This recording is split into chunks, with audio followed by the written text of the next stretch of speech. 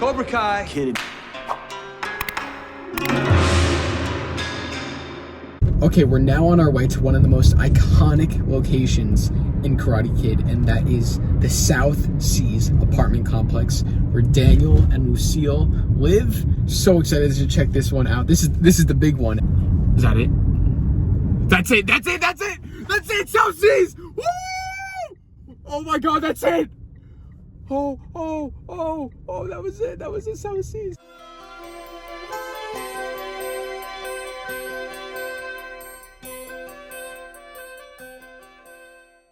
This is it, my darling son. This is the Garden of Eden. Open your eyes, my darling son. This is the Garden of Eden. This is the hallway where Daniel LaRusso walked through when Mrs. Milo was directing him to Mr. Miyagi's apartment.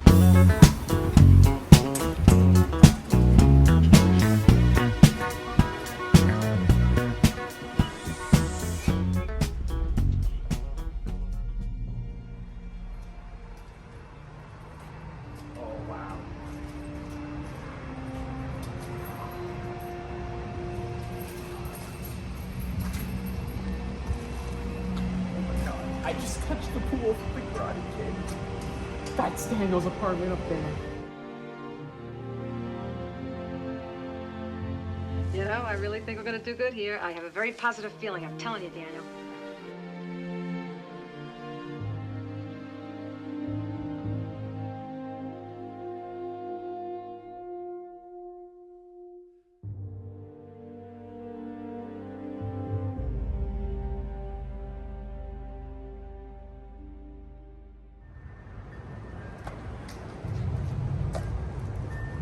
Oh.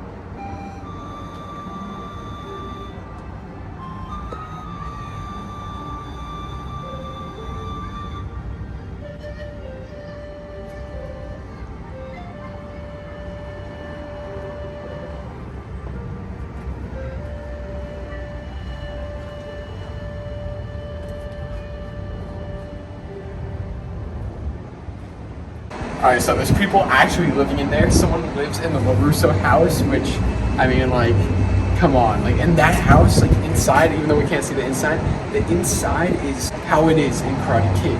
Should I tell them? That was my old house. I used to live there, What was it like? Did you get to meet them? Oh yeah, absolutely. I took a picture with them right here. That was pretty cool. When they came to do the Karate Kid, I was here. It was like 2017, right? I think so. It was like 4 or 5 years. It's cool how it's like the same. I know. Everything looks the same. Everything looks the same. And there's water in the pool. Unlike Karate Kid. It's actually water in the pool.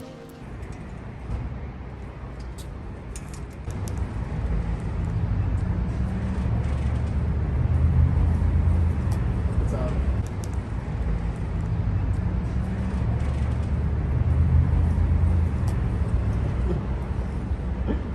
Alright, so now we're gonna check out the side of the building. Oh, that's it. This is the spot where so much happened. Oh my God, this is unbelievable. This is not real. Mr. Miyagi's office is in there. Hey, Mr. Miyagi, can you fix our faucet? When are you gonna fix the faucet? And he's like, after. After. After what? After what? After. This area may seem familiar. That's where Daniel was running away from the Cobra Kais, from all the skeletons. He tried to jump the fence and then, you know, they pulled him down, beat him up. Mr. Miyagi jumped over. This whole street was just grass.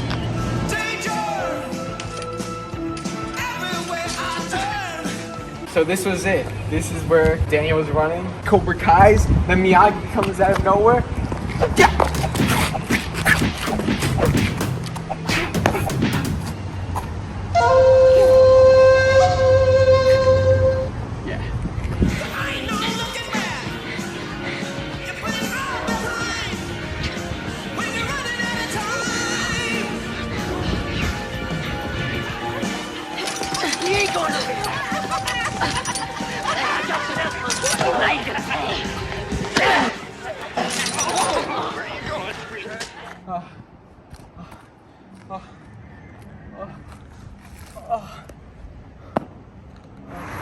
me. I gotta come prepared. The Cobra Kai Kid doesn't mess around.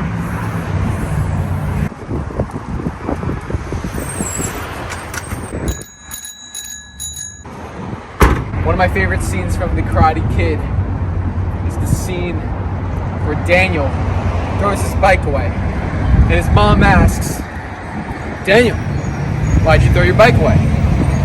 And Daniel responds, Because I felt like it, Ma. you know, while we're here, while we got the bike,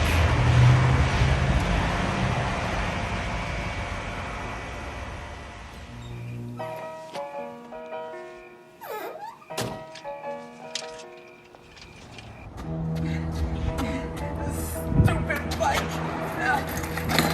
Oh God, I hate this freaking bike. I hate this freaking bike. I hate it. Daniel, what's the matter? Nothing. Why'd you throw your bike away? Because I felt like it, Ma. Would you tell me what's going on here and don't tell me about another bike accident? No, Ma, you don't want to hear the truth. You just want to hear how great it is. Well, maybe it's great for you, but it sucks for me, Ma. It sucks. I hate this place. I just want to go home. Why can't we just go home? I cannot help you unless you tell me what's wrong. I gotta take karate, Ma. You took a ride. No, not at the Y, at a good school. Fighting doesn't solve anything. Well, I just want to go home. Like, I don't understand the rules here, and I want to go home. Oh, why can't we just go home? Why can't we just forget this place and go home?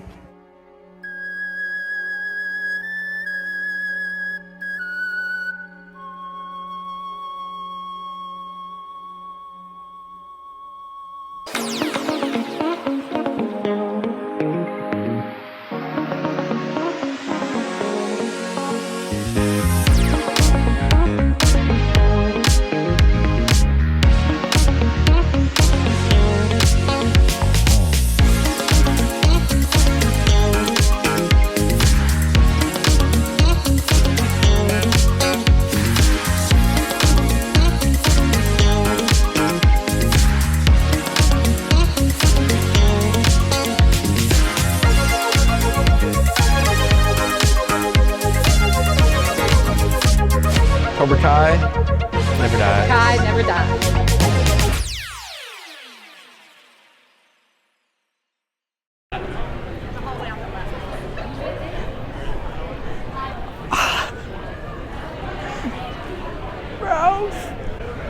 Oh my God. That's crazy.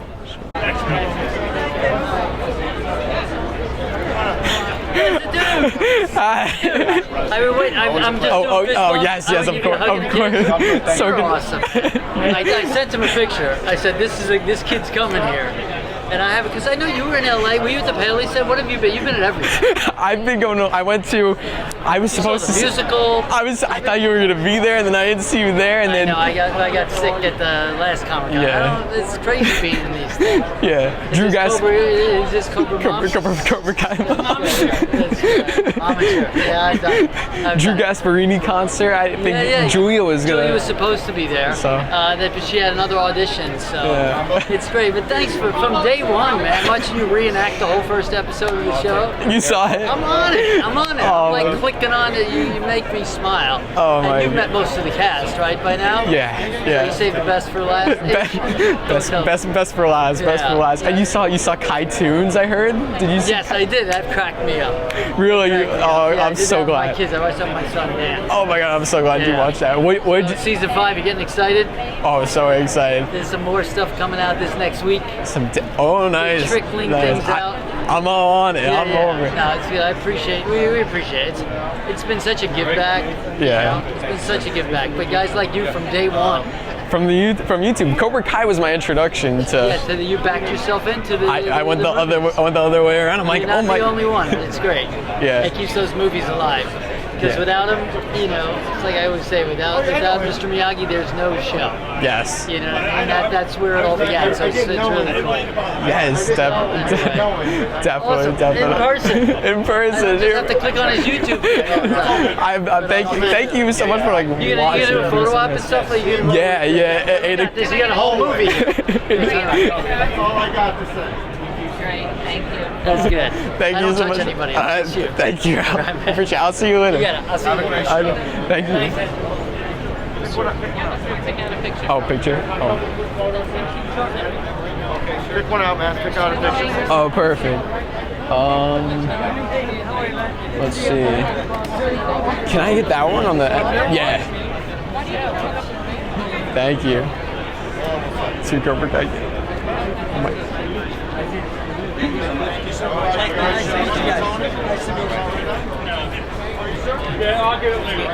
Do you mind?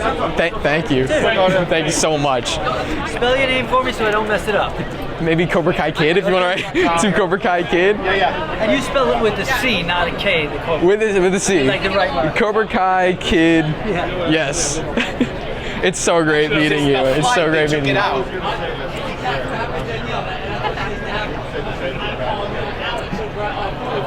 We'll talk tonight. I'm just happy to be here. I came 6.5 hours from New York, so Tucker Lake, New York. I'm like 2 hours from Montreal. She said it was to meet me, but... How does it feel to be home? Because I know you hated Reseda, you know? You want to go home, and now you're home in Jersey. Yeah, back in Jersey. Back in Jersey. I just want to go home. There's one of these things called chiller, like this kind of thing, and it's in Parsippany. I would never drop it. You remember from Yeah. I'm the Louie from Parsippany. Uncle Louie. There you go. For the Cobra Kai Kid. Thank you, Ralph. Thank you, Ralph. I'll see you later. Thank you. Oh my God. For the Cobra Kai Kid. And he wrote fine balance, which that's like my whole like mantra and my favorite Mr. Miyagi saying Karate Kid. You rock, Ralph Macchio, Daniel's son. It was like one of my favorite scenes from the show. Season 1, episode 5, Counterbalance.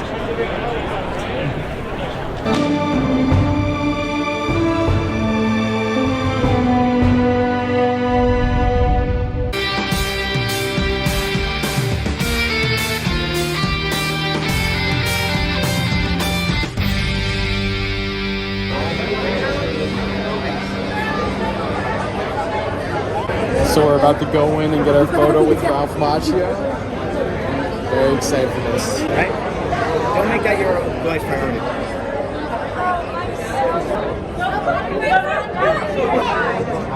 I might start tearing up.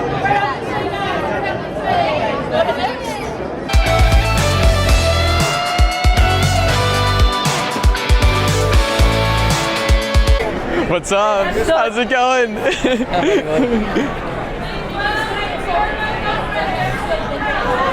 You're doing a great job, by the way. This is awesome. Work, brother. You're doing awesome. Happy people. Awesome. And I'll see you tomorrow. Right up this way, please. It's good seeing you. Have a great day.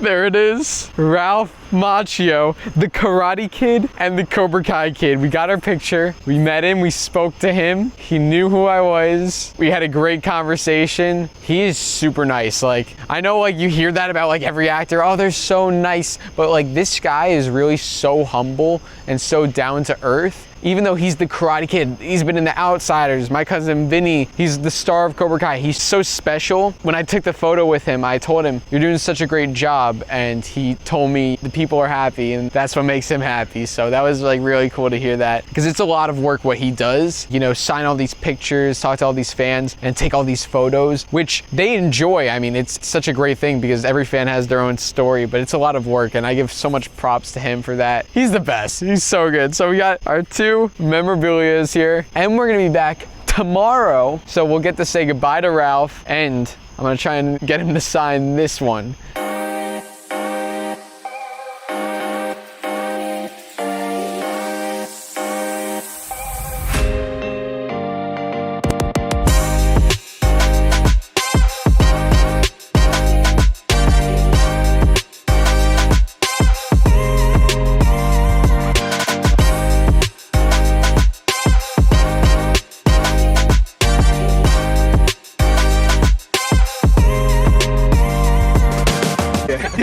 Oh God. Oh, this is gonna be great. All right. Ready? You ready? All right, here we go. All right. Try to be best, cause you're only a man, and a man's got to learn to take it. Try to believe, though the going gets rough, that you gotta hang tough to make it. History repeats itself, try and you'll succeed. Never doubt that you're the one, and you can have your dreams. You're the best around. Nothing's gonna ever keep you down. You're the best around. Nothing's gonna ever keep you down. You're the best around. Nothing's gonna ever keep you down. You're going. You're the best around. You're the best around.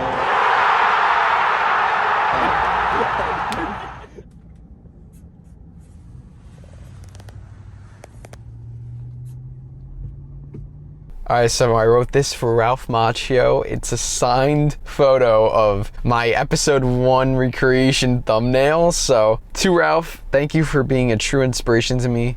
Cobra Kai Kid, Drew. Then on the back, we got the Cobra Kai Kid logo, and I put the Mr. Miyagi quote from Karate Kid. Whole life have balance, everything be better, from Drew. Love that quote, and I know how much Mr. Miyagi and Pat Morita means to Ralph, so I thought he would appreciate that. And also, you know, just show him that just because I'm Cobra Kai Kid, it's still got some Miyagi-Do in me, so I'm excited to give him that. And then also, I have the photo of me and him, which I'm gonna try and get him to sign, so let's do it. Hey, Cobra Kai Kid. I just wanted to say goodbye, and I wanted to give this to you. Want to give that to you, and also if you could sign this, that would be great. They get good pictures. From the recreation. Yeah, I love it. Thank you so much. I don't like the people. And I just want to tell you, I just want to like thank you just for like, you know, being just such a great inspiration, and like, you know, Miyagi-Do, and you know, just like everything about that has like really helped me a lot. Yeah, that's good. Finding balance. Those are good life lessons going forward. Yeah. Cobra Kai is fun. Eagle Fang's cool. Miyagi-Do is real. Yeah. Yes. Real life lessons, I think. Yeah. But yeah, look at us. So I'm glad I went to the beach. I got a little bit of tan. I'll sign this to you, okay, bro? Thank you so much. No, it's definitely helped me like in so many ways. It's no, you're so just good. he's a day oneer, man. From day one.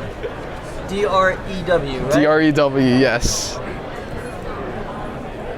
Thank you so much.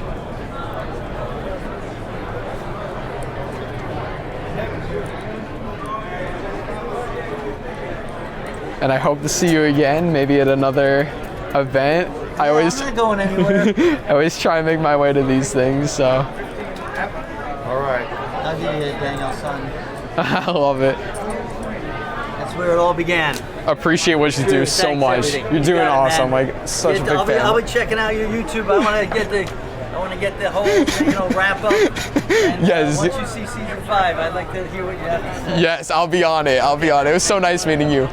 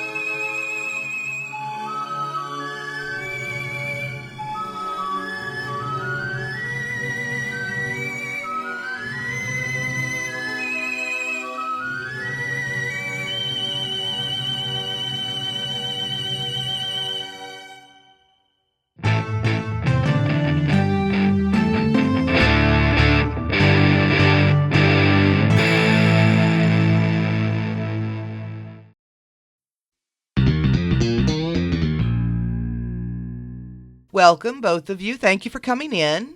Of course. Thank you for helping us. Yeah. So why do you think you're here today? The only reason I'm here is because he made me. Johnny, you know we need this. I see. So, how long have you two been married? What? No, we're not married. Just friends. Just friends. Yeah, he's not my type. What is that supposed to mean? Well, for starters, all you do is complain, you have an uncontrollable temper, and you have terrible communication skills. What are you talking about? I'm an excellent communicator. You're the one who doesn't know how to communicate. Are you sure you're not married? We're not married! Okay. Now, I want this to be a safe environment where the two of you feel free to share exactly how you feel about the other. Johnny, is there anything you would like to share with Daniel? Yeah, remember when you found that rat in your house and you spent a week trying to catch it? Yeah. And then the next week you found a frog, and then after that a monkey? Yeah, why? Yeah, that was me. What? Why would you even do that? Why would you tell Carmen my middle name? What do you mean, Johnny? I think Harold is a great middle name. I don't think you want to go there, little pusso. Hey, don't call me that! Enough! Daniel, is there anything you would like to share with Johnny? In fact, there is. I don't like Iron Eagle. Well, for starters, the writing is terrible, the characters are underdeveloped, and the acting is mediocre. If you ask me, Doug would have been way better off if he had been played by a good actor, like Ralph Macchio, for example. Ralph Macchio from The Outsiders? That dude's a chump. Hey, Ralph Macchio was not a chump. In fact, people actually say I look just like him. I don't see it. Now, Daniel, what aspects about Johnny do you respect? Well, I can respect the fact that he's managed to maintain his physical health despite his diet that consists of purely ham and Coors Light. Banquet, LaRusso! Coors Banquet! Light is for pussies! You would know! Do you see what I have to put up with? Johnny, is there anything about Daniel that you can respect? I can respect the fact that he uses child labor to wash his cars and paint his house all day. That is not true. I'm teaching them karate. Yeah, because the guys who wash my car must be real karate masters. Hey, watch it, Johnny. Do not disrespect Miyagi-Do. It has a tradition that goes back hundreds of years when Shimpo Sensei first... That's it! Stop it! Stop it!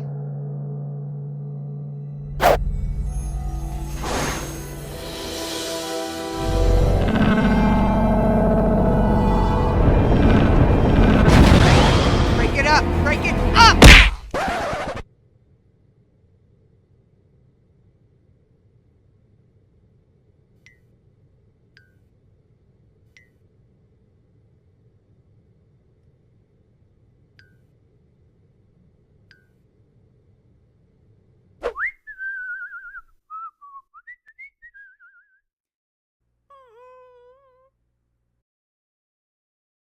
Hey, what's up? How's it going, Tanner? It's nice to meet you. It's nice to meet you too. How you doing? Pretty good. How are you? Oh, good. You ready? I've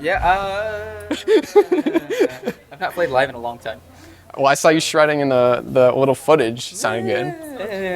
Yeah. I don't know. You're modest. You're modest. It'll be okay. It'll be great. I'm gonna have a lot of fun. It's not got to play live, so it'll be a lot of fun. Yeah. I'm glad you're here. This is awesome. Just like you remember, Zabka played in 2019. Yeah, I know, because I was at that one. Yeah. And then I got to talk to Zach and Leo recently. We were talking about all the music and different guitarists, because I'm a big metalhead. So we were talking about all the different metal guitarists that have been on tracks, and nobody knows who they are. But they were talking to me, and I knew who everybody was, and they're like, "Why aren't you playing with us?" And I was like, "Sure, if you let me play with you. I have not played in a long time, but sure, let's play. Oh my! Go for it." That is so awesome. Yeah. I'm so glad you're playing. Yeah, no, me too. So, but I'll be back in a little bit. Yeah. Are you gonna be up? Where are you gonna be? Just out in the crowd, or out? We'll be in the front row. We'll be there for the. Cool. Awesome. That's awesome. So I'll see you then. You too, man. So great meeting you. Yeah. Nice meeting you. All right, man. Yeah. Cool. All right. I'll be back. Okay. See you soon. See you soon.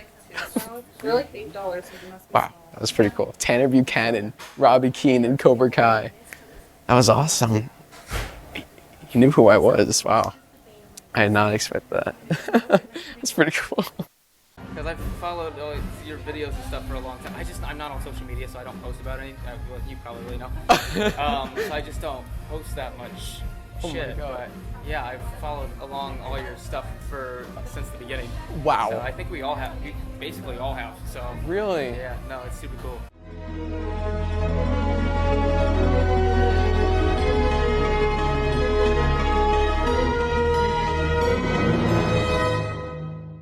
Bonsai, I'm the Cobra Kai Kid, and today I'm at the park, and in honor of April Fool's Day, we're gonna be pranking some people, Cobra Kai Johnny Lawrence style. Let's do it. Have you seen a kid like 5 foot? His name is Daniel LaRusso. He wears like this white Miyagi-Do headband, part of Miyagi-Do. He does like the crane. No? Oh, okay. Daniel, get back here! You're dead! Excuse me? Do you know where the Cobra Kai dojo is? The what? Is it the Cobra Kai? No idea. I'm sorry. Sensei John Kreese? No, I don't know. The all that tournament? No? No idea. Thank you. I'm gonna go. Thank you. Appreciate that. You have a vegan mungdal bowl? I'll have the vegan mungdal bowl. Is that here? Do you sell that? No, we don't sell that. What about like polo tacos? I'm just gonna go with the Palo tacos. No. Polo tacos? No? Okay. All right, cool. Well, thank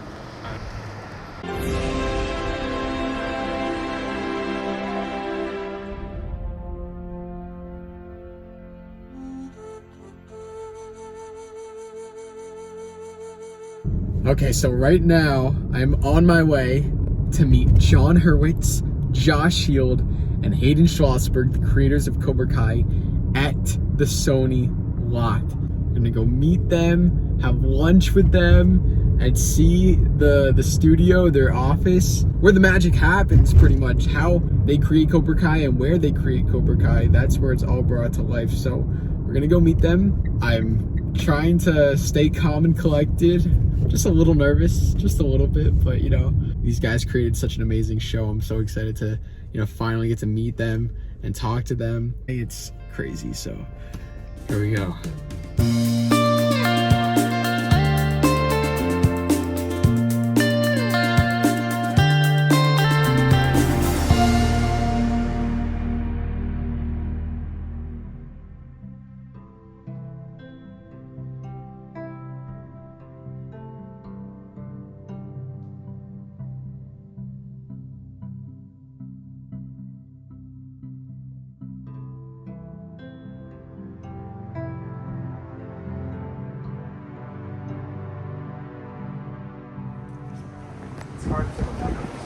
You're gonna like to see that where we wrote season 5 writers' room was in this building as well.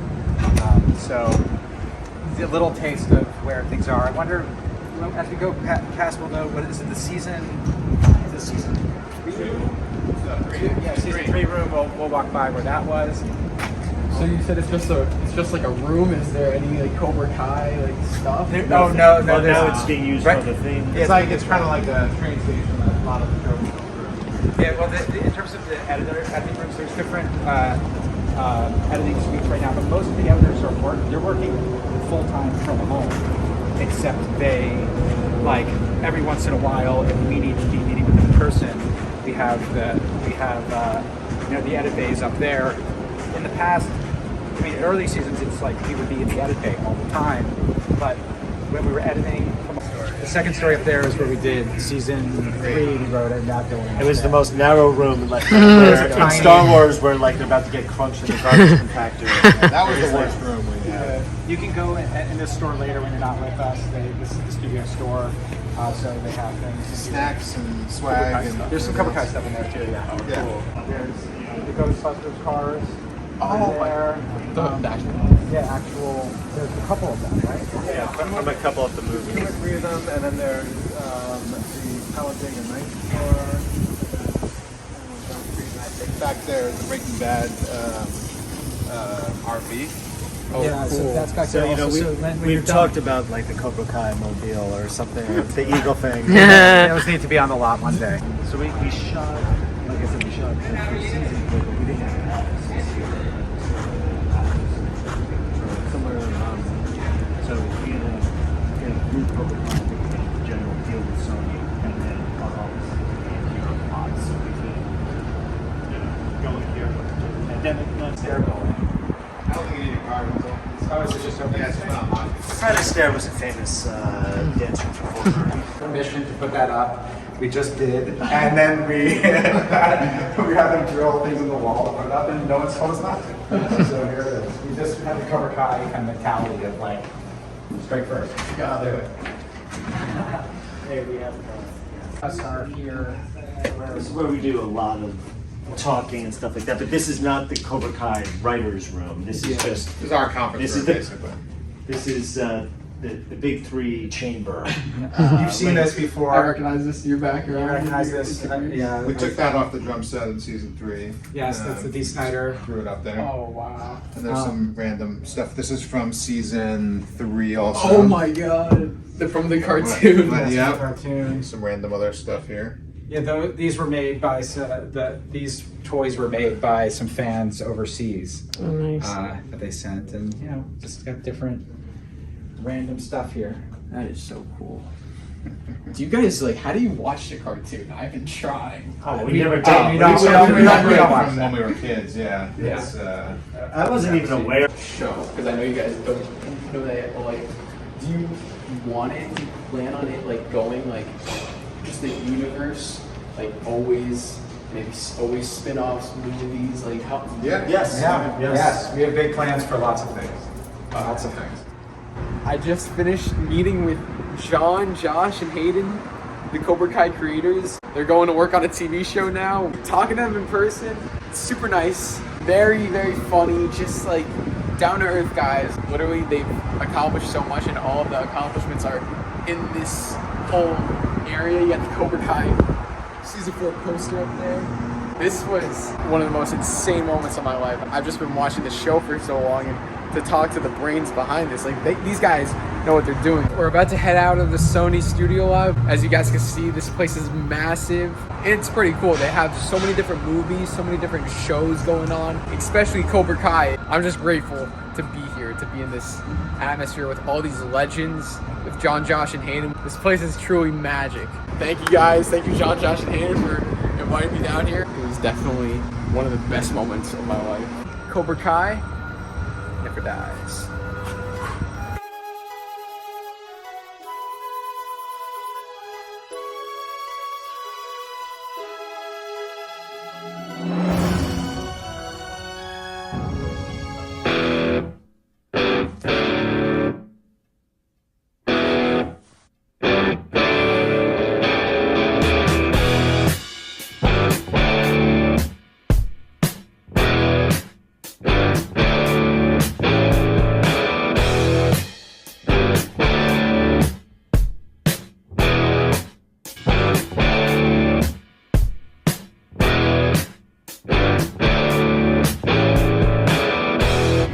Oh my god. Okay, we are now driving through Encino Commons. We got a couple Encino signs. This is where Johnny drives. Oh, that's the sign up there. That's the sign up there. Right here, we're about to pass it. Yes, this is what we've been looking for. I can barely make it through the week. 17. There it is. Johnny, William Zabka, Johnny Lawrence drove right in. Oh my god. Nice, the Valleys, Miracle Mile, Encino Commons. Look at that. Hey, watch it, buddy. That's pretty cool.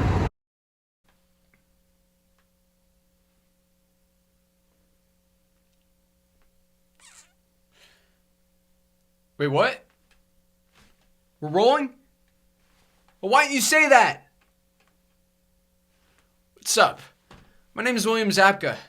You might recognize me for playing Johnny Lawrence in the 1984 hit film The Karate Kid, and now I'm reoccurring that same role in the hit Netflix show Cobra Kai. Now today I'm here with a very big announcement.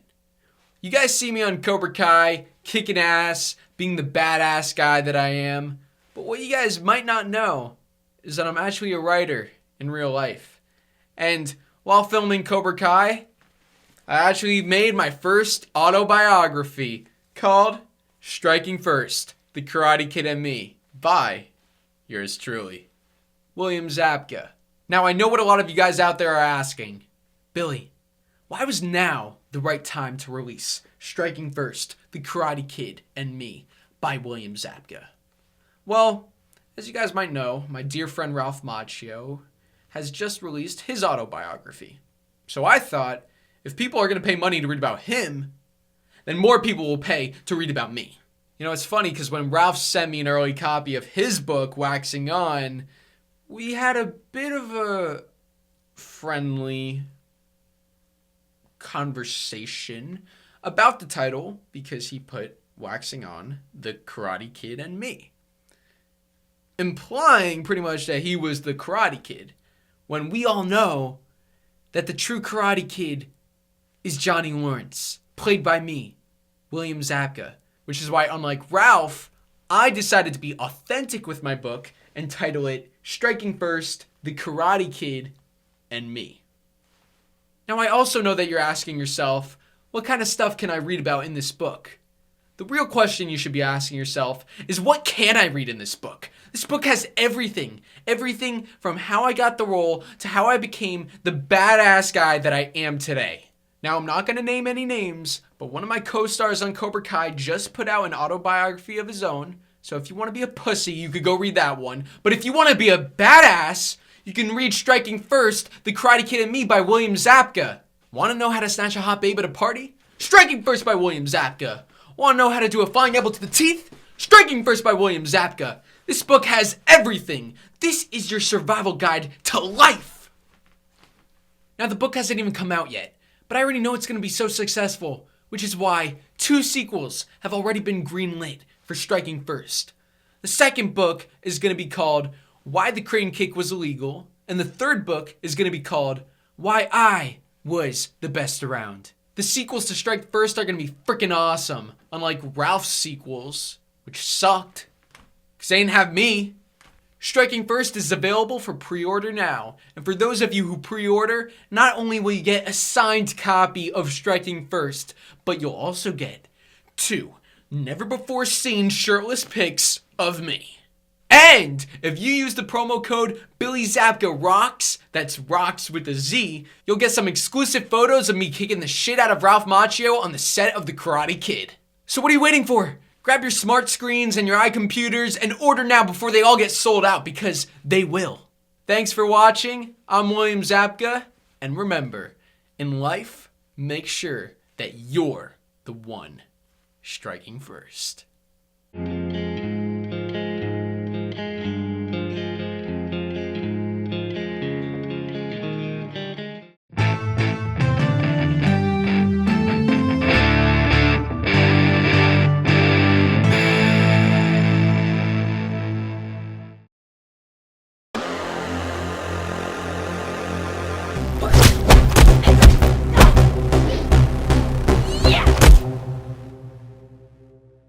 And the winner of the Grand Champion Trophy, Cobra Kai, led by Sensei John Kreese and Terry Silver.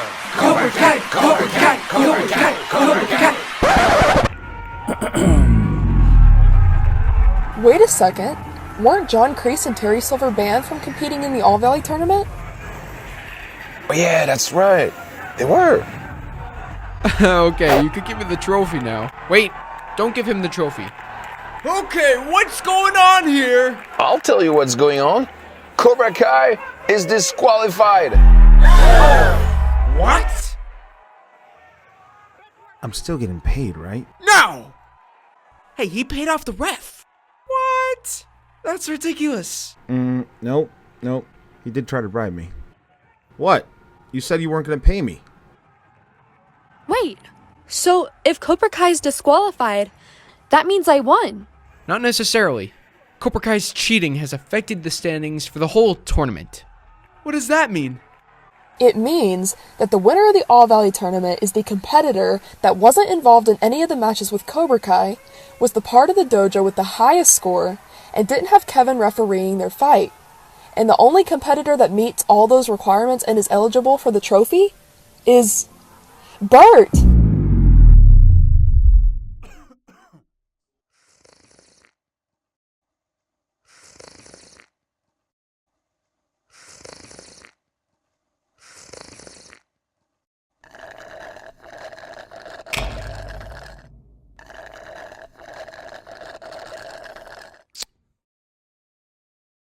What?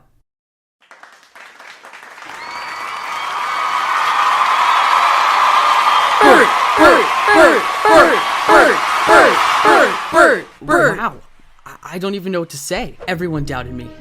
They all thought I was just the nerd. Well, guess what? This nerd won it all, baby! Mom, look, I won! I love you, sweetie! Bert, I know we don't really talk much, or at all, but I just want to say that after tonight, I feel like a proud father to you. I love you, Bert. Are you kidding me? You say I love you to him, but not to me? Miguel, shut up. Bert!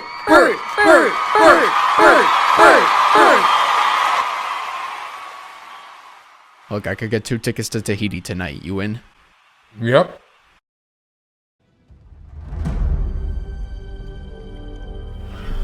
Questioning you. No mercy. Bullshit. I prove my loyalty.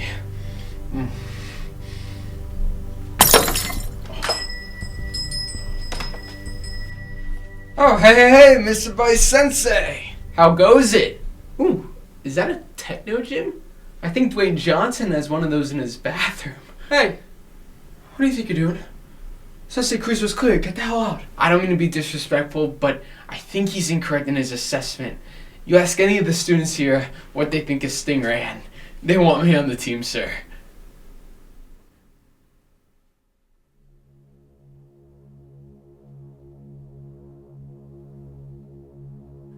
So you want to be Cobra Kai? Yes, Sensei. I've already proven myself to my peers, and now I'm gonna prove myself to you, sir. How bad do you want it? I want it more than anything else in the world, sir. It's literally all I want. It's all I think about. I'll do anything, please. You want to be Cobra Kai? Ooh, so you want to be Cobra Kai, huh?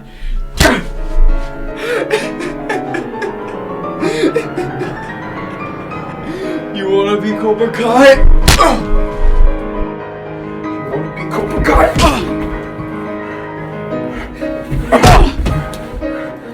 You want to be Cobra Kai?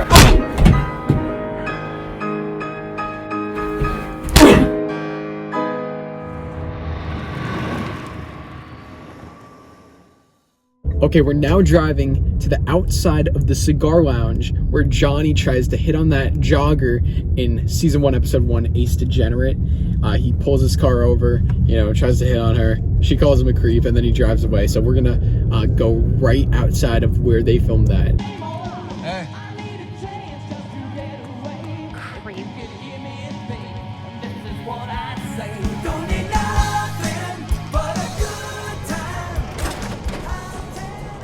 Alright, so here we are.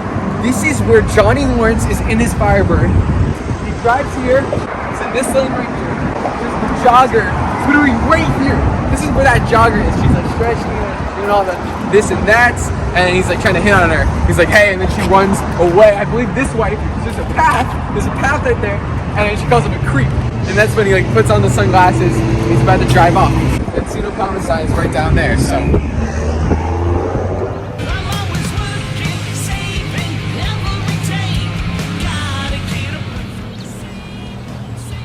Hey. Creep. For Bret Art.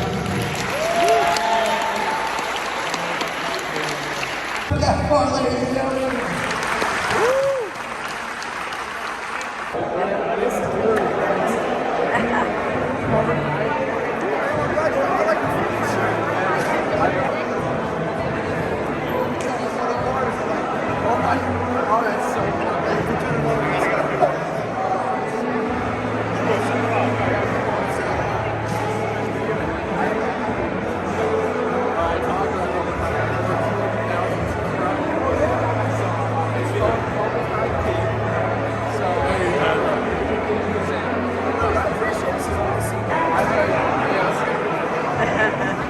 Hey guys, what's up? I'm in New York City right now. I am so lost though. I have no idea where I am. Let me ask this woman here for directions. Excuse me? Hey, oh wait. Are you stalking me or something? Are you homeless Lynn from Cobra Kai? Yeah. Oh my god. Are you? Oh my god. Are you the Karate Kid? Yeah, I'm Ralph Macchio. I am with the one and only Susan Gallagher for our annual meeting in New York City. Yes. Yeah, we've been doing this since 2019, and of course he's the big rock star now, and it's just great to see you. It's great to see you too. Guys, it's Susan Gallagher. Cobra Kai Kid. Cobra Kai Kid.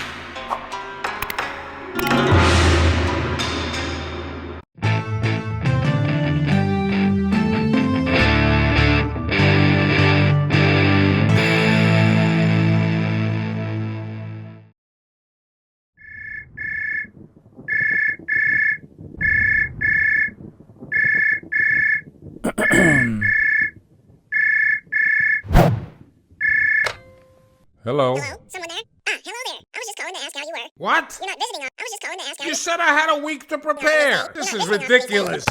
Honey, what's wrong? Remember that movie I was going to audition for? The one with the karate? Yeah, your audition is next week, right? No. That was the casting director. Now they're saying it's at noon. Today. What? They can't do that on such short notice. Of course they can't. Martin, where are you going? I'm going to give them a piece of my mind.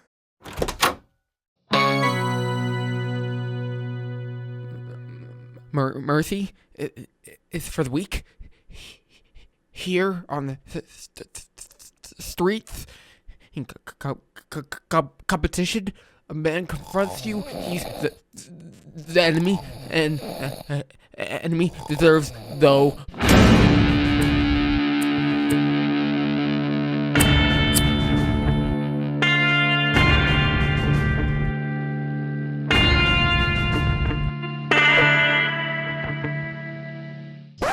Martin, your audition isn't for another couple of hours. What are you Quiet! John Avildsen, you're a real putz, you know that? You think you could move my audition that was supposed to be next week to today? And you, Carol Jones, if you're gonna be the one to give me the news, at least do it to my face. Not over a damn phone call. And you, Jerry Weintraub, you can't even arrange a simple audition. Martin, I understand you're upset, but it's just a few lines. A few lines? A few lines? Mercy is for the weak. Here, on the street, in competition, a man confronts you, he is the enemy. An enemy deserves no mercy. What is the problem, Mr. Lawrence? It's not just a few lines.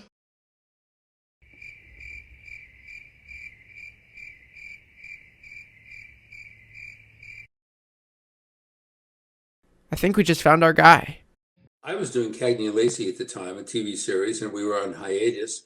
And they came to me with this script, and to me, he was just another heavy. And they told me I had a whole week to prepare. And the very next morning, after getting the script, it was the scene where I'm walking in the dojo up and down the aisles. Mercy is for the weak here and on the streets, And all of a sudden, I get a call the next morning. They want to see me with the director at noon. And I got this call on a Tuesday morning and got the script on a Monday. So I said, you said I have a whole week with the script. And I didn't. They said, nope, he wants to see you now. He's got to cast the part. So I just, at the time, my wife said to me, use all the venom and anger that you feel for these people, the resentment you feel for having no time to prepare. So I went in there and I berated John Avildsen. I said, John, you're a real asshole. You're just Yeah, you don't give me time. You're a real putz. And so are you, Carol Jones, the casting woman. And I berated them and went right into Mercy is for the Weak with that pumped up energy. He loved it. He was very secure. You couldn't offend him. I did the same thing with the producer, Jerry Weintraub, who was also very secure. You couldn't say that to a director or producer that was kind of insecure. He loved it. And the rest was history. Hey! Oh my God! Hi, how are you doing? Hi! How's it going? It's nice to meet you. Oh, it's so nice to meet you. Hi, Drew. I've seen all your Oh my God, it's so nice to meet you guys. I just spent the whole morning with Hayden. Did they? You look the same. Thank you. It's so nice to meet you guys. Oh my God. I was waiting to see you. I was here Sunday, so I knew if I didn't see you then, I would see you today. Here we are. Here we are. Oh my God. Your mother's not here. Thank you. Fantastic.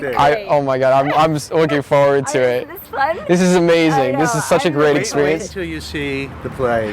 I've seen it twice already. I saw the two previews. This is gonna be my third time. It's incredible. I think you did a great job. Isn't it great? I love it. And I enjoyed it the second time more. I enjoyed it the second. You'll see it today. I'll tell you. I'm sick of the Karate Kid. I've seen this 9 times. I can see it 5 more times. It's so full of energy and so wonderful and so genuine. Of course. Yeah. Look at this. He's here. Dude, we talk about you all the time. Oh my God. We do. You're funny. Bonnie kept yelling at me. You yawned through your whole. No, it's all right. I know you had a lot of interviews that day. It's Yeah, you were like number 3. yeah, I know, but Where's your Cobra Kai shirt? I'm in the back. yeah, it was so nice meeting you, Mr. Kamen. You too. Sure, we'll see you inside. I'll see you inside. Thanks for coming. Of course, great meeting you. That was the writer of the Karate Kid, Robert Kamen. Oh my God, that's crazy. So I've interviewed him, but that was the first time I met him in person. Wow. Okay, that was pretty cool. I know about defense and the crane technique. I can't wait to beat him and get back at Lee. And now I'm here standing in front of Johnny. It's the Karate Kid's fate. I'm about to kick his face. Wait, what'd you say? Nothing. No, you literally just said that you were gonna kick me in the face. No, I didn't. Oh, so that's what you were doing. I thought you were just like stretching or something. What do you think? I was just gonna walk into your foot and let you kick me in the face? Well, yeah, pretty much. Oh, look! Some guy in the crowd is giving out free bonsais. Really? Where? Gago! I won! I won! Now the true ending has finally been told. Cobra Kai.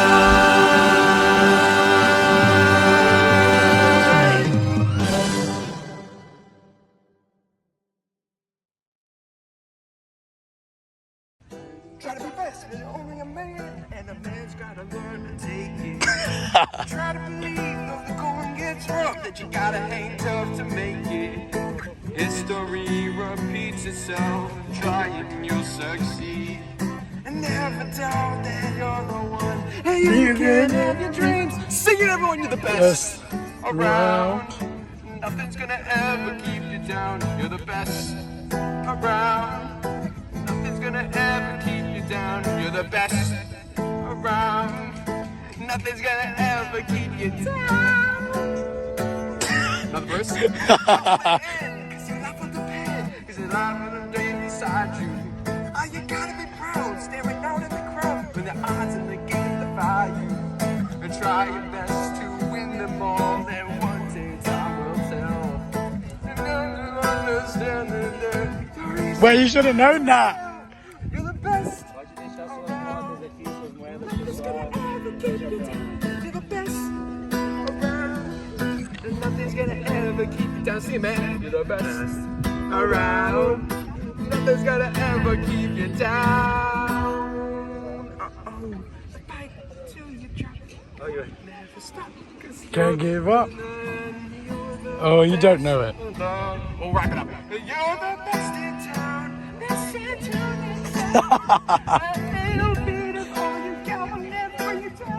Ready, chorus. You're the best around. Nothing's gonna ever keep you down. You're the best around. And nothing's gonna ever keep you down. One more time, you're the best around. Nothing's gonna ever keep you down. Alright, so you guys probably know where we're going based on the music that's playing. Terry Silver's mansion, also known as the Ennis house. It's closed to the public from the inside, so we're not going to be able to go inside, but we'll see the outside of it. If we do see Terry, I mean, like, maybe he could teach me some Quicksilver. Man can't stand a camp fight, so we'll see. Oh, that's it, keep going. Right there, that's it. Oh my God, that's it. Oh my God, that's Terry Silver's mansion. That's the Ennis house. Can you believe this? Jeez. Of course this is where Silver lives.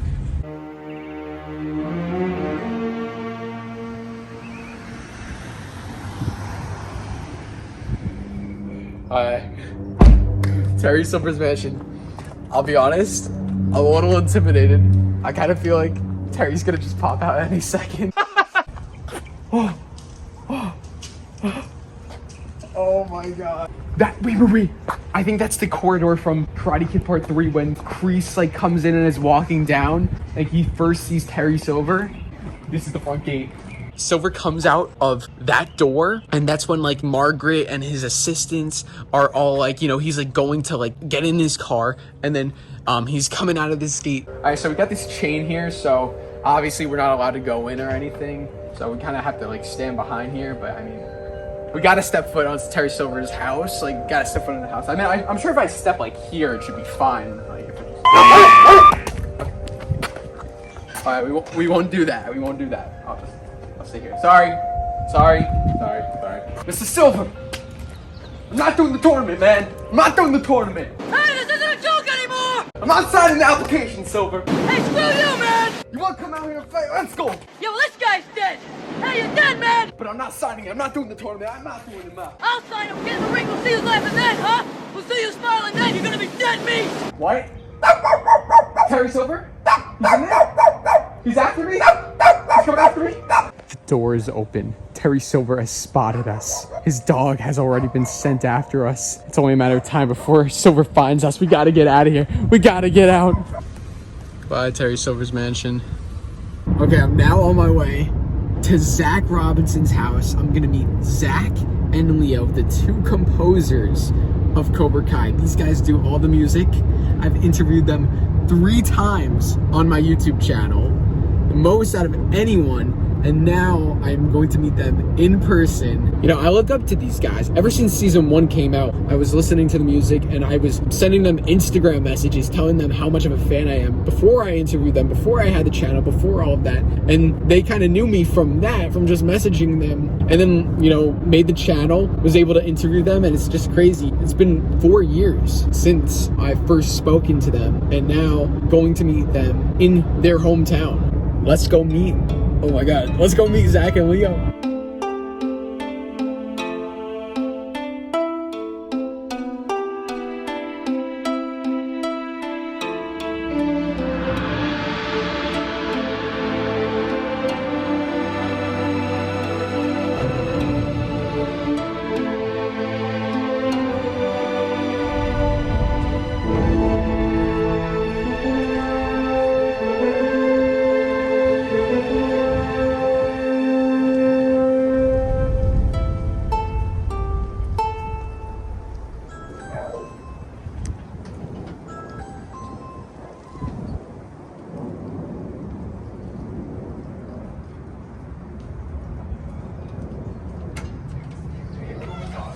Yeah, I love dogs. Huh?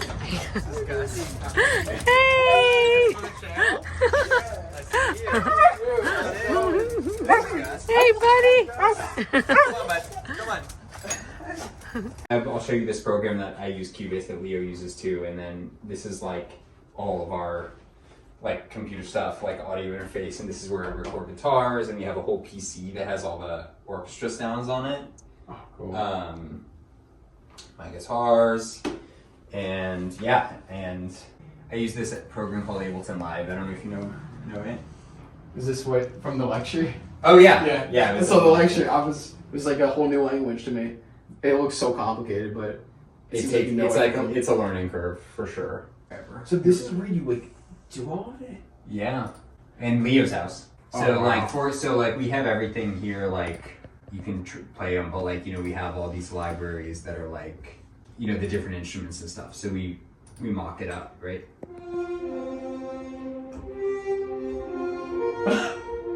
I don't even know how to play it. Cool. So yeah, like, and you know, we have like strings and everything, and then we just mock it up, like, and then that's how we send it. So when we do all this, like, we write it all in here, and then send it to Don't Watch and Hate, and then yeah. Oh, wait, what is that called? It's a taiko. Oh my God! Yeah. I'm sorry. That's like you can play it. No way. Yeah, okay. Of course. Here. That sounds like a Cobra Kai. You can say it too. Oh, cool. Yeah, it sounds like it's like instant Cobra Kai Kid. It's like someone like who John Kreese walks in. Yeah, exactly.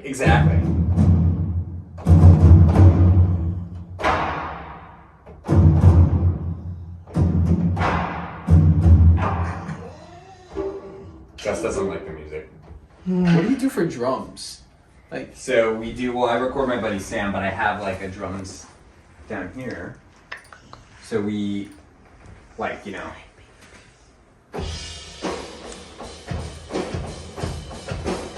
Or you play it on piano. Yeah. Generally, it takes a few. Like, I don't have to play it in live. Anyway, yeah, this just crashed because it always crashes. Because we have way too much stuff. I think Leo just got here. I heard the gate. Oh, really? Hey, what's up? How's Leo. it going? Nice to meet you in person. Hey, Yeah, how are you? it's awesome to meet you. Yeah. Are you having a good trip? Yeah, this is awesome. We got here Sunday. We've actually been like going around like looking at Karate Kid Cobra Kai locations. Oh yeah, some more. Yeah, so around here we did that. We actually did that before we got here. Oh sweet, you are gonna want to play it this way, but you can. If you hit this button, I think it switches to like strum. Except mode. it's not lefty. It has to be like that. That sucks. Sorry, man. Evolution. Here, we can plug it in here. It's pretty cool.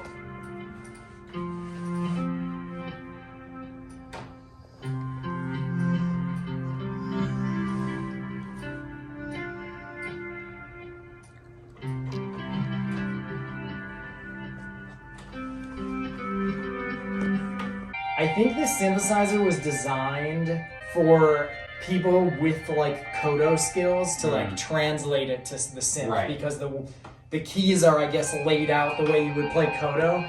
In this way, I also think it's for people who want to learn Kodo. Like this is like the first step. Sometimes it's like a material thing, like season 3. You know, we did like some choir and we just kind of explored the whole Okinawa palette. We used a different Japanese instrument. Zach, where's your sanshin? I don't know, it's in the basement, I think. It's in the basement? Zach has this instrument called a sanshin, which is like a guitar from Okinawa, and we use that. So yeah, we're like every season we're like, well, let's expand the palette somehow. And yeah, you know, it obviously depends what the show's needs are, but we kind of just... In season 4, we were doing a lot of like mixing the two, like Johnny Daniel stuff. Right. They were together, so that was like the other thing. Yeah. Ace Degenerate on pan flute. Yeah. Oh, that gave me chills. We have a lot of stuff for 5 that's going to be so like totally new. Yeah. Completely different. Yeah, it's going to be a killer. Even like the story, like you could just tell from the story with like Silver just taking over, Miguel, Mexico. It's like you know, it's like the scope of it's so much bigger, and it's just it just gets wider and wider. You have a vinyl, right? Yeah, we sent you the vinyl. Yeah, I just don't have anything to play on, but my car has a cassette player. Oh, right, so I was able to play that. Awesome. I love that. So do you have the season 4 CD? I do. You do have that? I do. I just have so many. I was going to do some, but you already have them. They're like, we just have like boxes in our bases. Did you watch all the Star Wars stuff? Yeah, Star Wars I'm a big fan of. So like scores like John Williams, like Star Wars, Indiana Jones, but like Lost, like literally in my piano class and like when I was in high school, I had piano class, just put my headphones and play like Lost or Cobra Kai, like sick. That's like all I would do. This is his new. Is that his spot? He started going. Oh, that's so. That's where he goes to pee. At least he doesn't go on your patio. That's cool. That's brilliant. Yeah, we did. Good job, Gus. Leo was here last week and Has he done it since then? yeah, he's been. I think he just discovered that he could go in there. That's great. It's really funny. Okay, when you guys aren't doing score, what do you like? What kind of stuff do you do around here for fun? When we chill. What do you guys do? Like, You're more fun than me. So no, you're fun too. I play board games. We see a lot of movies. I grew up here, so I have a lot of friends like around town. Cook. We both do a lot of cooking. Leo bakes. And I bake. He golfs. Nice. And I golf. And I go out to eat. I love going out. We love going out to eat. I like to work out. yeah. You have the home gym, I right? have the home gym in my studio. In his dojo. So like, how heavy are you guys working right now? Well, right now we're in the middle of season 5. Yeah, so so it's heavy. It's been. We're always like, especially because like the recording is at such weird hours, and like we do the orchestra recording, but we also do like the drums, bass, guitar, like sometimes keyboards, sometimes like there's like whenever we're like get to we have a block of music we have to record, it kind of takes over like an entire week. but we still have to be like writing at that time. So it's just like for those few months that the season's going on, it's just kind of like a constant cycle. Yeah. And it's like there's always more stuff to do, but luckily like John, Josh, and Hayden are all like we're so They're in a so awesome to rhythm. work with. Like, Yeah, and we've done it for 40 episodes already. So like we have all our themes. We're still always making new stuff, but like we're all on the same page. Like generally, we're all on the same page for sure. Yeah, it's like crazy, like for them, like to like, because like the music is so, it's like in every scene. Yeah, I know.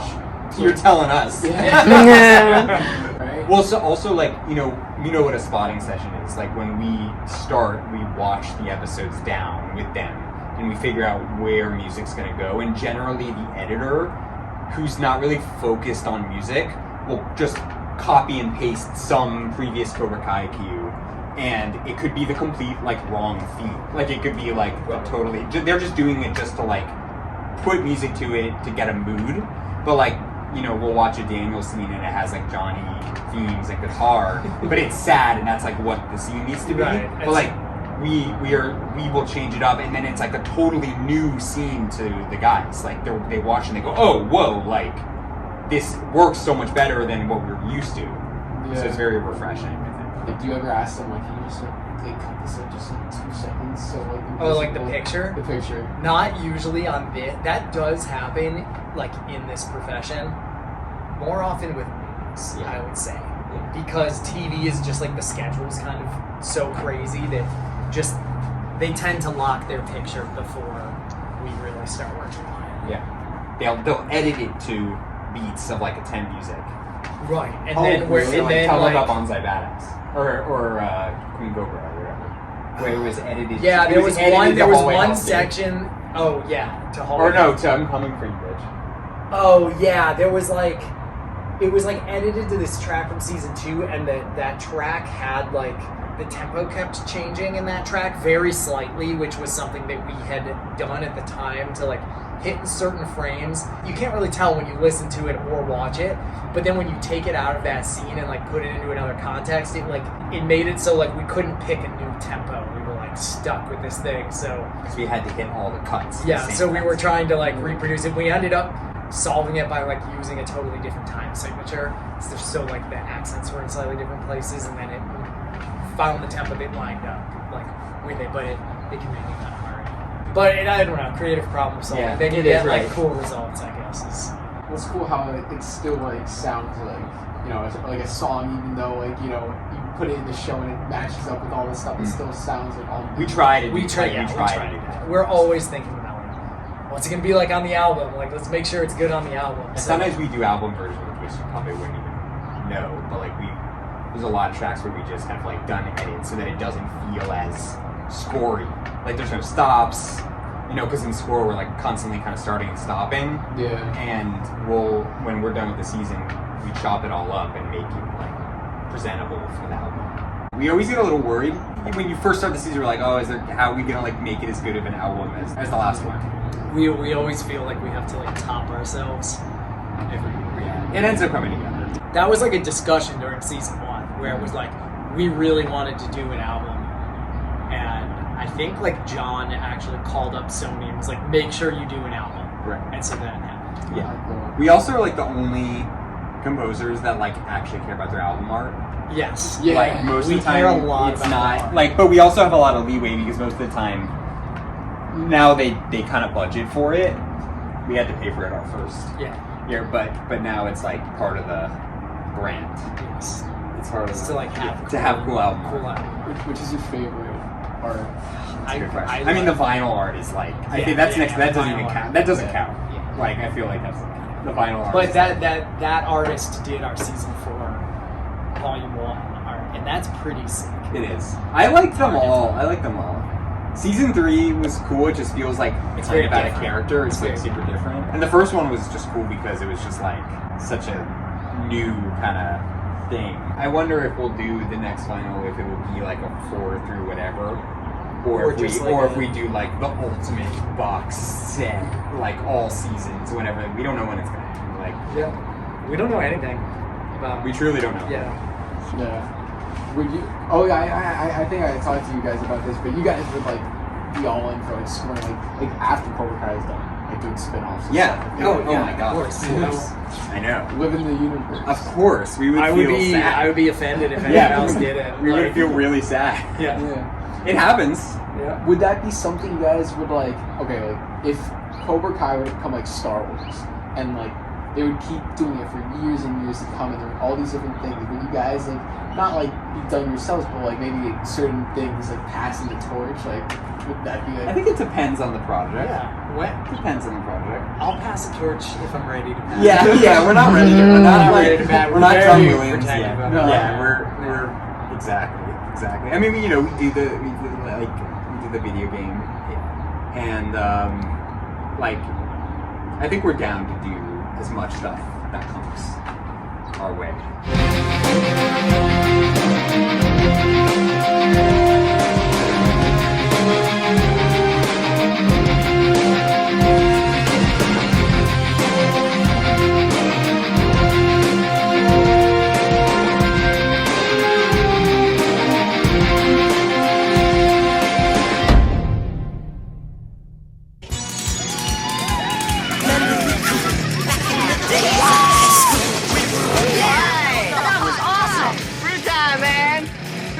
Here you go. No thanks, pal. Johnny, who you kidding? You're still the ace degenerate. No, man, ex-degenerate. 8 a.m. tomorrow, I'm a senior. I got 1 year to make it work. That's what I'm gonna do. Make it work. Oh, is that right? That's right, man. Okay, we are in Encino, and we're now going to ALY'S house. Should be just down this road. So pretty cool. Just this boy from Reseda from Newark, New Jersey, you know. Out in the hills, like look how far we've come. We're ready for this. I didn't know. That's it right there. That's it. That's ALY'S house. Oh my god. You're right there. Oh my god.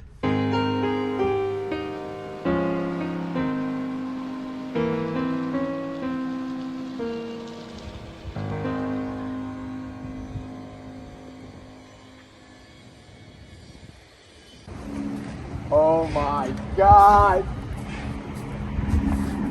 ALY with an eye. ALY with an eye. This is the original house. It looks exactly the same. And then this is also where Daniel and Lucille and ALY, like when they're trying to kickstart the car, they drive down that way. Pop it!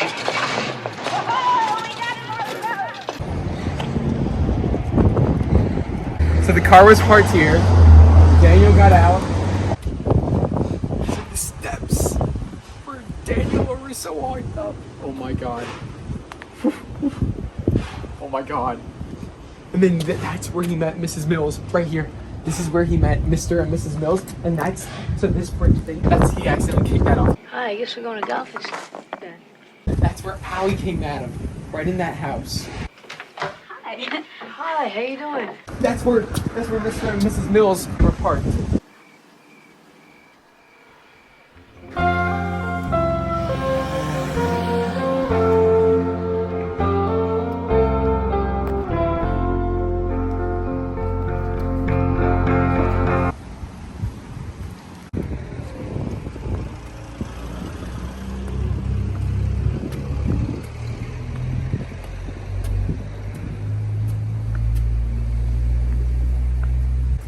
ALY?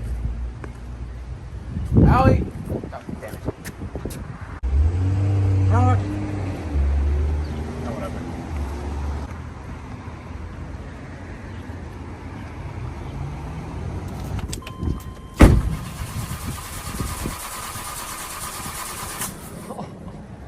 Ah!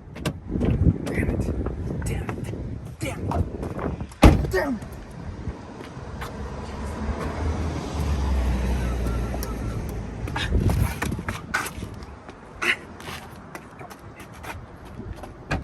Oh!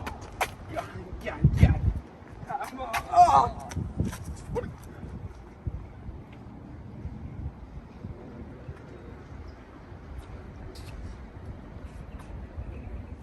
Bye, ALY'S house. See you guys.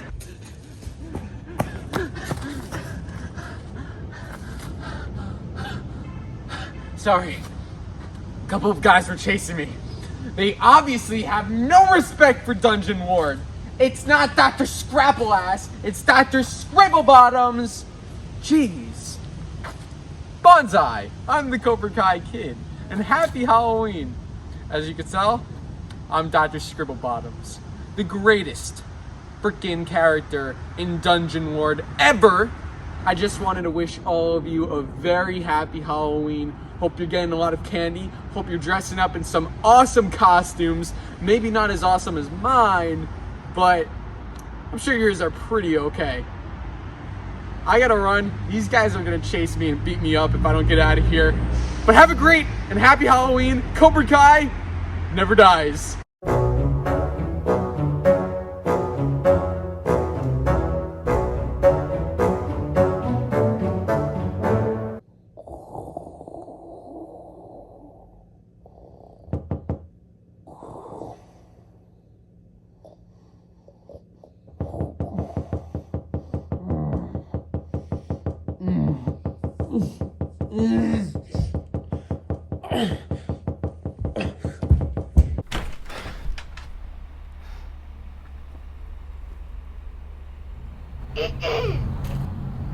Trick or treat! No.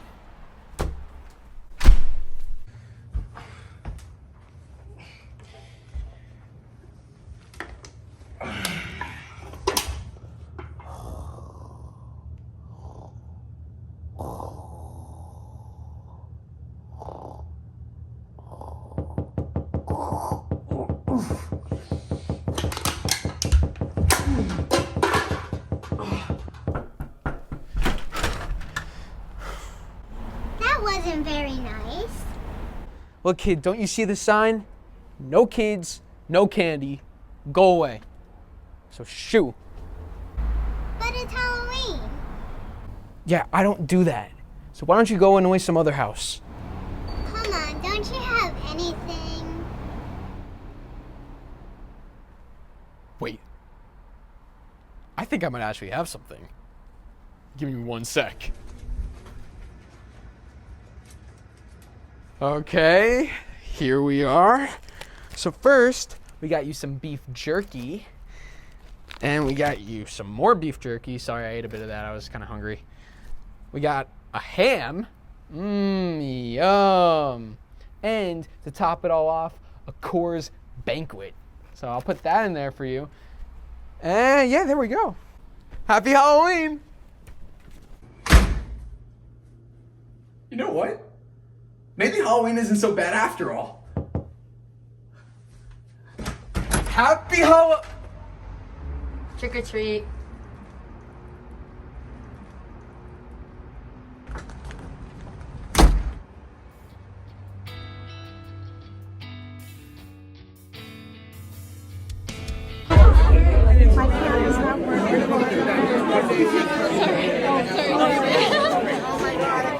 I got it. I got it. Yeah. Got it? I got it wrong. Come on! Oh, which one do you go? Thank you, man. Okay, we're now on our way to West Valley High, where everybody in the valley, well, the West Valley, went to school. LaRusso, Zabka, well, Johnny, ALY'S. Oh my God, this is it. We're here. This is it. This is the school.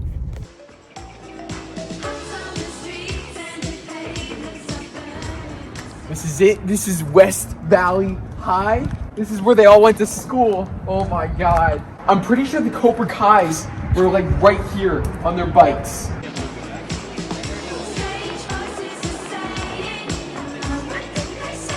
They were like right here, like Johnny and Bobby, Jimmy, Dutch, Tommy, they were all chilling over here. You can see this sign in the movie. They panned and showed this sign.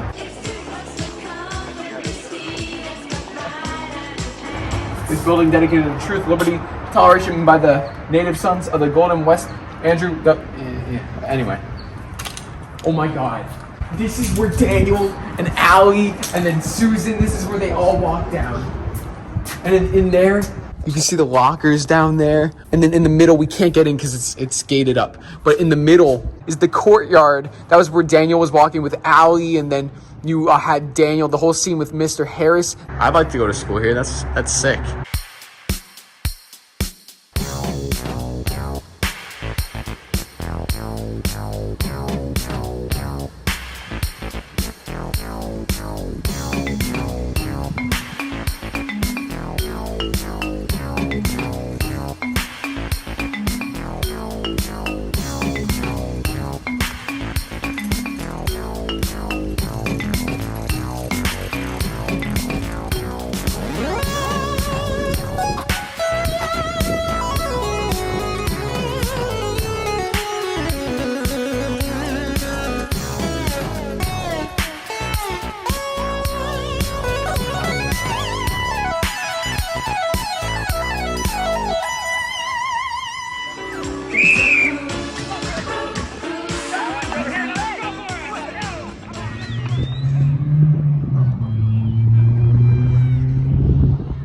Alright, so right now we are walking on the infamous soccer field from the Karate Kid.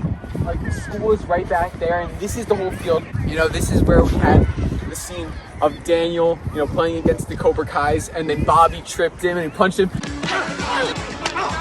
He's like, this school sucks, man. This school sucks. This school sucks. This school sucks, man! I shut out of here! Sucks! Also, Allie with an I, Daniel with an L. You know, they had all their interactions over here. Hey, what's your name? Allie with an I. Hey, what's your name? Daniel with an L. I'll see you later.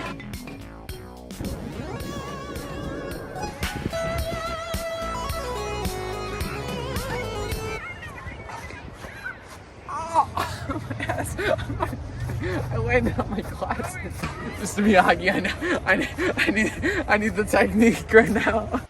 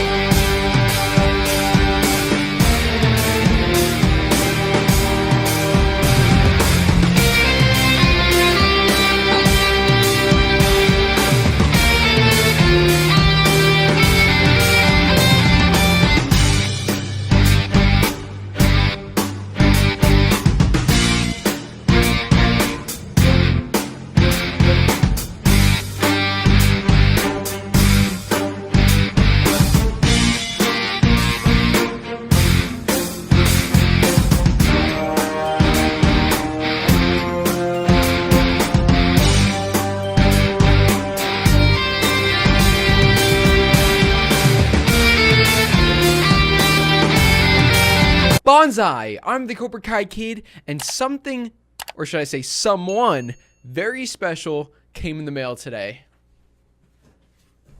Right here, we got my new Cobra Kai Build-A-Bear. Oh my god. Here he is. Here he is. There we go. Oh my god. Hi. Oh my god, he's got the bell and everything. Oh, he's got a headband too. Badass. Hey, blue eyes, just like me. Oh, look at his ears. I like the ears too. It's like cobras in his ears. Like, that's all he hears is Cobra Kai. We got a little bow here. All right, I don't think this is gonna match the style we're going for, the badassery style, but all right, let's take these tags off. Let's put the headband on.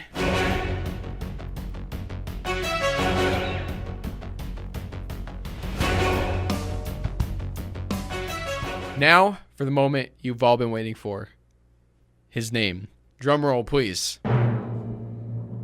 His name, Martin.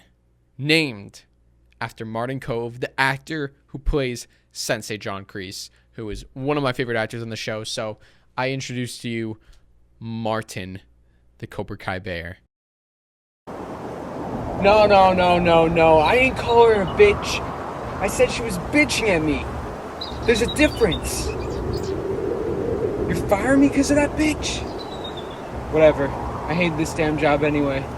You better pay me what you owe me, Mike. Mike?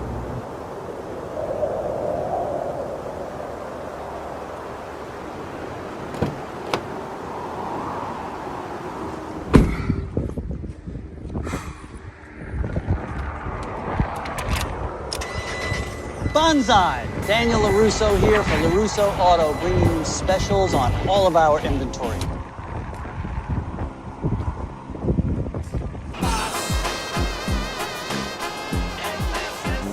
Okay, so the next stop, we got the original Cobra Kai dojo from the Karate Kid movies.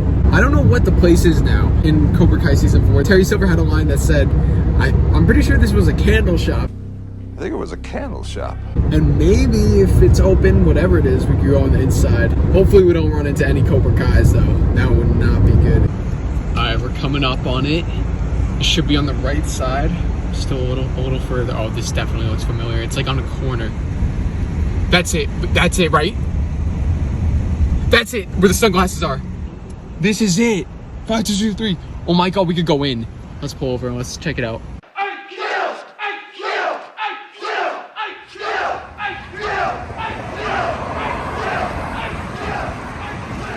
Alright, so we're coming up on the dojo. Oh, this is it. This is it. And then right over there, too. Right over there, that's where Daniel and Mr. Miyagi crossed the street, you know, right after they went into the Cobra Kai dojo. I cannot believe this. What? What you just got me into in there. Huh? You said you were going to make things better for me. Oh my god, that's crazy. Okay, we're gonna go in. We're gonna go in. But first. Oh wait! Candles! That's what Terry Silver said. I'm pretty sure it was a candle shop. That is so cool. So it's actually like they're being like authentic to the actual place. So I guess they sell candles in here? So now you know where they came up with candle shop right there. I'm a fan. I'm just like, wow. It's cool, right? People come in a lot too, like to check it out. Yeah, this is like, even the inside is this. Oh my god, this is actually crazy. Yeah, are you a fan? I'm a fan too. I haven't watched the new series though. Only like the original. The new series is good too. That's what everyone says. But Yeah. I haven't checked it out yet though. I knew what's funny too is they actually bring back this location. I don't know. I'm pretty sure they're using like a set now, Okay. but they're like kind of pretending like they're bringing back this location. And they even say, one of the characters says it was like abandoned. And they say, I'm pretty sure it was a candle shop. That's so funny. They say that. You know, so- that's actually really funny because I think the director of that like new show actually came and he wanted to film here and he was not happy that it was like a filled shop. Like I think he thought it was like an empty location, so it didn't go exactly the way he wanted it to, but still. Feel free if you want to around or yeah. Thank you. This is where the karate map is. All the Cobra Kais are training. Like literally where we're standing is where the map was. This would be the front of the class. So like, you know, even Johnny, you had Johnny like bowing, you know, and then like in fighting position. in that scene where he looks across and sees Daniel. Daniel goes into the exit. It's a lot bigger than I thought. And then here, they still have the back room. But in Karate Kid Part 3, Terry Silver went into here when he was saying, you know, I make winners into wimps, not the other way around. And he goes behind that wall. I make wimps into winners, not the other way around. Christ, I'm wasting my time. You also had Terry Silver come out of there, and then that's when Mike Barnes came out. Somebody's talking about shithead. Somebody's talking about shithead. Quicksilver was like taught like right here. Like, there was the punching bag here. Man can't stand, he can't fight. Rule number 1. A man can't stand. He can't fight. It's pretty cool number, isn't it? What's with the karate place? No, it sucks. Good, because we probably couldn't afford it anyway. Alright, so we just came out of the Cobra Kai dojo right here, and then right across the street, we have the Orient Express. This is where Daniel and his mom and Lucille have lunch, and they're literally sitting down here when the Cobra Kais come out of the dojo. They come, and then they see Daniel eating with his mom. We're not quitters, are we? Guess not. I cannot believe this. I cannot believe this. What? You said you were gonna make things better for me. I did. How? How? Just to save you 2 months of beating. Oh, great. Now I have something really to look forward to. Oh, God. Drew, it is so good to see you, and I'm so excited that you love vegan food like I do, because this is my favorite restaurant in the city. Have you had a chance to decide what you want? Yeah, I think I'll go with the vegan Mongol bowl with spiced carrots, cauliflower, and coconut yogurt. Ooh, that sounds great. Look at you. Yeah, you know, I think vegan food's been my thing recently, so I think I'm just trying to expand the appetite, you know, eat healthy. So impressed. It's key, you know. Wow. I don't know what the whole Mongo bowl is, so I'll just have the cheeseburger with fries. You know what? Excuse me? Just scrap my order. I'll have what she's having.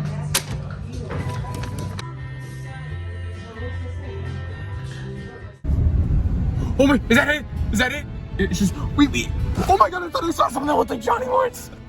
Wait. Okay, I think this is it. This is it.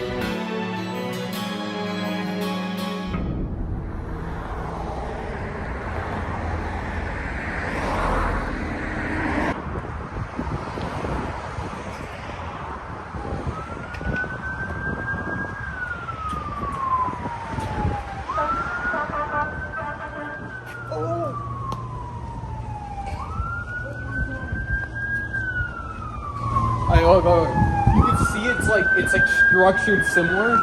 So this is not where they actually film, but it looks different. You know, there's a pool in here. Obviously in Cobra Kai, there's not an actual pool because this is not where they actually film. This is just where they film all the outside shots. But you can see like even the apartments on the side, like the same doors, same colors. They make it look similar as if it were the location, which is pretty cool. Like they built that set based around this. Imagine living here and like being like, I live in Johnny Lawrence's apartment. Like, this is iconic. Yeah. Really? So you live here? Yeah. But you haven't watched Cobra Kai? I'm gonna pretend you didn't say that. Did you watch Karate Kid? The movie when I was a kid. You know the bully with the blonde hair. This is his apartment now, like 34 years later, like modern day. Oh, okay. What a trip. So that makes sense because like when I first moved in a year ago, I saw what looked like professional photographers taking pictures of the building from across the street. Okay. So maybe that's the footage they used. That's probably it. Yeah. Is it a good show? It's amazing. Go like it. Go like it. 18,555. You can see those numbers in the show when they show this shot of the building. These people live where Johnny Lawrence and Miguel Diaz live. Like that's the coolest thing to me. If I were living here, I would pee my pants every day, honestly.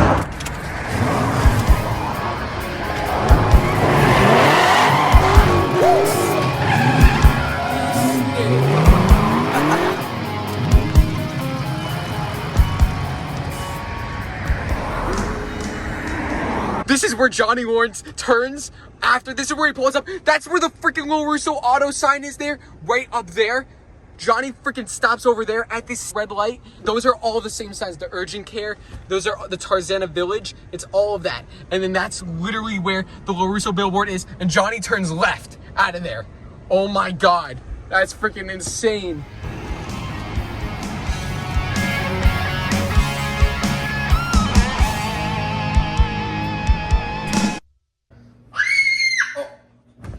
Sweetie. I jumped over. Sweetie, Daddy's trying to watch TV. What are you doing? I'm trying to watch TV. You need to go to sleep. No! It's not daytime. Yes, you gotta go to sleep. No, it's not daytime. Sorry, it's snack time. It's bedtime. No, sorry, it's snack time. What, you want a drink or something? You want a snack time. snack? All right. You ever have beef jerky? Yeah. You've had this? Yeah, I want it. All right, here you go. Could you open that? Yeah.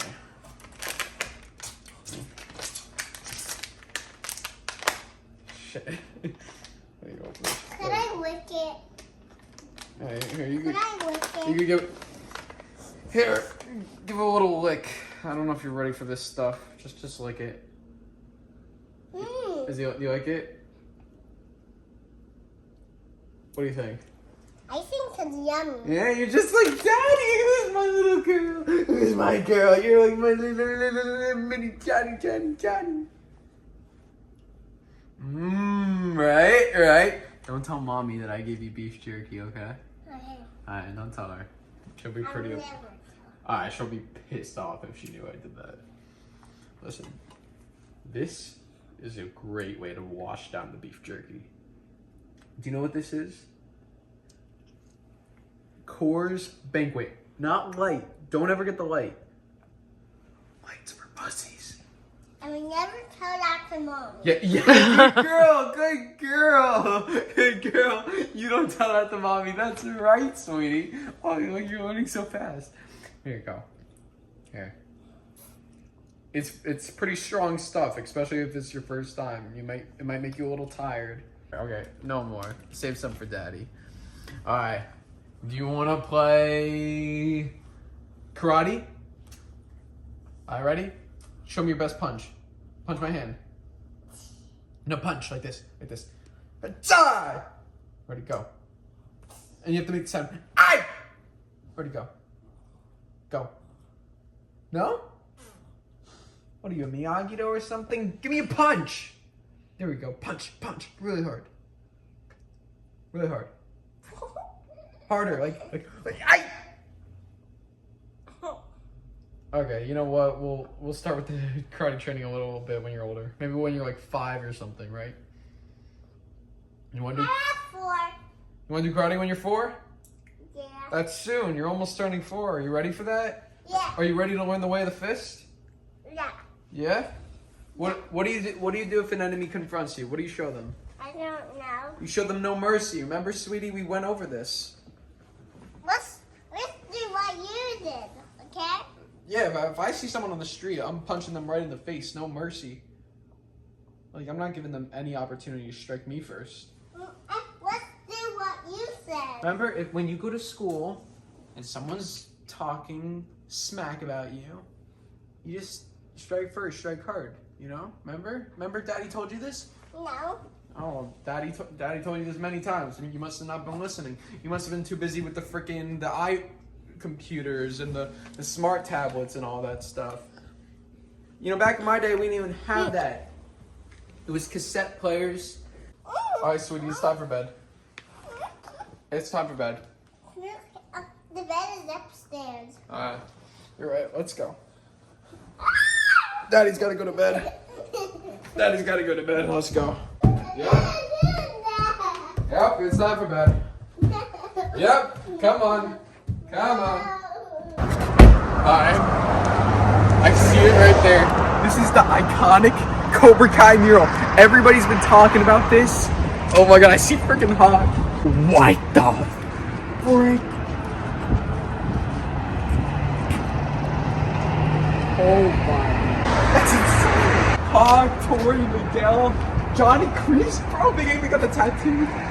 Daniel, Robby, Sam, Dimitri. Oh my god, this is back from season 2. Oh, I guess that's the person who made the account at Never 1959, right? Shout out to them. Cobra Kai season 3. Miyagi-Do. Wax on, wax off. We got Daniel from season 3. Johnny, Eagle Fang. Fight like an eagle. Eagle Fang. Y'all seen him on the other side of the building? Yeah.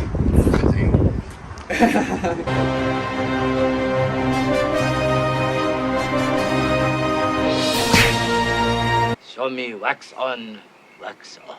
Wax on, wax off. Wax on, wax off. Hey. Take care.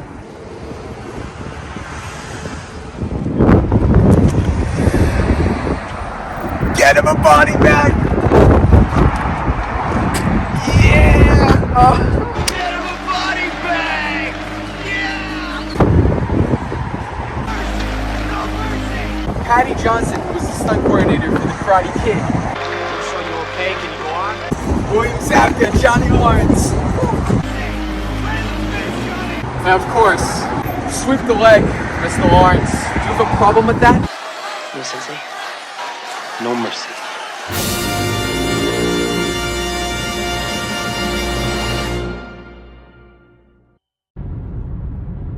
So this is it. Golfing Stuff is our last location. It did take place at nighttime. It'll be sad to finish this journey of location scouting, but it was one heck of a journey, and I'm so glad that I Estimated time in traffic, 8 minutes. What the Oh my god, that's it! That's Golfing Stuff! Holy crap! Yo, there it is! Young Husky Fast! Oh my god, it's so freaking cool! Dude, that's the sign! That's the sign! Oh my, this is it! Oh my god! Oh my god! There we go. We're parking. Damn it, I parked like right there. And that's where they exited. This is it. This is Golfing Stuff. This is it. This is it. Golfing Stuff. This is it right here. Jeez. That's awesome. We were just talking about that. Love it, love it. Oh my god. It's crazy.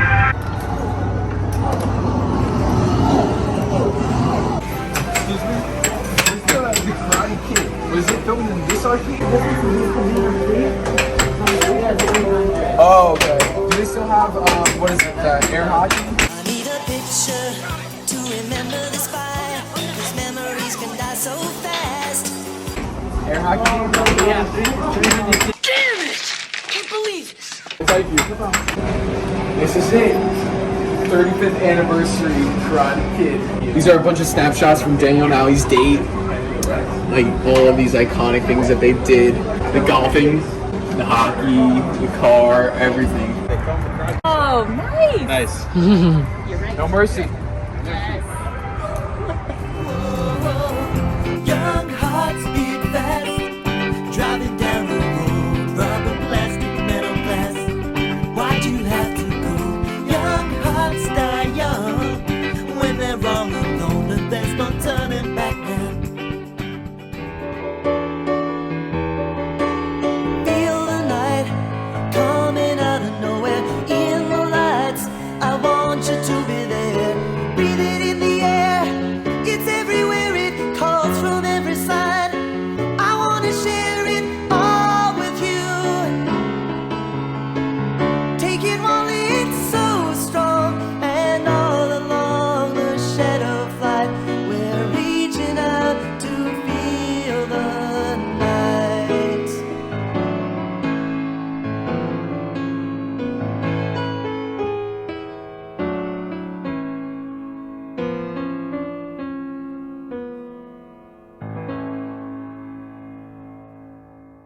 In Cobra Kai season 2, episode 2, Daniel's trying to, teach Sam and Robby about Miyagi-Do, but he doesn't know how to do it. And then he has that moment where he sees the tire wheel spinning and he's like, boom, I got it. So I'm curious, like, when writing and creating the show, like, were you guys ever like stuck on something and then like maybe he was like some sort of Miyagi moment where like you're out. You weren't trying to find the answer, but the answer just came to you, and like you had your own Miyagi kind of spiritual realization with making the show.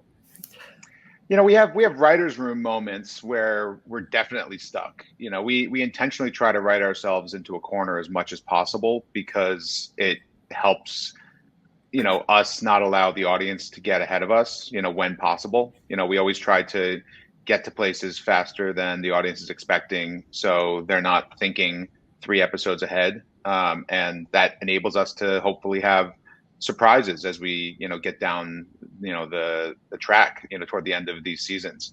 That one in particular was one that we turned to one of our Miyagis, Robert Mark Kamen, and, you know, asked him a little bit about, you know, hey, we're doing this thing where Daniel is going to have, you know, these students for the first time, and, you know, we're trying to dig into some tricks of the trade in terms of what to do with those initial lessons. And we talked to him extensively about, you know, Goju-Ryu karate and, you know, that he practiced, that he wrote into what is the basis for Miyagi-Do.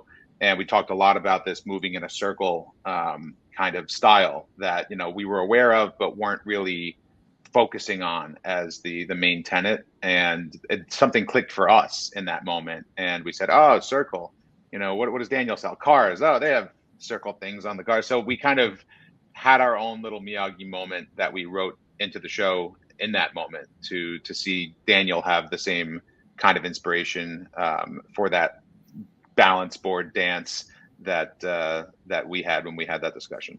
Those moments happen all the time, though. It's, you know, you're in the writer's room, you hit a wall, and you leave the end of the day, and you're like this is a tough day. And we always talk about sort of like the ebbs and flows of a writer's room. There's the times where it just, everything is just coming together real quickly and you're feeling great. And then there's the times where you hit the wall and you're sort of like laboring over an episode, but it's usually like you're laboring for a couple of days and then you know, end your day, and you could be driving in the next morning, or you could be in the shower, or you could be, you know, hanging out and watching baseball at night or something like that. And then randomly your thoughts starts unlocking because you're not putting the pressure on yourself to think too much about it. And we always find a way. You know, at this point, we've done 50 episodes of Cobra Kai. And when we think about that, it's a staggering number of stories that we've told. And it's always a process. It's always, you know, it just has to flow naturally. And sometimes it comes super easy. And oftentimes you're against a roadblock and have to find your way through. I mean, that same episode, I remember pitching the cement truck. I was like, he's gonna throw some kids into the cement truck. And I think it was because, you know, I'd seen a cement truck that morning or something. And, you know, and we were like, well, how's that going to work exactly? And none of us had ever seen the inside of a cement truck. And if you see one, there's all sorts of horrible things in there that would just tear you to shreds. You should go in a cement truck. But there was a moment of like, okay, that was the same, you know, writer's room conversation in terms of, okay, what are some of these initial, you know, Johnny lessons that are upping the ante, you know, into a season 2 that are saying, okay, he's really going out of his way, especially with Kreese there, to kind of prove that he is the, you know, the alpha of this place. So yeah, we try to, it's something like John said, sometimes those moments where you get stuck are tough, and sometimes they are illuminating, where, you know, it shines a light on, okay, we're digging into this nitty gritty, but what if we fast forward to this moment where we're trying to get to, and maybe that will give us the answer. Yeah, maybe I'll recreate the cement truck scene. That's a bad idea. Bad idea. So I want to know, like, when you guys are writing and directing like fight scenes, because episode 10 is like a lot of fighting. So like, how do you write and direct those? Because obviously there's like story things implemented into it, but then there's also like action. So how do you like collaborate with the stunt team and kind of tell the story, but also have good fights?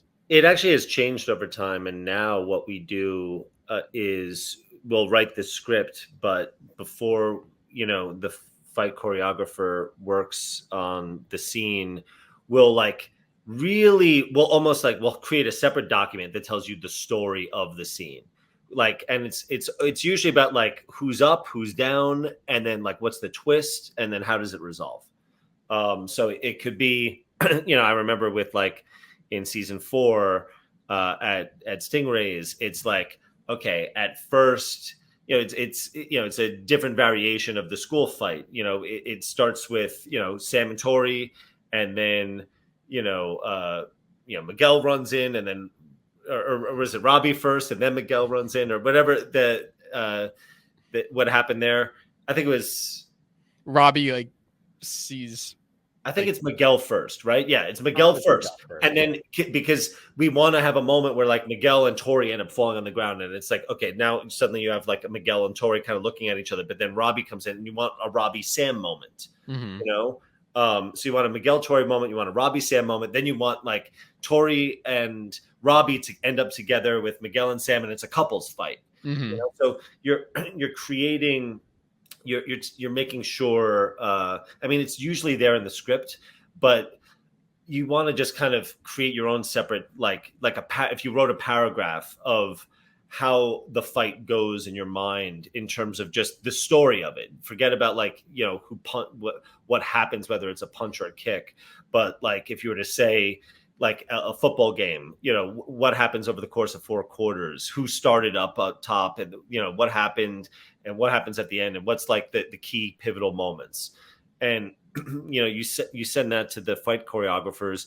And because what we learned early on is that fight choreographers embellish a lot, like probably more often than not. Like we'll look at, like, when we see a fight scene, we'll be like, okay, that's too much, like that's not, or like things get lost in the fighting, and you're just like, all right, we gotta either cut this down or do this and just get to, these are the points that we care about. Like, the fighting is awesome and it's amazing. It's why, the show is a success, but it's the characters first and foremost that makes the fight so great. And so I think that there's like plenty of fight, scenes out there that can rival or best Cobra Kai in terms of like their execution.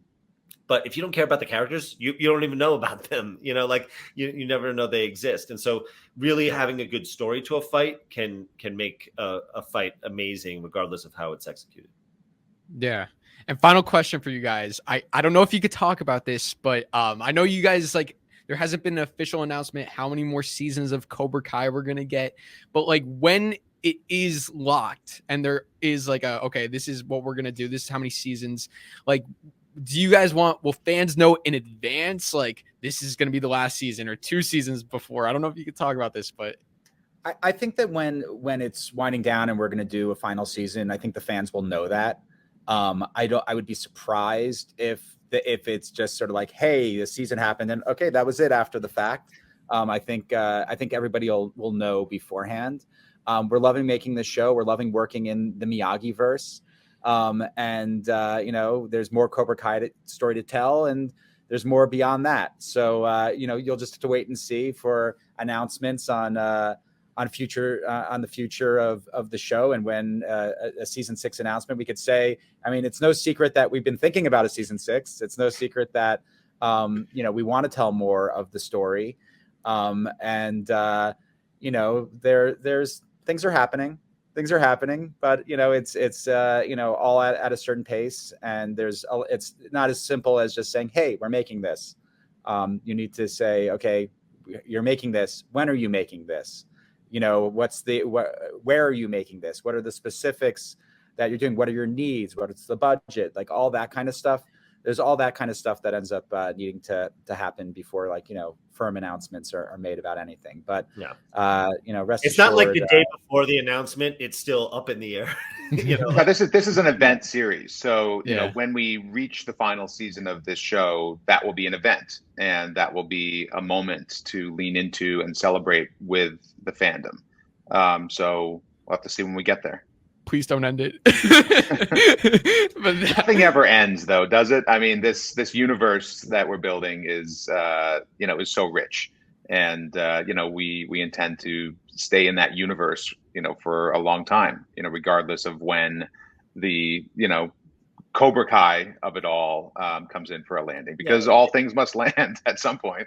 Well, and the other thing is, like, when you think about Cobra Kai, it itself is kind of a spinoff when you think about it, so I think for us, just its existence proves that you can, that things can kind of lay down for a little bit and then like come back, and also that you can come back into the franchise through different perspectives and different things. And so, again, like, we've made no secret that we want to do that, and that we're like you, like, that we don't want it to end, but like there's a way, I think, to make it where you can have you can deliver on like kind of the end of a story, and yet okay, so it's the end of the Iliad, and now you have the Odyssey, and then you continue characters in different ways. What I can say is that when Cobra Kai does eventually end, I don't think people will have to wait 35 years for more to dip back into the Miyagi verse. Hopefully, it'll be slightly sooner. Just a little sooner. Just a little bit sooner. Yeah. Well, I'm excited for Cobra Kai, for spin-offs, and even Obliterated, Ferris Bueller. Like, I'm excited for everything that you guys are doing. So, and I think everyone else is too. We're going to be looking out for that. I want to thank you guys so much for doing this. I know we've been trying to do this for a little bit. I really appreciate the fact that I know you guys are super busy. So, like, this really means a lot. And I just want to thank you guys and wish you luck with all your projects, and hope to talk to you soon. Thanks, Drew. Thanks so for being, out there and being such a champion of this show, this universe. You speak for a large portion of this fandom that is so diehard into this, and it keeps us going. Thanks, Josh. Yes, and I loved your reaction to Mitch becoming. I sent Aiden all my reactions. Mitch was in the right. Yeah, the moment he sent me a few reactions. The best one I sent it to John was your penis breath betrayal. Because that was one, going back to what John was saying before, it's like you care about every character. And that was something in the writer's room that I remember us feeling like we have Mitch and let's let him be the Judas of this whole thing. And, and your reaction was exactly what I think we wanted. Mitch has been bullied in plain sight. No! Yeah, Mitch is a victim. Mitch has been bullied in plain sight for a while now, in front of everybody, routinely bullied by lots of people, and he has to just sit there and take it. Well, he never wanted to leave Cobra Kai. He was thrown out of Cobra Kai. Like, he wasn't like, Chris walked. But like, Mitch was thrown out because Kreese got rid of him. So, if he was probably silently always looking for a way back, and he found one. Now there is no Cobra Kai. At the best time too. There's no more Cobra Kai, so he literally betrayed them for no reason. Well, he didn't know it was going to go south, so so Mitch doesn't have very good luck thus far in terms of his choices. But who knows? This may be just one step in Mitch's long game. Yeah, maybe he'll win the Sekai Taikai. Exactly. I think it's possible. We'll see. I have someone that wants to say hello to you. Oh, hi. Oh my God, how are you? That question is, how are you? Oh, this is such a great surprise. Oh my God. Let's see. We're doing the Karate Kid as a Broadway musical. I wrote the book, and I happen to be here. That's amazing. I'm gonna be coming down for the premiere. I'm gonna be coming down the May 29th to June 2nd. So I will be here.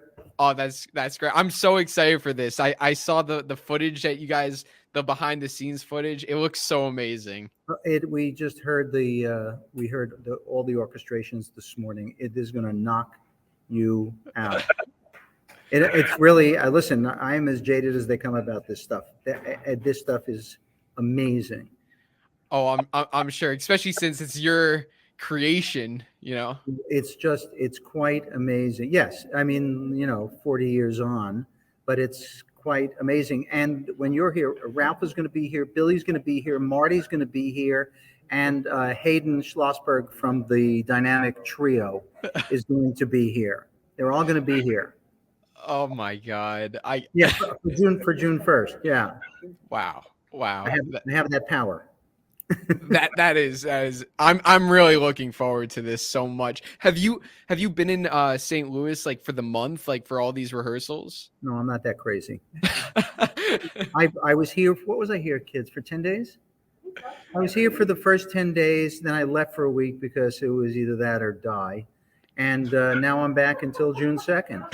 And when I heard you were going to be doing this, I said, last time I talked to this kid, it was COVID when we talked. Yeah, it was when the documentary was coming out, the More Than Miyagi documentary. And yeah. I remember I asked you a question on the musical, but it was so long ago when it was before the cast was announced. Now this is going to blow your mind. I mean, it's amazing. It's quite amazing. Yeah. It's way more than I ever expected. Yeah, I'm a big fan of musicals. So like, you are gonna love this. You're gonna cry. You're gonna laugh, and you're gonna try to annoy everybody by interviewing them. Hopefully. I just wanted to say hi. Oh, thank you, Mr. Kamen. Thank you so much. It's so nice seeing you again. I'll see you on June 1st. You'll come poke around. Definitely. Thank you for saying hi. I'll see you then. Bye. All right. Marty, I got Cobra Kai Kid. Hi. Hey man, it's so nice to see you again. Nice to see you. How are you? I'm doing great. How are you? I'm good. So got your Cobra Kai shirt on. Cobra Kai shirt. Smart boy. Well, I'm also repping the Miyagi though. I knew you might not like that. It's all right. But hey, I have that theory that Kreese will work with Daniel and John. You remember the theory? So maybe. Yeah. I remember your theory. Yeah, you're very astute on all that.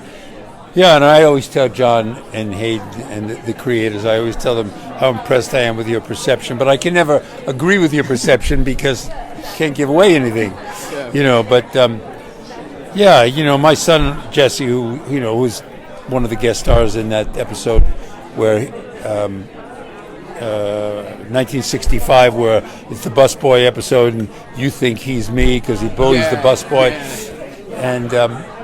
We often talk about you and how you are such a fan of the show, and you should be in this play. Oh, thank you. Nobody knows this stuff better than you, Oh, thank you. Did you go see Hayden? I saw Hayden. I was like, oh, Hayden. That was great. Where do you live? I'm from New Jersey. Oh, yeah, okay. LaRusso. Okay. So, yeah. You started this whole thing, the Karate Kid, and now like where it is now, like with Cobra Kai and now the musical, it really seems like it's becoming Star Wars in a way, which I know that's what the Cobra Kai creators said they wanted it to be like Star Wars, and now you have Robert Kamen working on the musical. So what's it like seeing something that you started like expand into the musical and all of this? Well, I believe it's all in the written word. I don't think anything like Star Wars, the Force be with you. If we didn't have that and other lines, if we didn't have No Mercy, Sweep the Leg, Cobra Kai Never Dies. If you don't have those lines in there to create the iconic movie, or let's just say that constitutes the classic movie, you wouldn't be talking about this 40 years later. You wouldn't have this play. It is the written word. And Robert and I talk about this all the time. He says Miyagi and Daniel the chemistry is what made the movie successful. I disagree with them all the time. What makes the movie successful is the written word and the development of the characters in any movie we know. And 1883, there's wonderful stuff on Paramount Plus. The character development is so rich, and it's an uphill battle to get a Western going. But you create a Western with a great character development, with a great plot, and that genre can return. So, Robert has done something that's just brilliant. We've now put music to a film constituted to the point of being a classic because of the writing. And it's all the writing, so it's all the writing in a play. You don't have a good writing in a play, who's going to go night 3, it's going to close. And you have good music. So I'm going to see all this tonight, and I'll let you know. But I'm sure his game is so tough. He would not be satisfied unless the Karate Kid, the musical, was hot. Yeah. And you spoke to Alan Green. What did you guys talk about? And what is it like seeing basically your character, but now someone else playing you? It's really interesting. And yet I know he's a dancer and he's a singer. And I wanted to audition for this piece and came and said, you can't. You're 35 years too young. And I sang to him on the phone and I said, mercy is for the weak here and on the street. I said, I know all the lines, man. I said, that's half the battle in an audition. You have to memorize all the lines, And he says, yep, 35 years too weak. Forget it. Too old. Forget it, And you were on Dancing with the Stars. Yeah. You sing, so you have dancing, you have music talent. I can dance, but the thing is, Dancing with the Stars, they wanted me to do the paso doble and be, the classical approach to the flamenco. And I can rock and roll. I mean, I wanted to do splits and do all these moves and stuff. I used to dance in contests, but it's not about that. It's formal, tough practicing 4 hours a day, and I couldn't do it. So it was very enjoyable to do, though. I mean, I really had a good time showing another side of John Kreese, which is why I did it. Yeah. I didn't want to, have only people think that John Kreese is a villain, because he isn't. He's just which is part of what you diagnose very well, is that John Kreese is a misunderstood character. Yeah. There's a vulnerability to him that might be hard to find sometimes.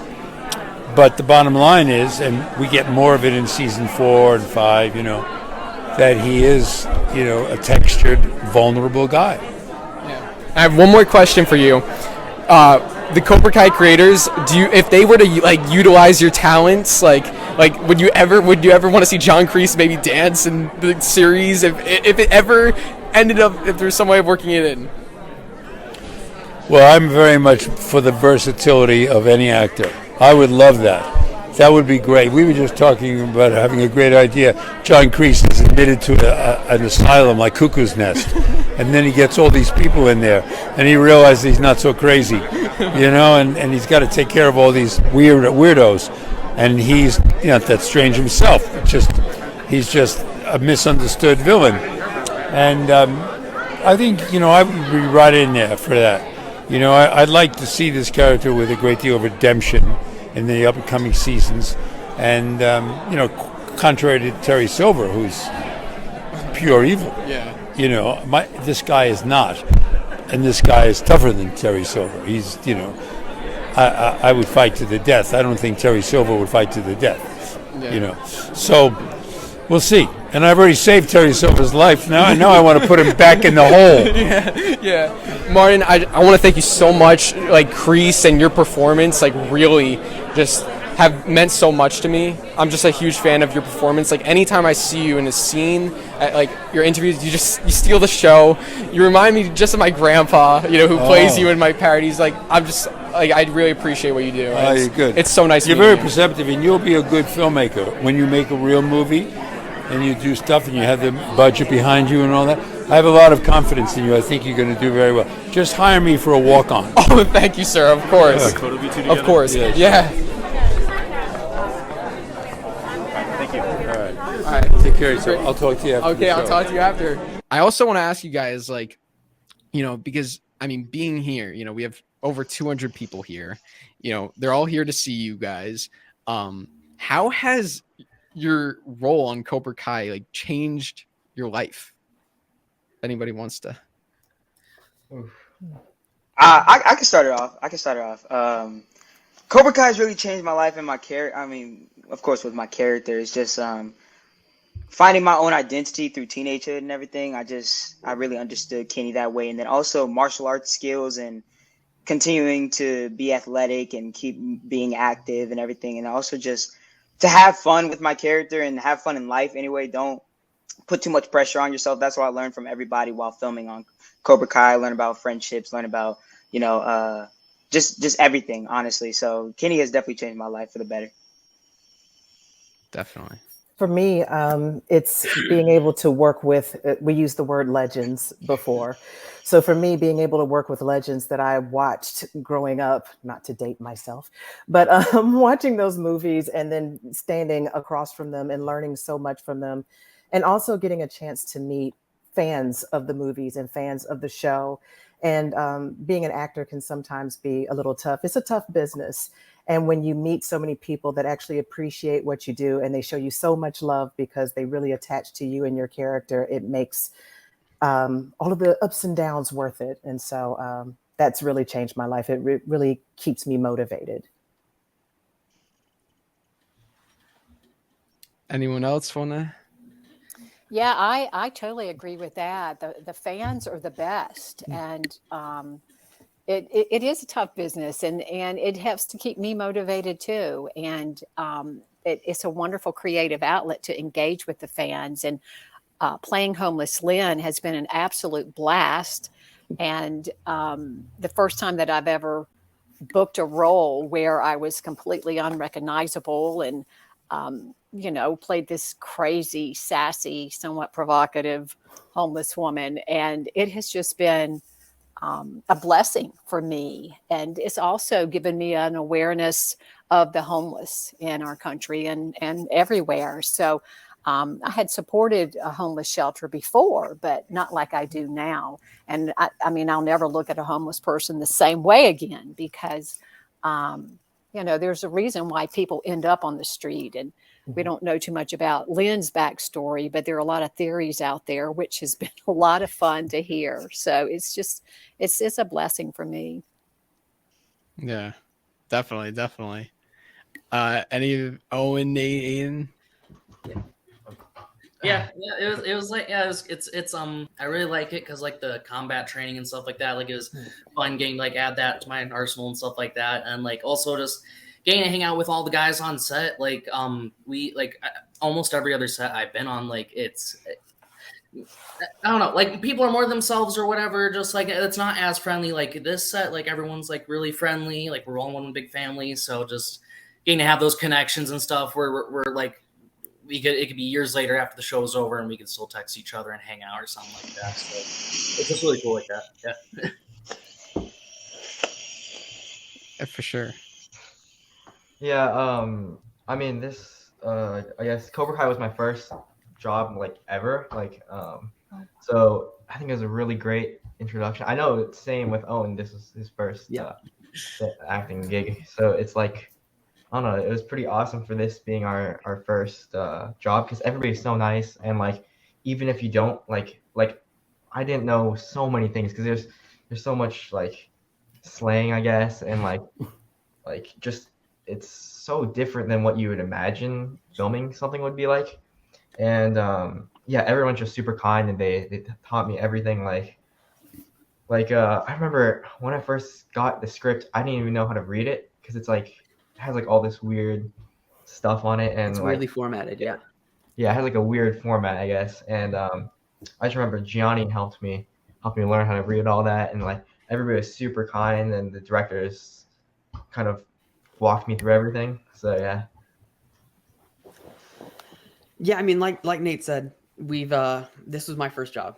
I had never considered acting before, but thanks to this show, this is something I really want to keep doing for a long time. And I recently realized, I guess a few months ago, that like I've spent my entire teenage youth on this show. Like this is how I like grew up as a person, learning from all the other people around me, many of whom were very mature, and they were all very kind and supportive, and I learned a lot from them. So yeah, I think it was a very unique experience to grow up in. Yeah. I want to say congratulations to you guys, man. What a hell of a start. To your career. You guys are very, very fortunate. As far as the impact that it had on me and has changed me, and I think Drew, you know the story. This was, I'm a stunt guy as well. I'm a stunt man. So this all started from a text, "Are you available?" And we get booked, just like off a text that, "Hey, are you available? Can you show up?" So the Cobra Kai thing was interesting because it was a text, "Are you available?" I'm like, "Yeah, okay, I'm gonna submit you to casting." It was Ken Bearfield at the time, and the coordinators were Hito Koda and Janelle, who are amazing. And then it was like, "Okay, I'm gonna submit you for a role." And then suddenly, then it turns into this big old thing because I'll usually show up on set, not say a word, and then I'll take a shot to the head, and then I'm gone. You know, it's those not memorable roles that are typically involved with the work that we do. Or I'll arrive and it's a fight sequence and I have a mask on and I'm gone. So this is one of the most interesting experiences because it was just a stunt call, a check of availability. Then I read for it, and then it turned into this whole thing. You know, typically our roles aren't named. It's mercenary number 1, goon number 2, obviously, right? Because I'm not going to get, you know, sweet-faced, boyish guy next door, right? Yeah, of course. You guys hold back the laughter. So then it turns into this big old thing where I have people rolling up, you know, on the streets and saying, you know, fanatics, you know, and a mom rolling up to me on the red light, then turning green and saying, pull over. I need you to attend my son's birthday party. I'll pay you. We have a Cobra Kai theme. You know, it's just been wild. It's just wild. So it's definitely a pivotal part of my career, you know, to be a part of it. So yeah, thank you to the fans, of course. And thank you, Drew. And also, I just wanted to say, and a couple of the other ladies probably agree with this, it's been so heartwarming to watch some of you guys grow up because we have known you and you've been at the age when you started, even with Drew. You know, to see you grow up has just been very special. Absolutely. Yeah. I don't know if everyone here knows, I actually met Susan back in 2019 before I had the YouTube channel. She was doing a meetup in New York City, and I was like, homeless Slim's in New York City, I'm gonna go. So we met, and then I told you about the recreation. This was before the channel, before anything. So it is crazy, like how like we've all kind of grown up with this show, and it's awesome. So Erin, we were talking. I know you. Yeah. So sorry about that. I lost power. That's all right. Owen, we still got you. I know you're going through. I think I'm good now. All right, cool. We were just talking, like, how has your role on Cobra Kai like affected your life? Well, I pay a much closer attention to all the tabling that Dare does outside of UPS stores. I don't know if you guys have noticed that, but they see it. I thought it was just synchronistic for me, but it was like they're everywhere.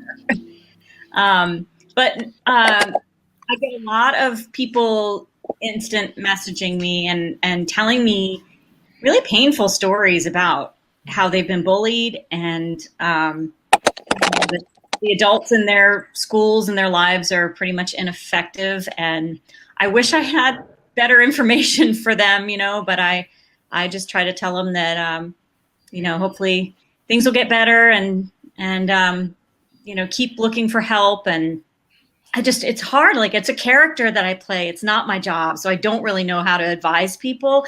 I was bullied in school. So, I mean, I can speak to it a little bit from a personal standpoint, but not as any kind of authority on it. So it's a little bit awkward in that way because I don't want to tell anyone the wrong thing, but of course I want to be supportive. They're obviously coming to me looking for something, and I want to give them something in return. But the show just does such a great job of bringing that up and addressing it. They were actually given an award a couple months ago for their role in speaking up about bullying and bringing it to the forefront in the media. So I'm just proud to be part of it. But it hits in different ways. Yeah. I think for everybody, the show, I think that's why the show is so successful, because it speaks to everybody in different ways. People can relate to it with all the different themes, especially like young kids going through bullying and, you know, Owen, Aiden, Nate, Dallas, like, I'm sure, you know, like, I mean, I know me personally, you know, I relate to you guys, you know, going through school, going through those different experiences. I've never gone into a massive karate brawl, but other than that, I can relate. Yet. So basically, the end of the stream, we're all meeting up and we're having a 4-on-4. And I'm gonna shut it down. There we go. You got to be a part of it. That would be fun. I've said since season 1 that I would love for that storyline to take that direction at some point. Get Hiro Koda to teach me how to kick or something, and just bring it. But I don't know. Yeah. I don't know if We that's could have possible. we could have a fight against Homeless Lynn and Counselor Platt. I would love it. And then maybe That would be Yaya would come out of nowhere and just kick both of our butts. Kick both of our butts, yeah. Of course. I feel like Yaya's a secret karate master and nobody's saying anything. Yep. I love it. Season 2 had just come out. Miguel was injured. Miguel wasn't. That was the big thing. Yes. That was the What big. was gonna happen? Is he gonna die? Is Ali gonna save him? what was that period like? You know, like because that was a 2-year, 1.5-year period of like the fans. I think were going crazy. I mean, I know I was going to. Well, we knew what was happening. We shot the 3rd season already. That was the crazy thing. Is like we were sitting on, like, people were wondering what was going to happen to Miguel for like a long period of time, and I'm just like, Eagle Fang is coming. Yeah. You know, you don't even know what's happening there. So it's it was a crazy period of time. Like, it was in limbo. The show was in limbo. I had faith that it would end up, you know, coming back and, you know, people would see everything because we shot a full season. So, but it worked out really well. A question I've always been meaning to ask you. This is a big one. Yes. I'm very excited to hear how you answer this. If Thomas Ian Griffith said no. There was no way. There was no way. But what if? Because you started the series right before asking There him. was no way. Everybody, even the people. Listen. It's just we were put on this earth to bring Zabka to back into people's, you know, the public consciousness, and that was also just a springboard for Thomas Ian Griffith. So it was always going to be. It was meant to be. It's like saying, like, what if something that happened didn't happen? Well, I don't know what to say. It did happen. It was always going to happen. I mean, why would he have said no? Why would he have said no? I don't. Did you have a plan B, like in case the worst? There's no plan B. There was no plan B. Plan A was, we're bringing this show back. We knew that we couldn't bring Terry Silver back in season 1 because it would just be. We had to earn, like, Terry Silver to come back. So the first 3 seasons were very. I mean, you know, one of the lessons that Miyagi teaches is patience, and for us, it was a lot of patience, building this little pyramid, so that at the end we could bring Thomas back. And we knew from the beginning and knew that he was going to be great. Yeah. I'll tell you, once he came back, and we got to know him, we learned skills that he has. That we then incorporated into the show. Yeah, so like playing the piano. I'm like, okay, I didn't know he played the piano. I'm like, but now Terry Silver knows how to play the piano because he seemed like the type of guy who was cultured and all that stuff. So like, it's been a joy. I love. I mean, one of the best parts of Cobra Kai is bringing Thomas Ian Griffith back. And I'm so excited for season 5. I'm so excited because it's just a long time coming. It's a long time. I've been like watching these clips on YouTube from Karate Kid 3 for years, way before you were even born, and just thinking about, well, what if they won? You know, there's that one YouTuber who's always has the what ifs. You know what I'm saying? So there's always like, you know, what if Robby didn't do this or that? So I'm always like intrigued by all that stuff. And I'm always like, well, what if Barnes had won and Cobra Kai had taken over, and what would have happened? Season 5, right? No, because that would have been old Terry Silver that would have taken over. This is a Terry Silver that is experienced enough that saw what happened in Karate Kid 3 like we all did. And so this is like a second chance for Terry Silver. So he's not going to do silly things like give a point, take a point. You know, he's not. This is about utter dominance and just guaranteeing victory. Like, I was always like, well, here he is in season 4. He had the tournament. He needed to guarantee that victory. How do you guarantee victory? Number 1, you push your students to the limit. It wasn't like, oh, we're just going to cheat. Because who knows if the ref is going to be on your side or not, or cave at the end. So he had the cheating thing, but he wasn't going to rely on that even. He pushed the students so that they could be the best, and he bribed the refs. I mean, it was he wants to win, and he knows how to win. He's smart, and he's experienced. So that's what's exciting. That he's not gonna.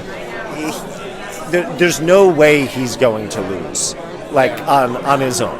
And so that's why it's exciting, because you're like, well, then what's gonna happen?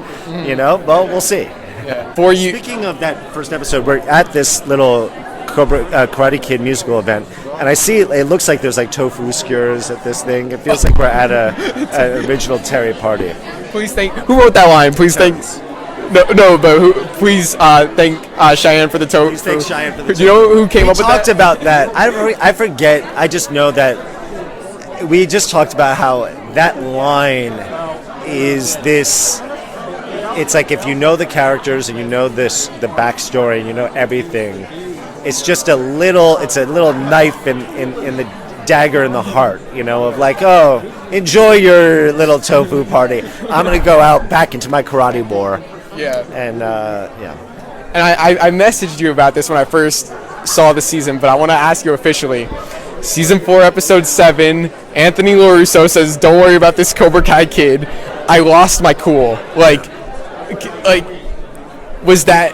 Did you That's not a question, Drew. See, this is the Cobra Kai Kid's journalistic skills here. Let me guess what you're saying. Did you when Anthony says, don't worry about this Cobra Kai Kid in episode 7? Well, here's the thing. It was you write these things. It's not like we're going out and be like, you know what? I want to make Cobra Kai Kid happy. Yeah. Okay. Yeah. It's just you write things and you're just like. That's actually what he would say in that moment. It's like, don't worry about. He wouldn't say don't worry about Kenny. Yeah, don't worry about this guy in Cobra Kai. Don't worry about this guy in Cobra Kai. No, it's a kid. Don't worry about this kid in Cobra Kai. So we're like, don't worry about this Cobra Kai kid. And we're like, we knew, I think, when that line was written, I forget who wrote it, who did whatever. I do remember being like, Cobra Kai Kid is going to go crazy when he sees this. So there was thought that, behind it of knowing that you were going to react the way that you did. And it worked. Yeah, you saw the reaction. I emailed you. I forget the reaction, but I know that in the moment, that must have been a fun thing. It was amazing. And listen, you hear I'm talking about the YouTuber who has all the what ifs. Yeah. I think it's a blessing that this was on YouTube at the beginning, because we have a huge YouTube fan community as a result of that. I don't know. I don't watch Stranger Things. I don't know. Is there the Stranger Things kid? I don't know. I don't see that. I don't really see that with that. But I see a lot of people, and some of it was around the time that you did it, and then there's other people, I think, since you've done it, that are creating their own YouTube channels. I'm excited. I like, I follow them all. There's a lot of people that have thousands of followers now.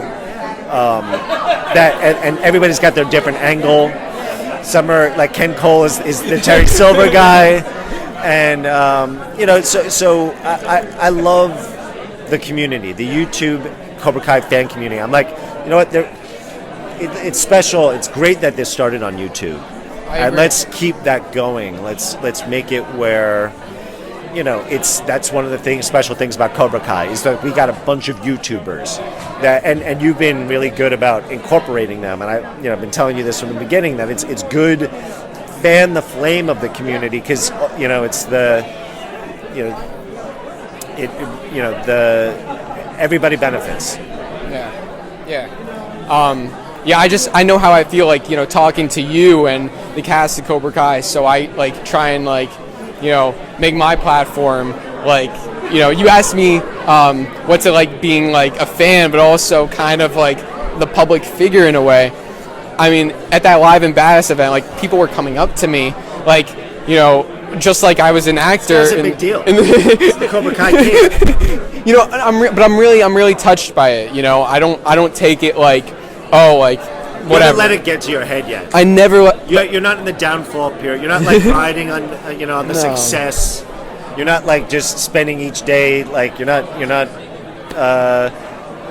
full of yourself. You're still the fan, right? I'll always be a fan first, and I kind of view it like, I know you guys create the show for yourselves because you're fans. It's like you're banking what you want to see, which other people want to see. That's kind of what I try and do, make videos that I want to see. I know other people. I have to tease you on a project that I'm working on that I think you guys will really love. Gene, Cobra Kai fandom. Oh yes. So Cobra Kai fandom. Cobra Kai fandom. So I've been working with him. Get ready. An animated. He animates me. He animated you. Yes. Yeah. I listen. I'm another YouTube fan that was there from the YouTube days. Cobra Kai fandom. Huge fan of him. Obviously, Cobra Kai Companion, the podcast. I mean, there's also just like podcasts out there that from the Cobra Kai site Cobra Kai that are. It's just so fun. It's so fun. It's fun because I swear to God, there's a period of time before Cobra Kai that I contemplated doing just a Karate Kid podcast. Like I was like, you know what? Maybe just we'll do that. Like, because I had so much thoughts about the Karate Kid. I still think about doing it.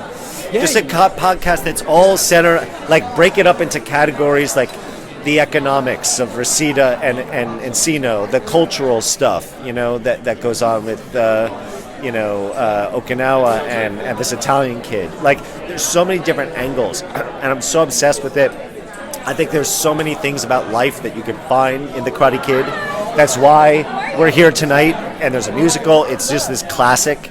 And I've been obsessed with the Karate Kid so long. I'm glad I did the show instead of the podcast. Yeah. It's definitely an awesome thing. But now I see all these podcasts about the show, and it's like, I know what it is. I know it. We're all the same, addicted to the same drug. Yeah. Which is basically, underdogs getting power to beat bullies. Yeah. Like, that is exciting. And bullies, underdogs, all that, the power of karate, it's just amazing. Quiver was the original Cobra Kai Dojo theme for season 1, season 2, and then when you had Kreese take over the dojo, it transitioned into Awake the Snake, and then Kreese's theme as overall. But I'm curious, like, what's it like? Because in the story you have the students always switching dojos, going from here to here, new senseis, all these different things happening. So, like, what's it like adjusting themes, having certain themes for certain dojos, and then a character switches and you have to move those themes around? It's getting complicated. Yeah. It is. Like, there's a lot, especially because like we've heard these themes in various like tones over the first 3 seasons, and so there is a lot to draw from, but we're pretty particular with when we use a theme for a certain character or idea, and it's getting complicated. It involves us making a lot of decisions, but I think there is a certain amount of quiver that always belongs to Hawk/Eli, as you saw in episode 9 when he kicks Kyler's ass. That was important to us to bring back a very like original cut sounding of quiver. But there's that theme really weaves its way into a lot of the like dramatic underscoring too. And I think we try not to overthink it too much sometimes, but it's usually has to do to some degree with that like core group of Johnny's Cobra Kai students, whether it's Miguel or Hawk or, whomever, like it's sort of tied up with that population. There is one thing I remember we discussed this and we ended up landing on it because it's in the cut. I mean, it's in there, but when Cobra Kai wins the girls tournament, we do use it there. We use it there, and that one I remember we were like, should we do it here? Like, but we felt like I was like, okay, it's still Cobra Kai. Like as you said, it's still kind of Cobra Kai. It's just under different management, and like We like the theme. Like, we want to use the theme. Yeah, we want So, to use the theme we want to there. use it. that spot was interesting because when Tory wins, we had to decide kind of like how celebratory it was going to be and for who, because you're simultaneously seeing these shots of Sam lose and Tory win, and you know the audience watching has all picked a favorite, you know, so you need to serve both of them. And I think we found this kind of pensive tone that then eases us into more of a celebration, and it does use that theme, which worked very well for that emotion. Yeah, that's very interesting that you brought that up, because you have 3 victory themes for the tournament, and season 1 was a very sad theme. You had the father and son theme. Definitely, you know, even though it was Miguel, the person we've been rooting for the whole season, you know, there was that bittersweet feeling. So the music definitely didn't sound like as much of a victory as we thought. And then I'm curious with season 4. So you had Tory, you wanted to show that mix of sadness and happiness, but Hawk, what was the decision with making Hawk's theme sounded more celebratory? Yeah. Even Robby, you know, who we cared about, lost the tournament. What was the discussion between like choosing like Hawk's victory music and Tory's victory music? There's something funny about the quick kind of funny thing about that area is that what you hear in the final version was actually our second pass at it, and our first pass was for the Hawk victory. For the Hawk victory, our first pass was the same kind of theme, which was our tournament theme, and it was very 80s out. Like, it was big power drums, like a big power ballad, guitars, everything, and Josh and Ada were like, you gotta dial it back a little bit. Yeah, which is one of the very few times they've told us to dial it back. Like, normally we can't go big and enough. it was a good note. It was a good note because what's in there now turned out great. Leo used a good word. I think pensive is a good. There's like a bit of like there's something like subdued about it. Like it's very introverted. It doesn't feel as like bombastic for both victories, Tory and Hawk. It's not bombastic. It's like it really came to an end on their own. Yeah, I will say that the Hawk victory, you really see him celebrating more, which is why it's like a little happier. Whereas like even the Tory victory, Tory isn't even sure how to feel about it at first. You can tell from like the look on her face. And then it's more about everyone else sweeping her up into their celebration, and then like Kreese being presented with the trophy for the tournament. And so there's a slight perspective shift there, because in the Hawk wins, you don't really spend so much time dwelling with like Robby, the loser, until after. It's not until the scene after that you really see his reaction. And so we could lean a little more positive into that one. So what instruments did you guys specifically play for season 4?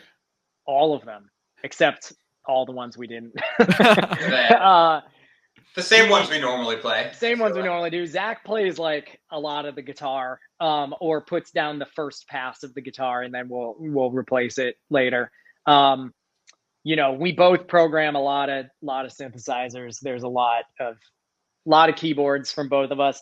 I play a lot of stuff on this instrument called an ALY'S, which is just like an electric saxophone.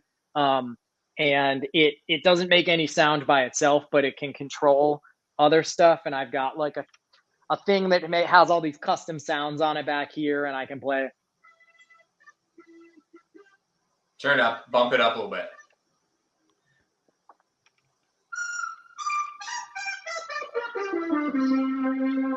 Did you play on the ALY'S Sam's kata?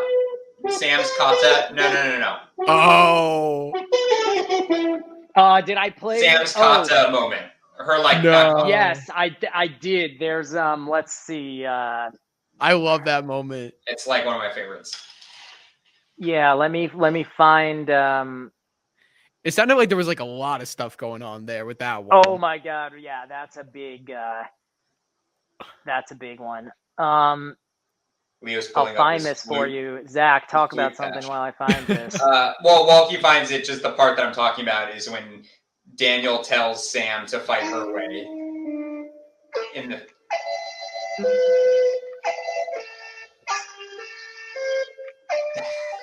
I can't remember what key it's in that. That's piece, the key, I think, but it's higher.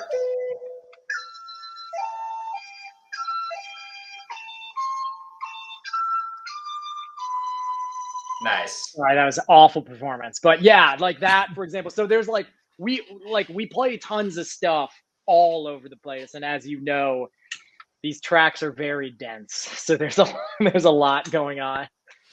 Yeah. How many different instruments were going on with that one part with the Sam kata?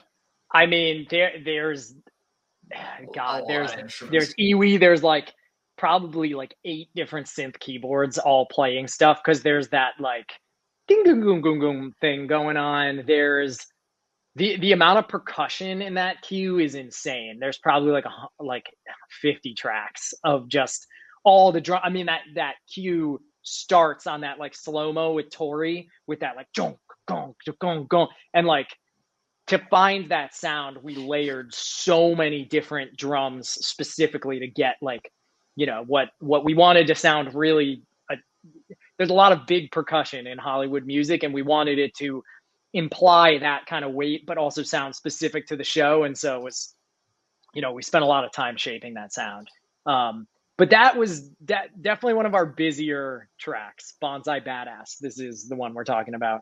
I do want to ask you, because in season 1, you were in the season a lot. You had a lot of great scenes, and then season 2 and season 3, it started to become like less. Like season 3, you were only in one scene. Mm-hmm. Were you at all like concerned that maybe like before they told you like, oh, you're gonna have a big part in season 4? Was it like concerning like in season 3 being in only that one scene for you?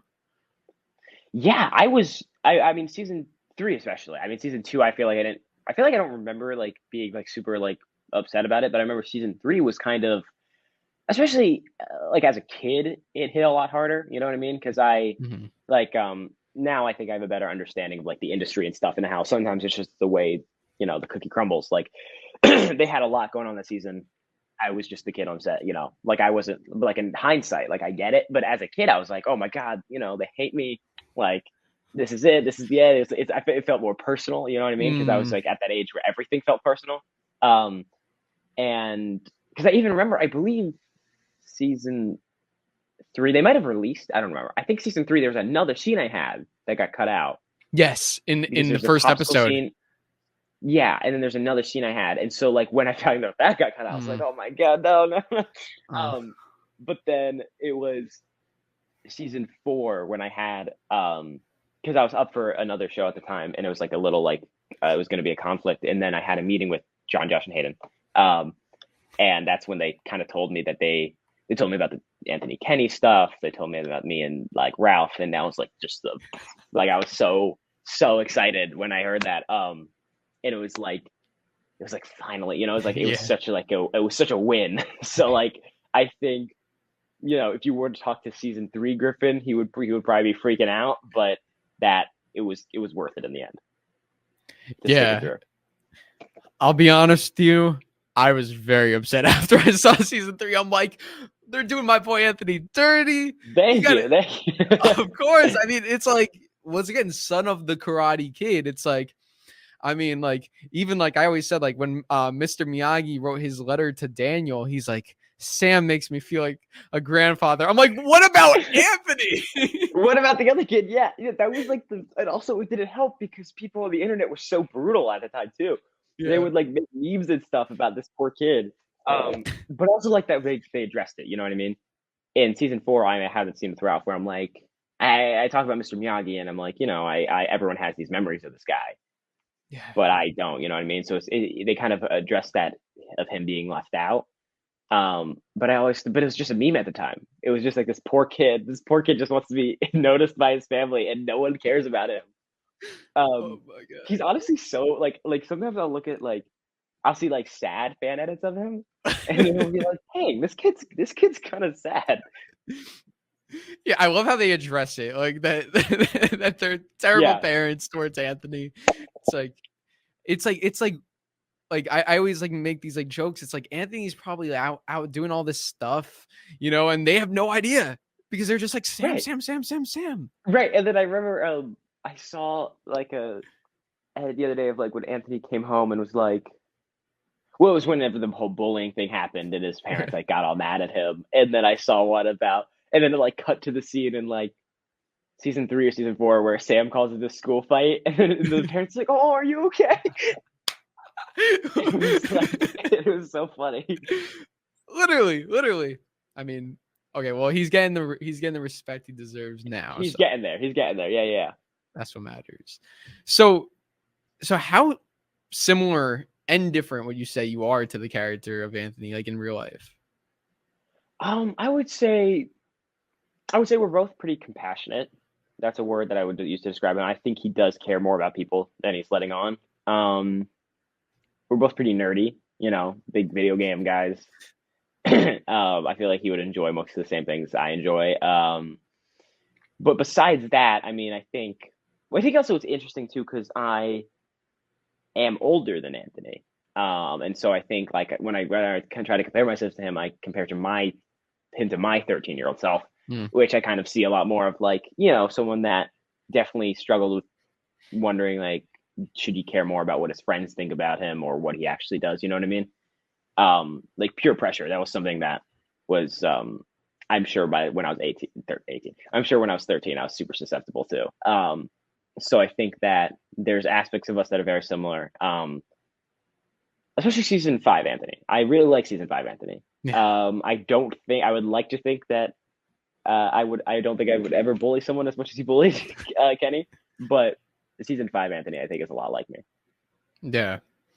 I think one of my favorite Anthony moments in season 4 that I think gets very overlooked. Like, I don't think like a lot of people really talk about this, but it's like a line that has like a lot of meaning to it. So when you're playing basketball and Zach is like, come on, like bust out some of that karate. You say like, I can't, like those moves cause serious brain damage. And it's brain damage, yeah. And it's like that one line, because it's like, you don't actually know karate, but you also have this family legacy. Your dad is the Karate Kid. Your sister is this martial artist. Everyone knows you as like part of that family.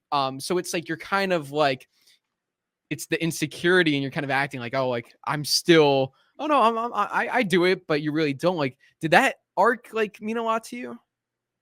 Yeah, I think that line, I mean, it's interesting you bring it up because I think that is pretty, I think it's a lot deeper when you look at it. But I think that was something that I was really interested to explore about, like, what does Anthony's life, how has Anthony's life been affected by all this karate stuff? You know what I mean?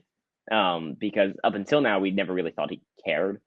But to find out that he's just been lying to everybody and telling them that he can do it, like that's super interesting. And so yeah, like you said, I think that's a really important line about how maybe he wants to be a part of all this. He just doesn't want to talk to his family, Yeah. I love that arc. I feel like season 4 just explores a lot of really great stuff with the characters. So I'm excited to see what the future holds. I do have to ask also, season 1, I mean, the pancake tacos, how are those? The pancake, let me try to remember. I remember, okay, what is it? It's a pancake, bacon, whipped cream. I think there's one more thing that I had in there. There's a lot of syrup. There's a lot of syrup. They wanted me to put a lot of syrup and a lot of whipped cream. I would say I would give it like a 7 out of 10. 7 out of 10. That's it. Well, it depends what you put in it. I don't remember having much content. I remember like pancake. I think it was like pancake bacon. I feel like that's all. I remember. But if you put like more breakfast foods in there, it'd probably be really good. So you're in real life, you're a fan of the pancake taco. In real life, I've never had it, but I believe the idea of a pancake taco is have you? Wait. I need to tell you the funniest thing yesterday, or the funniest thing. Okay. I swear, obviously I'm interviewing you today.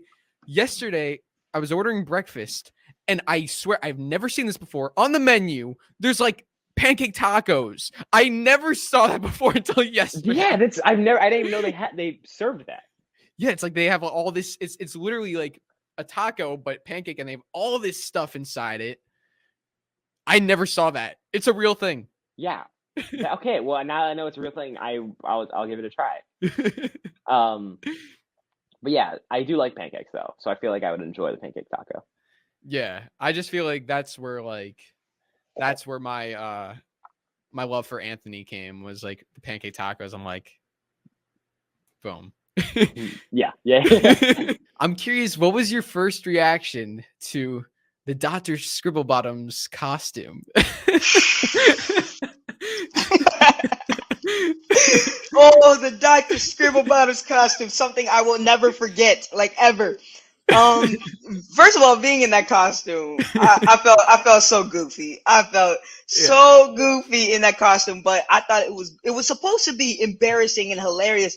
But the funny thing was, whenever I got on set in that part, everybody was taking pictures of me. I was like, oh, y'all gonna post it, and I'm gonna look so ridiculous. But no, I was like, it's hilarious, it's fun, and that's what this character is supposed to be. Like, that's why they incorporated the Dr. Scribble Bottoms, because he's nerdy and he's just a regular kid who loves to have fun and draw anime, like you said, and listen to music. But no, just being in that costume was hilarious, and then having to do that whole running scene in a whole squirrel costume was so weird, but it was funny, and it came out really great on camera.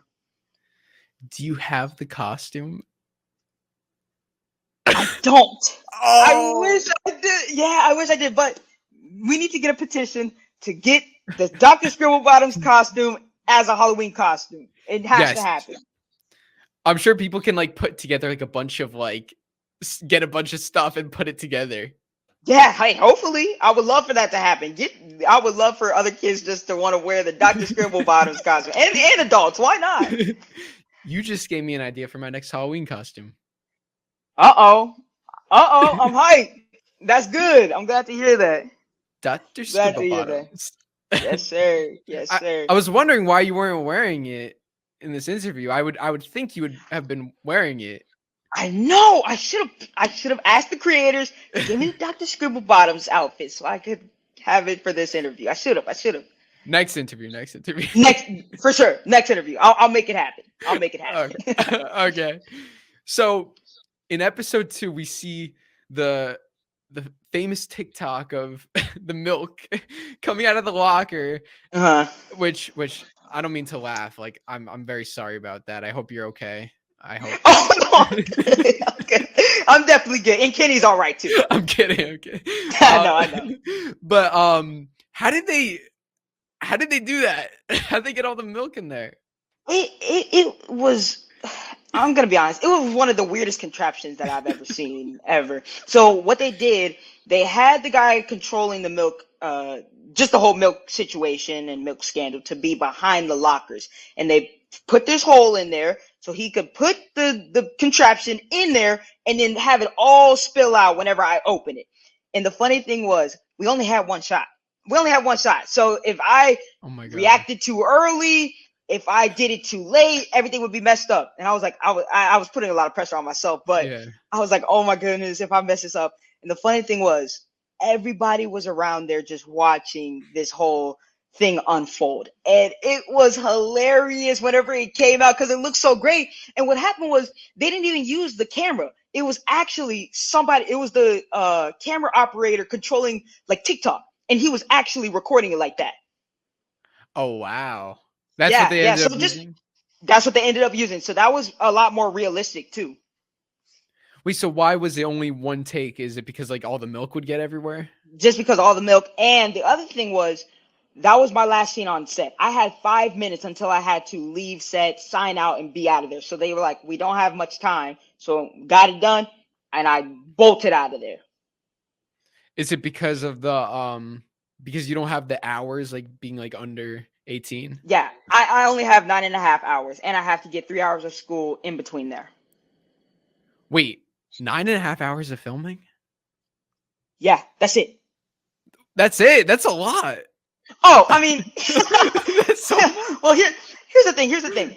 With kids, you get used to it. So I've been acting for about 6 years. At first, I didn't like it at all, but people don't really understand this about the older cast. They can work for about 16 hours. So yeah, like 15, 16 hours. So I'm blessed to be a kid and not Yeah. 18. I only have 3 more years, but still, I'm very grateful for 9.5 hours. But the good thing is we have lunch, we have a lot of conversations with the cast members. So it's a really fun experience during that 9.5 hours. Is it like every time you film, it's about that, or? Every time I film, unless I have one scene and it's a quick scene, then they'll get me in.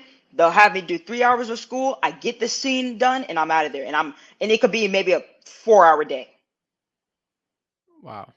So they filmed like about like the filming took about 3 months. So how many like days do you think you specifically had to film? Well, that's a good question. I'm gonna say most of it, maybe like 2/3 of it, probably, because a lot of it, like episode 5 and 6 and 8, I wasn't in at all. So during that time, I either came back to Los Angeles or I was doing a lot of school just to catch up and get my 3 hours of school done like that, or practice training. So I'm gonna say maybe like 2/3 of it where it was me filming. Okay, that's still a lot. Yeah, oh yeah. It's still alive, and I just had a really great experience with all of those cast members and crew. It was awesome. Yeah. So in season 4, episode 7, this is something like I actually didn't notice like until recently. When you freeze frame on Kenny, like I believe this is like in the middle of the episode. This is right before Anthony and his bullies chase Kenny into the library. Kenny is signing a sheet that says basketball tryouts. I didn't notice that, but now that I'm thinking about it, it makes sense. And I'm starting to wonder, if he's signing up for the basketball team, like that's going to take some time, like, season 5, like, so, okay. Hey, who knows? so whether or not it happens, like what do you think about that theory of Kenny being on the basketball team and like having been in Cobra Kai, like using that mentality for Cobra Kai? I love that theory. Because of course, he would try to incorporate that mentality into the basketball tryouts and the basketball team and the basketball league. He would just try to destroy everybody with that Cobra Kai mentality. But no, I love that theory. But the funny thing is, I had no idea that people freeze framed on that. And when I first saw it, I was like, the basketball tryouts, huh? Okay, that's cool. That's cool. It's opening up for more opportunities in the future. So I was like, who knows what could happen? Is that's what you thought when you first saw that? Like, they're like, this could be something for the future. That's exactly what I thought. And I had no idea that people actually freeze frame just to see what I was signing. And that's what I was signing. Dallas, everyone's gonna freeze frame when it comes to Cobra Kai. You gotta be ready for anything. I realize that. Yes, for sure. Everyone's freeze framing and zooming and all this. It's a little creepy when you think about it, but but it's cool though. We love the Cobra Kai fandom. It's incredible and it's very strong. You did meet Dallas right before Cobra Kai, right? Didn't you audition for something together? Yeah, we both auditioned. We met each other in LA for a mix and match or like a chemistry read, and I remembered him. So when we met, I was like, "Oh, hey, that's right. We met, a while, like 2 years ago." But he didn't remember me. That's okay though. But I felt like I already knew him. So he's like, "Hey, you." Yeah. I know you from the thing. We did that thing. It's like you're remind me your name. Yeah. That's okay. Did you know that they were like announcing that, like that big announcement? Because that was you had like your own, like Una and Dallas joining the show. Did you know like that they were gonna do that? I think like an hour before. They don't really tell me anything. But I was excited for that to come out. I actually didn't. After I got the part, I didn't really hear anything from Cobra Kai for like 2 weeks after. So it wasn't until the Deadline article came out that I realized, okay, wait, this is actually happening. But I don't think it fully sunk in until then. Yeah. So how did you get the role of Devin? Well, we actually we got the audition on a Friday. I practiced it for like 10 hours with my mom. I'm pretty sure at some point she had to stop and drink a martini. It was a lot of work. But I was really excited for it. And then we sent it in on a Monday. And then I got the part on a Wednesday. It was crazy. It was so fast. And I didn't do like a callback or anything, which is usually like pretty standard. So I was so surprised. Wow, that's amazing. And this is your first like big acting role, right? Right. Yeah. This is my first time on like a real set or anything. So. Oh, that's amazing. Yeah, and I mean, what better show to start with than Cobra Kai? I know, right? It was like my favorite show too because Really? we binged the whole thing as a family. A couple weeks before I even got the audition, so I was actually like rewatching it for a second time, and I was over the moon. You were rewatching with no idea. No idea. Oh my! But I always God. knew I'm like Eagle Fang at heart. Oh my! Were you really? Yes, of course, Team Eagle Fang all the way. Oh, so that must have been perfect. Yeah. What scene did you audition with? There were 3 scenes. The debate scene, where you first see Devin. What was the second scene? Oh, the second scene actually isn't in it. But it's like Johnny and Miguel recruiting me at the high school after the debate. And then there was another scene. Oh, yes, when I first enter the dojo or the warehouse, more like it. Oh, wow. Yeah. Okay. Yeah, I was actually going to ask you because we didn't technically we never saw Devin get recruited. It kind of just like it was just implied. Did you film that or was it just for the audition? We actually didn't film it. I think they ran out of time. So they had to cut it like a day before or something. Oh, really? So we got ready to film it. I practiced it a lot. But that was a fun one. I'm kind of sad we didn't get to do that. But it was a lot of fun filming all the other scenes. Yeah. What was that scene like? Like what happened in there?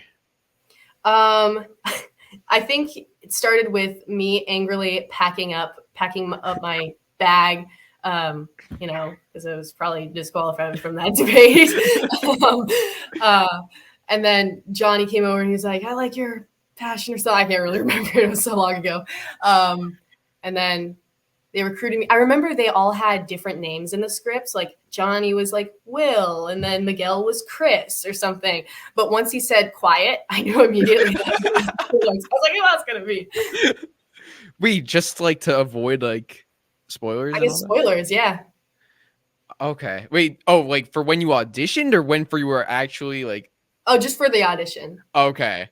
Okay. Cool. Wait. So that means would he have quieted you twice? Yeah, I think so. Back-to-back episodes, back-to-back scenes. How did that feel, by the way? Because I mean, that's a very iconic line. Not many people get quieted by Johnny Lawrence. How did it feel to be a part of that company? It was so scary. It was so scary. I think I legitimately jumped every time he said quiet, even though we did it a billion times. Yeah, it was a lot of fun. I was at a Comic-Con and he was there and like I was like talking to someone like in the distance, like far away from where Zabka was, and like we're talking and everybody's talking and all of a sudden you hear quiet and the whole place goes like a fan asked him to say. So funny. That's awesome. And then it was just a loud applause. Oh, that's great. It was amazing. So I'm curious, with Devin, we get a glimpse into her character of how like she does debate, so she's very smart, but then she also has like that fierce edge to her. She says she doesn't make the mistake twice, with the karate. I'm curious, did John, Josh, and Hayden like give you a little backstory for the character, why maybe she is the way she is, or did you create one of your own? It was kind of just me making stuff up, but I think in season 5 we'll dig a little deeper into that. Yeah, I won't say too much about that. Yeah. So what was in season 4, what was your maybe scenario? Like what did you come up with for the backstory? I figured she was really hard on herself, and just a super competitive person.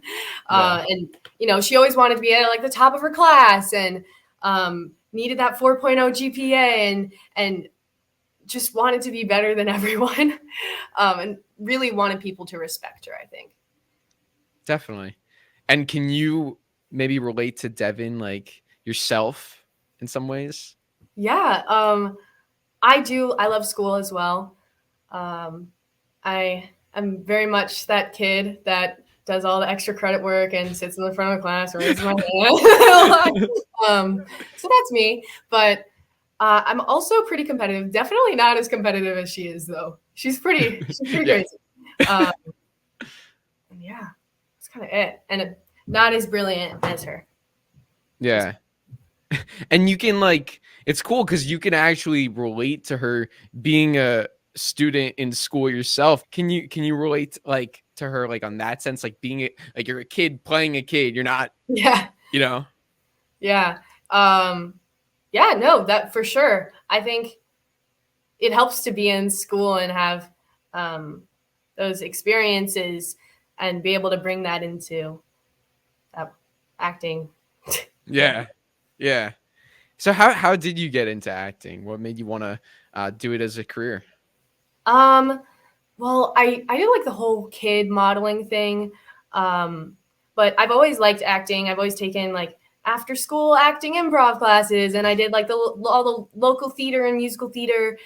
But Cobra Kai was my first time on set. So Yeah. So you did musical theater. How like big a part of that is in your life, and like is that something you want to like do in the future with acting? that would be amazing. I'm a huge musical theater nerd. I will listen. I probably have at least 5 entire shows memorized. Really? Yeah. Yeah, I'll just play the Hamilton soundtrack and I'll know what song comes next. But yeah, I love musical theater. I'd love to do something in that. It's cool that they made a Karate Kid musical. I'm super excited for that. I was just gonna mention that. You gotta check that out. You gotta check that out. You would love it. The music in that is really good. Did you get to meet the people in that? I did. I saw the musical 4 times. Oh my gosh, that's so cool. I know. It was amazing. I mean, you have to really love it to see it 4 times. I thought it was great. It was so good. If you're a musical theater nerd and Karate Kid, Yeah. it's 100%. perfect. I know. It's on my list. I gotta go. Yeah, definitely. I'm curious, did you have any martial arts experience going into Cobra Kai or no? I took Taekwondo at like Korean school as an elective when I was in kindergarten. And then, you know, in gym class every now and then, but that's about it. But now I totally love it. Let me ask you, how is Cobra Kai? Because there's so many lessons, so many themes, and so many characters to look on for inspiration. I mean, you've already touched on it, but like, how is Cobra Kai like really? How has it changed your life? I'm not kidding, bro. It for real impacts our lives. Like firsthand. I mean, dude, if you really pay attention to the show, every minute they're speaking life lessons. Every single minute, it's another lesson. You know, whether that be from every dojo has something. Like obviously, Kreese and Terry say some crazy ass shit, but sometimes there's a lot of truth to their stuff. Like even Terry saying like, let go of all fear. Like you can't be fearful is real. Like, I mean, hell, Yoda says the same thing. Like Yoda says, you must let go of everything you fear to lose. You know, and some of the main ones obviously would be confidence. You know, watching Johnny take in these kids that are nerds or that are, you know, and making them so confident is so awesome to me. You know, and it honestly reminds me a lot. In high school, I was in band, and like I was in percussion. I would just mess around, like I wasn't actually good. But I would love like the more quieter kids and the kids that, you know, you don't really see messing around and having fun a lot. I would love to kind of band them together and like we all like, you know, I see them kind of become outgoing and gain confidence, you know, because like I would always bring them, like I would always try to talk to them and involve him in whatever jokes I had going on. So that reminds me a lot of Johnny. Like I love that, because even like I said, my filmer, he was very quiet, and like when we first started hanging out with him, he wasn't really in our jokes, and he wasn't really like he didn't feel he didn't have that sense of confidence yet. And I've seen him become so confident and become a leader and become badass. Yeah. But that's a real lesson. Now, and then there's another lesson of it can go too far. Like you see Hawk take it too far. It's okay to have confidence, but you never want to become egotistical or become. There's so many lessons. Even I think one of the main lessons is balance. There's no one person is all knowing. No one person is always right.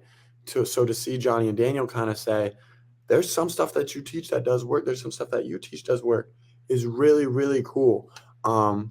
Because there's such a balance.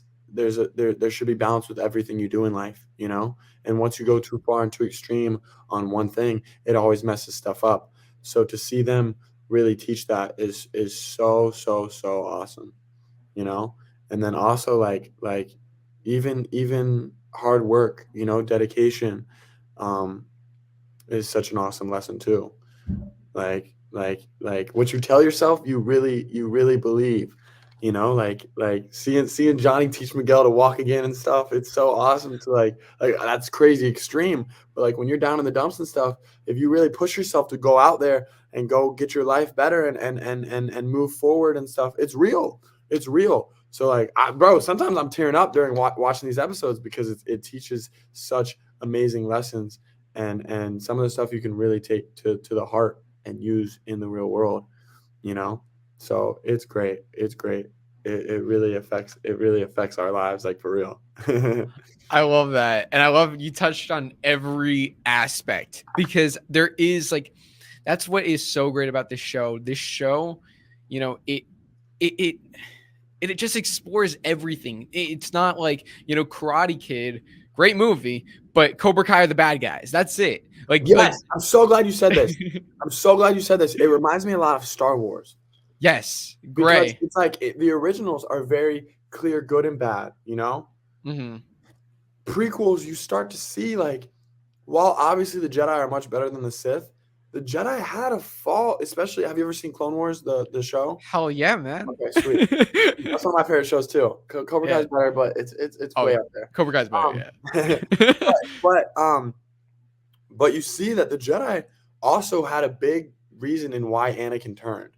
Like that whole Ahsoka thing when she got expelled, or them not really, So you kind of see that it can go both ways. And there's kind of good and evil kind of mixes. Like you see Anakin go back, like there's so much mixing going on. Whereas the originals were very clear, good and evil. And that's kind of what we're seeing in Karate Kid and Cobra Kai. Is Karate Kid, it was very obvious, like back in the 80s, I bet Johnny's the bully. Like everyone said it, Yeah. But now it's kind of, there's always two sides, and there's always, sometimes it's not so black and white. Sometimes there's a middle area, and everyone has a point of view, and no one's always right.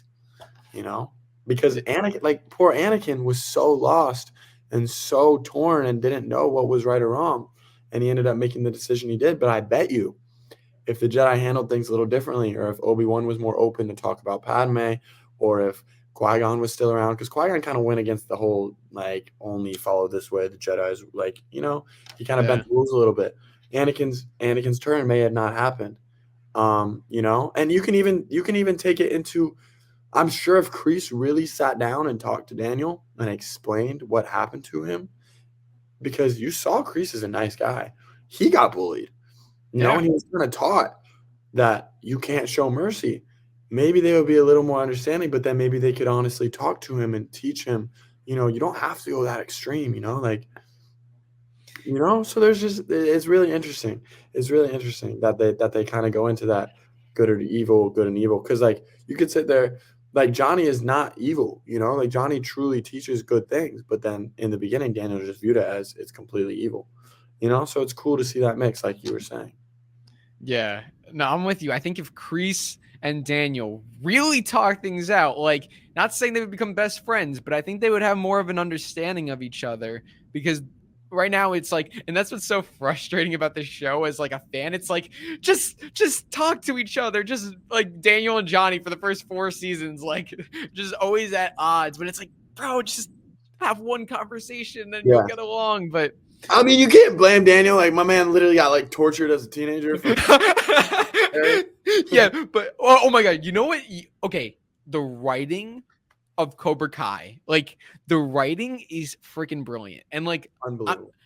I'm not even talking like okay, the overall story is amazing, but certain like little things that they do, like little things, are just like chef's kisses. Okay, so like one, and the fact they can take so much from the original films is crazy. Like the fact they built Kreese into such a character with the backstory or with all these characters' backstories is unbelievable. Even like Terry Silver, like they took a villain from the movie that wasn't that dimensional in Karate Kid 3, you know, like it was just this big bad guy, and now they're really showing him, like they're showing, okay, he went away from that life, he like moved on, Kreese brought him back, he has this loyalty thing he has to try to prove. It's so they can take little stuff from the originals and then make them such big stories, which is so awesome.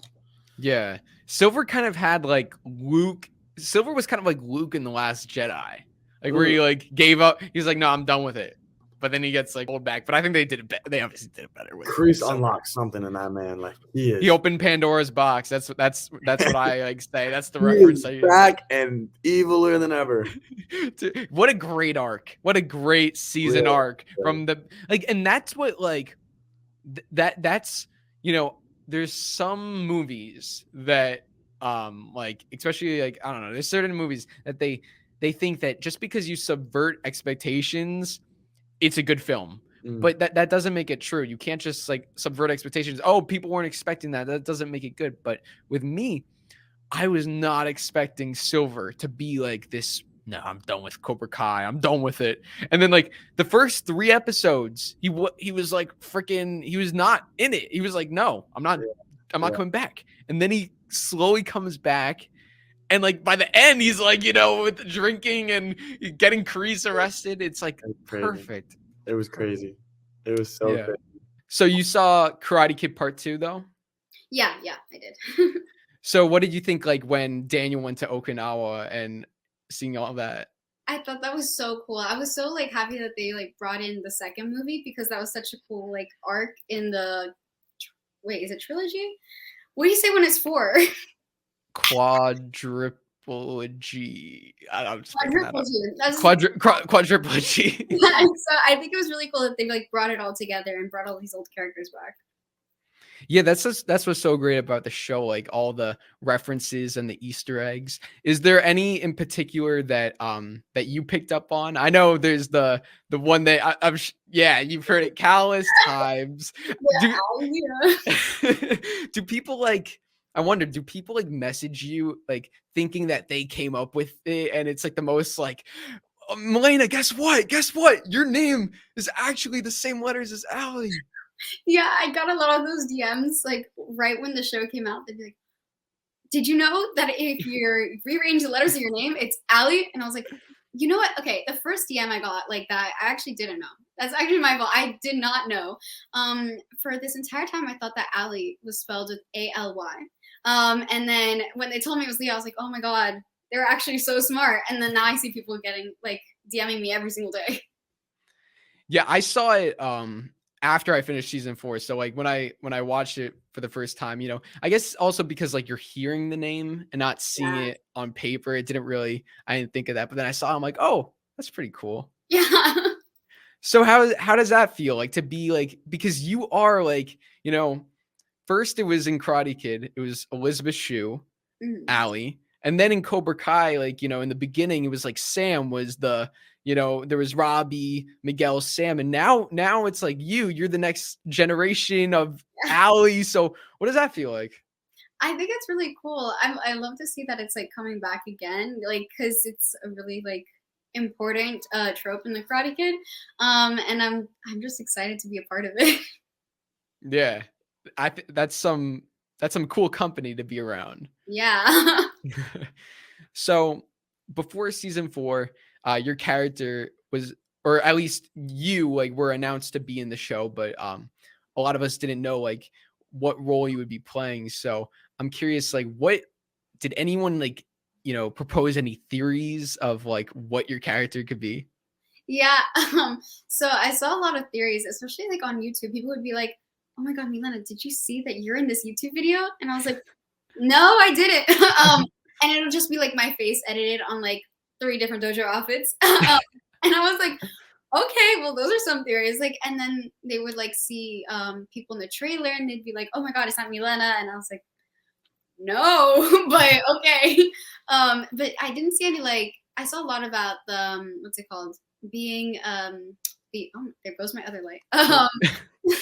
Like being oh my God, why can't I remember? Julie Pierce, Yes. like, daughter and everything. I see a lot of that, definitely.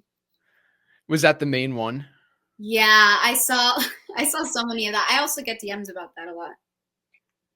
Are people still convinced that you're Julie Pierce's daughter? I saw one today, so I'm pretty sure. Yeah. Today you got a message. Yeah, I saw one, and I saw one of my posts on my Explore page. I saw. Oh my God. Yeah, people want to it's funny because like people will like go as far as saying like, Miguel is Terry Silver's son, or Yeah, I see it. Oh my God, yeah. I see so many of those. But at the same time, it's not, I wouldn't say it's too unrealistic to put like you as Julie Pierce's daughter because you're a new character. That's so true, yeah. And I think I see it. It's the bangs. I think so. yes, definitely the bangs. Were there any other like characters that maybe people thought you were related to? I saw a lot of being like Sholo's younger sister, like, and I was like, maybe we would have seen if Sholo had a younger sister. Like, I'm not sure, but yeah. Oh my God, I'm sorry if you can hear my dog. That's all right. I have a dog too, so I get it. Yeah, I'm sorry. Is he enjoying the interview? I guess so. He's applauding. Okay, cool. What's your dog's name? Cooper. He's pretty old. He's like 12. Oh wow, what kind of dog? He's a dachshund, a wire hair dachshund. Oh my God, here he is. Hold on. Yeah. Aw. He's like a little messy right now, but I don't know why he's working.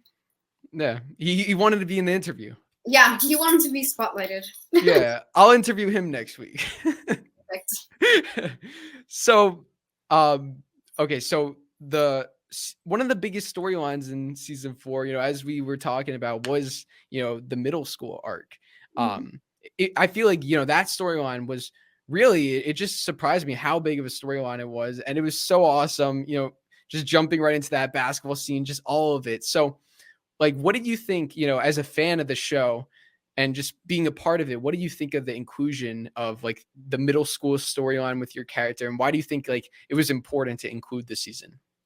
I think being with a younger audience, and reaching out to a younger audience, especially with the middle schoolers, and then transitioning to high school, which is a whole different thing that hasn't been highlighted in Cobra Kai yet, which is very difficult for a lot of people. I know I'm now a freshman in high school, so I know that transition and everything. It's difficult, and I'm glad that they're like representing it.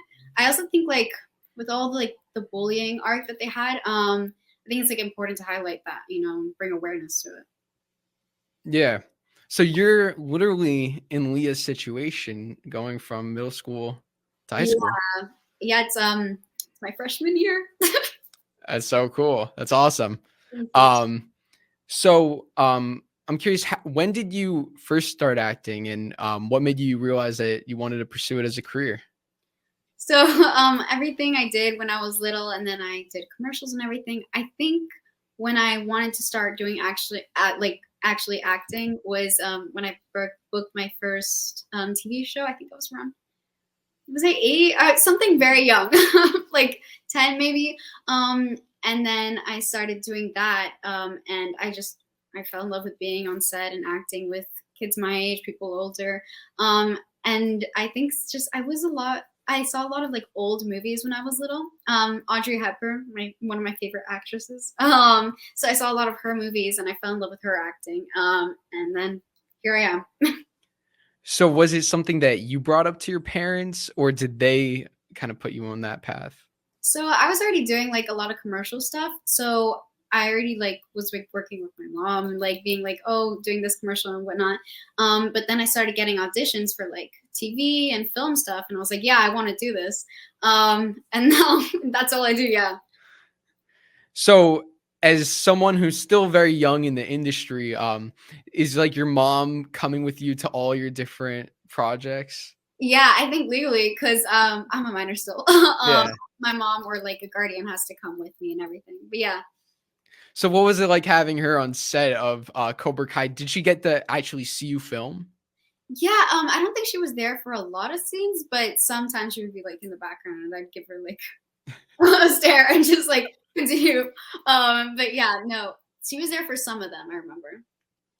That must be nice, especially like at first, like, joining the show, not really knowing anyone. You had her, right? That's true. Especially traveling, because like I don't live in Atlanta and everything, so I definitely have to have someone there. Yeah. So did you, when you got to set, did you not know anybody? No, I did not know anyone. It was definitely like all new, and especially filming during COVID, it was extremely different because that was the first set I'd been on since COVID. But it was really safe overall, so I was glad. Yeah. And so when you got the role, did you contact John, Josh, and Hayden? Did they contact you, or did you meet them on set for the first time? So I know they were on set and everything. I want to say that like I got like emails and everything between like crew and everything telling us all the COVID protocols and everything and all the instructions and just welcoming us to the show and everything. But I don't think I ever actually met them until set. Cousin Vanessa fight scene in season 6. Honestly though, would you be up for it? I want to. Like I feel like she would have a fight scene, but maybe not in the way you'd expect. Like she wouldn't be like, oh yeah, I trained and this style of karate. I just, she's Italian and she's from Jersey. They know how to fight. Yeah. She's a tough cookie, and I love her. I love her for it. Yeah, I want to know about the accent. Like how long did it take to get that accent down, and how did you prepare for getting into the character? Yeah, the accent didn't take too long. My homework was to watch what Bret had done in the show, Bret, who plays Louie, Ness's brother. So it obviously has to be believable that these two grew up together and interact and they bicker, as siblings often do. So I remember when I had a Zoom call with the 3 creators of the show, John, Josh, and Hayden, before I filmed episode 408, they said, they have to be 2 peas in a pod. So my homework was essentially to watch videos of Bret in the show and kind of get his mannerisms and get the level of his accent. It didn't feel like I had to do a ton of work to find it. I mean, I am Italian and I grew up in New York, like I said. So on the spectrum of Italian Americans, I'm not quite at the level that Cousin Ness is at, but I have an understanding of that. And it's something I can tap into very easily. So it didn't take a ton of work, but I did my homework in making sure that hopefully she and Louie would feel like a seamless interaction, because he's already an established character on the show and she was being introduced 4 seasons in. So I didn't want it to feel like, oh, this is like an SNL interpretation. Like she feels out of place, even though she is out of place. Their world needs to feel organic. So that was my homework and how I kind of found the level of the accent. And then once the accent is down, the mannerisms just kind of, the physicality of it starts, like this is me talking as Julia, but if I talk like Ness, like the hands kind of start going and it just happens. I love that. Your body gets like possessed. It's like very strange. So that kind of came naturally once the accent was in place. Yeah, that's great. Yeah, you do such a great job because, as you mentioned, you came in season 4. All of these characters, like the whole LaRusso family was already established. You have to come in and like make it like, oh, I've been a part of this family, and you're there. You're a LaRusso.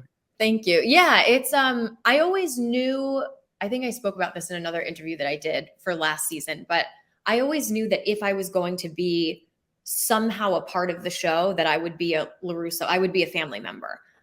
because the writers and the creators of the show just felt that because I'm related to my dad and people know that we're related and we look so alike, they felt it would be strange to have me be a part of the show somehow, but not be a LaRusso. Yeah. So this is just something that made sense. And they, like I said, they never miss. The writing is just so incredible. And I remember when I had heard the idea for this character before season 4 started filming, obviously, but until you have a script in front of you, you don't really know the tone, you don't know specifics. And then when I finally got it, I was like, oh my gosh, this is going to be just so much fun to play with. And I love being Ness because she's just so, the way I see her is like, she's so unapologetically herself, even though she is a stereotype, but then at the same time, she's not. And it's so fun to be her. It's like, you kind of can't go too big with a character like that. And it's fun. It's a different flavor. Yeah. So what was it like working with your dad? Like, I want to know, because I mean, that scene, like you're really like berating him on his parenting skills. Like that must've been fun. Like, especially because he's your dad, you're like kind of making fun of it. Like, yeah. What was that like? It was very meta. I mean, we have such a great relationship. I'm very close with everyone in my family. And again, it comes down to great writing. And it was great. I mean, that was the first time that we had ever worked together on screen. We had done one show together on a stage called Celebrity Autobiography. And we had done that together before, but that's a show that's very much for your audience and you're reading other celebrities' autobiographies. It's kind of like sketch comedy. This was the first time that we were acting as like not playing ourselves, acting as other characters on screen. But it was, when we were doing it, it was very, we were in the moment, we were focused on the work. We weren't like between every take, like, oh my God, can you believe this is happening? That hit me later, like after I had wrapped, when I was flying back home. And I was like, did I just do that? I mean, you get the script a couple weeks before, then before you know it, you're flying down, you're filming, it's all happening, and then it's over. So the emotions hit me later. But it was great. He's a joy on and off screen. I love him to death, and getting to work with Courtney and even Randy Heller, like it was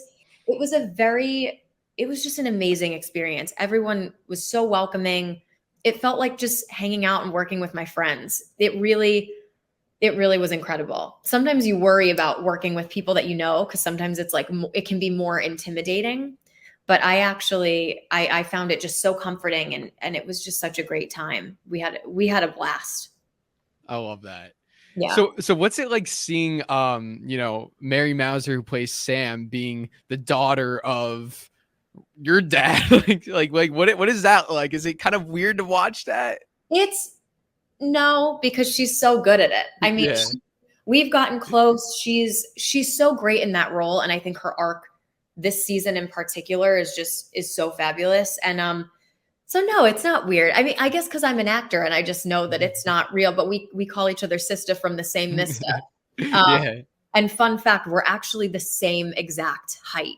Like we found out down to the 1/4 inch. We are the same height. So it's a sign. But she does such a great job with that role. And so is it weird? No, it's not weird. I love their interactions on the show. They've had some really beautiful moments.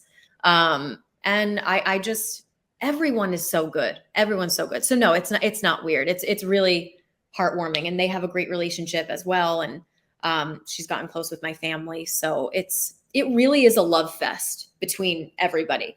Everyone is just so wonderful that works on the show. Cast, crew, creators, everybody. It's just a big love fan fest.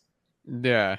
So I found this really cool. When I spoke to Drew Gasparini, the composer of the Karate Kid musical, he told me that you guys worked together before he was even announced as the composer. So can you talk about how you met him, how that came to be, and how you found out that he was going to be writing the Karate Kid, the musical? Yes. So I love Drew. He's so talented. And we were working together on a show called Skittles, the Broadway musical. This was back in 2019, I want to say, like early 2019, in like January, February.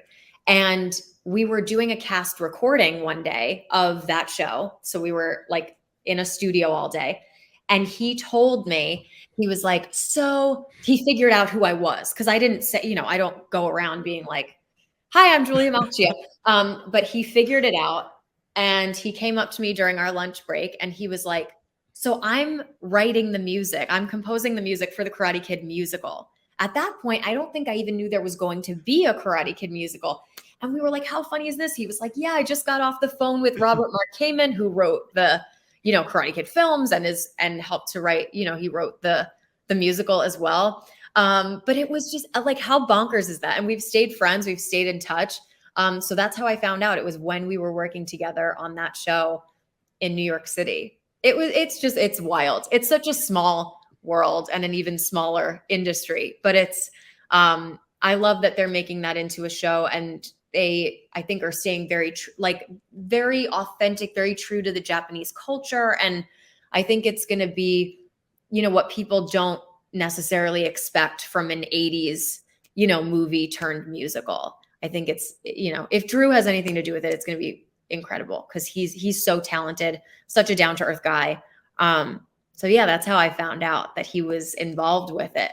And then a lot of my family members, they were into the Karate Kid. They watched it growing up. So when they heard about it, they're like, oh yeah, is everybody back? Like, are the original actors back? And I'm like, yes. And they're like, how did they get that? How did they do that? Oh, I'm definitely tuning in. And then after they'll watch it, they'll call me and they're like, why are you on the bad side? Yeah, so they're super supportive. They all watch it. That's great. It's like they think you're actually the character. Like AJ, why did you hurt that innocent boy? Why did you support him getting his arm broken? Right. But the biggest issue they have with me, like not just my family, but with like followers online and everything, when I helped Hawk spray Mr. Miyagi's car. Yeah. They will not let that part go. And I'm like, y'all, I'm just doing my job. That's what they wanted me to do in the script. Like, it's AJ and Edwin, Yeah, why I have to ask, why did you do that? Because that was a little messed up. I walked in on set and they're like, they passed me the spray can, and then they're like, so I'm thinking we're just gonna spray the fence or something, spray his fence, and like we're gonna spray his car. And I see the iconic yellow car like right in my peripheral. I'm like, we're gonna spray paint that? Oh, they're gonna hate us. They're going to hate us. The fans are going to hate us. But we didn't actually do it though. We just acted like as if we were. But it was still fun. But I wouldn't do that. But Edwin sure does. He doesn't care. So it is what it is. Yeah, so I mean, it's so cool just because like, I mean, you've been everywhere in the show. Like you've been in so many scenes. You've been a part of like all these like really significant moments. So like, I'm curious, like, do you have like a backstory for your character? Did you create your own backstory? Like, do you have like kind of like, why is he like this? Why is he doing these things? And what do you hope like maybe we can like explore more with him? Every now and then I've thought about a backstory for my character, like where he came from. Definitely my start would be watching Miguel beat up Kyler in the cafeteria. Like that's what I would say drew me to Cobra Kai for sure. Because remember in season 1, we dressed like very like not the popular kids, like very, nerdy, quote unquote.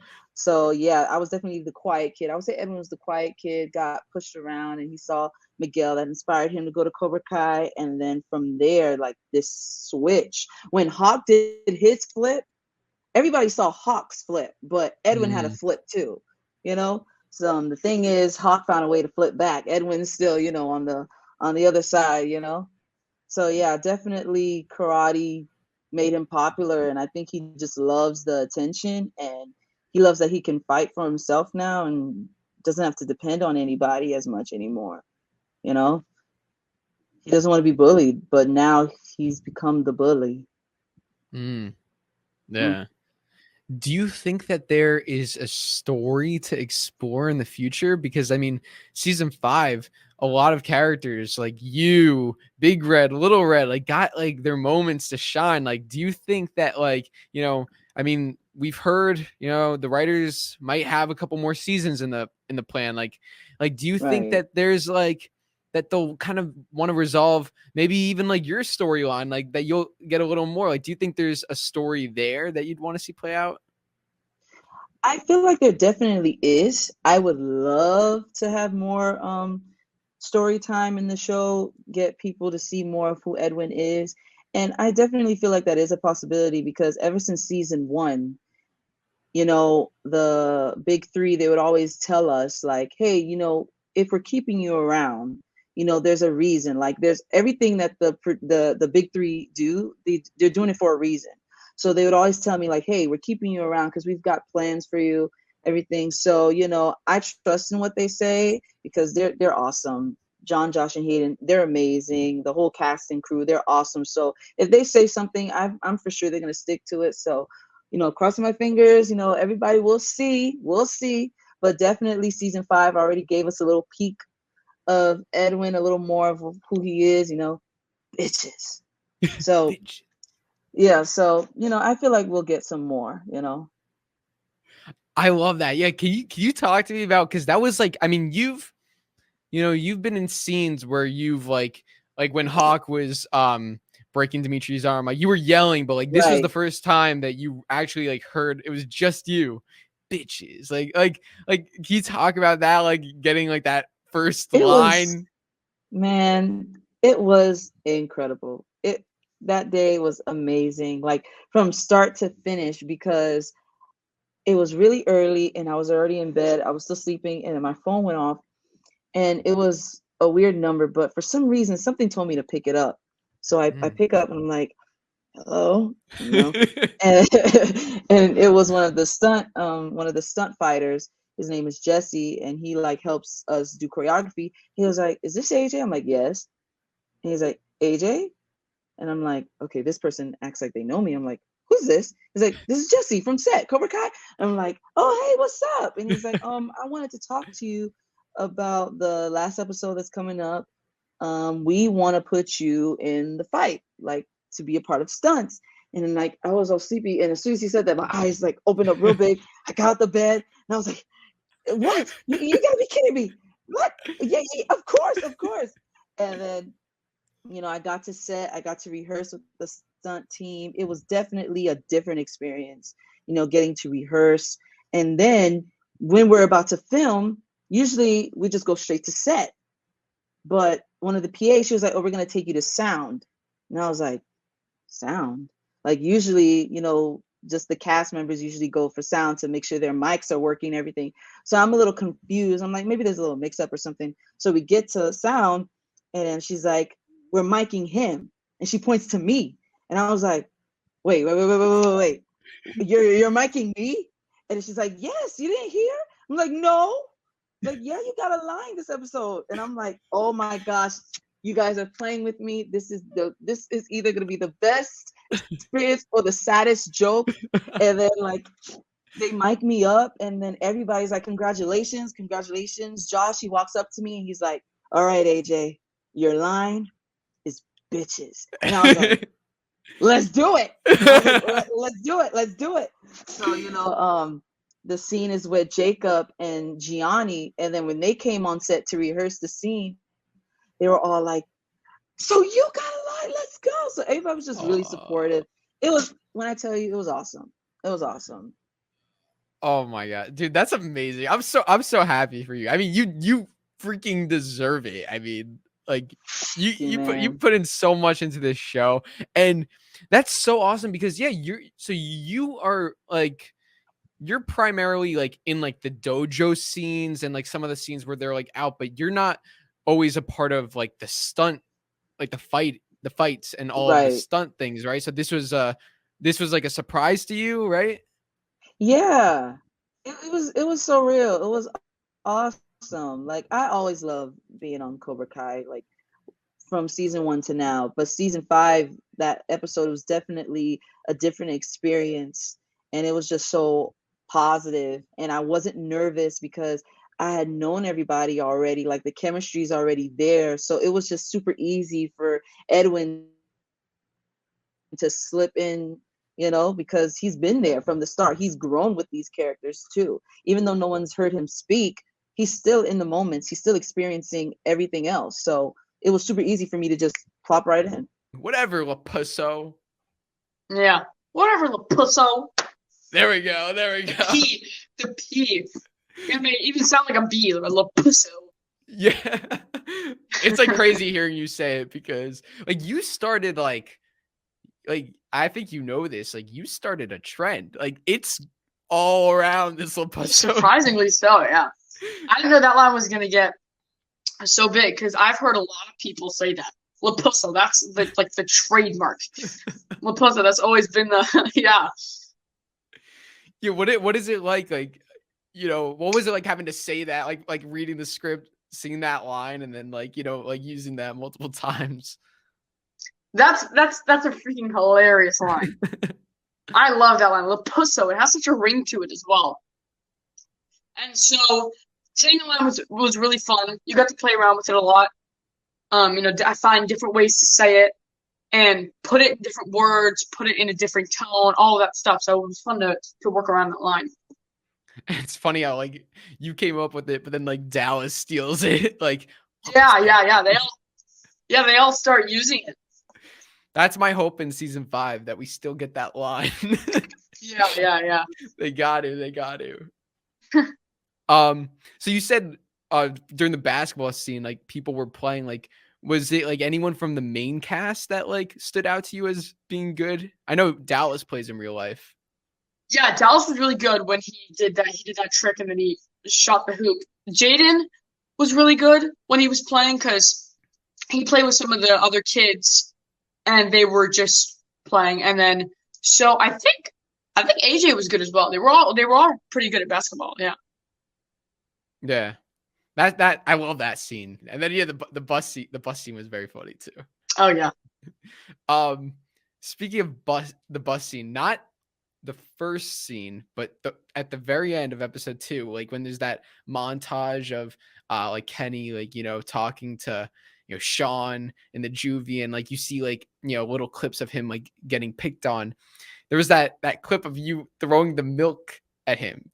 I'm curious, like, you know, because that was you got the throw like right on. Like, was that a one take thing, or did you have to do that a couple times?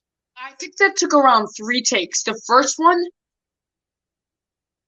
I think it hit the seat, but it didn't hit him at all. Or maybe it went too far. I think it went too far up into the seat above him. Luckily, no one was sitting there. But then we did another take. It either took 2 or 3 takes. But I remember on the last take, I was so focused because there were 2 girls sitting in front of me, and I didn't want to hit them. And so I was so focused, and I threw it. And what's perfect about it is not only did it just crash on his head, but it hit the seat, tilted, and then crashed on his head. And so it worked perfectly. And my cheers with all of them, that was real. I was really cheering. I was really happy about that one. Yeah, like you were happy that you actually got it. Yeah. Yeah, that looked like a really tough throw because also he was kind of like laying back into his seat. So it's not like he was like standing up above. Like you kind of had to like aim over the seat. Guess where he was. And yeah, he was kind of slumped down in his seat. Yeah. So did it like kind of hit him before in a way where maybe like, because I know like he got some like of the milk on him. Did they have to like kind of clean that up, or were all the other attempts didn't really like get him? All the other attempts, I don't think they really got him. No, I think they spilled on other parts of the bus. They spilled somewhere else on the bus. Well, 3 attempts is not bad for that. Yeah. 2 or 3. I can't remember specifically, but it's funny like what they could like what shots they can kind of do over and over, and then what shots, because I know the milk scene from the lot, like with it's something with these bullies and milk. I don't know what the obsession is. Yeah, exactly. We threw the milk at him, and then there's also the milk in the locker. And it's all Zach. That's true as well, yeah. Zach's just like a milk guy. I don't know. just obsessed with milk and throwing milk, and I use milk as a defense weapon, an offense weapon. Maybe like he's actually trying to help Kenny. He's like, listen, I know like you play basketball and it's important that you drink milk and stay hydrated, healthy. Yeah, right. Here, let me help you. If I pour milk on you, that'll make your bones stronger. You just gotta at least try to get it in your mouth, so then the more milk you drink, more makes your bones stronger. That'll help you with your life. So what does Zach do with the locker scene? Does he go to the grocery store and buy like 30 gallons of milk? Like, I don't know. I don't know how Zach even managed to get all that milk in the locker, have it spill all over him. Were you there for that? The filming of that? I was not there for that. No, I wasn't there for that. I saw it, but I wasn't there for that. It's remarkable because like they only had one take to do it, and they got it right on the first take. Oh, really? Yeah, I spoke to Dallas, and it was one shot because if all that milk spills, like they would clean it, put it all back, and yeah, and then he said he only had like 5 minutes left to film in the day, so oh gosh, that was rough. Yeah, definitely. I'm curious, like, were there any scenes because because you are like, under this very tight schedule, sometimes you could only do this for a certain amount of time. Like any scenes where like that like kind of stood out in particular, you kind of had to like rush it in. Maybe you had to do this a couple times. I think doing that Balboa Park scene, because that was a night shoot. Yeah. I think we were definitely running low on time because I think it took us a while not to get there, but for them to get it all prepared. We were kind of waiting there for a while. I think also filming maybe one of the school scenes when we were running down the hall, chasing after him to the library. That was the last scene that we all shot together. And so, we were all running. I looked like such a dork running. But when we were all running, I think that was the last one because we were trying to all get it right. Because some of us were maybe tripping a little bit, some of us were laughing running, and so I think that was the only one where we didn't have a lot of time to film it, along with the Balboa because it was a night shoot. So the last scene was just you running; it wasn't the fight, or was it both? The last scene that we shot was, at least that I can remember, was us all running down to the library. So it wasn't the fight. We shot that on different days. Where, we shot the library on one day, and then we shot us running to the library on a separate day. And I remember after running that way, we were all breathing heavily. Are we done? And they go, that's a wrap on all of them, or some of them. I think it was me. I think Griffin had some more to do, but it was me, Jaden, and AJ who were all wrapped. Okay.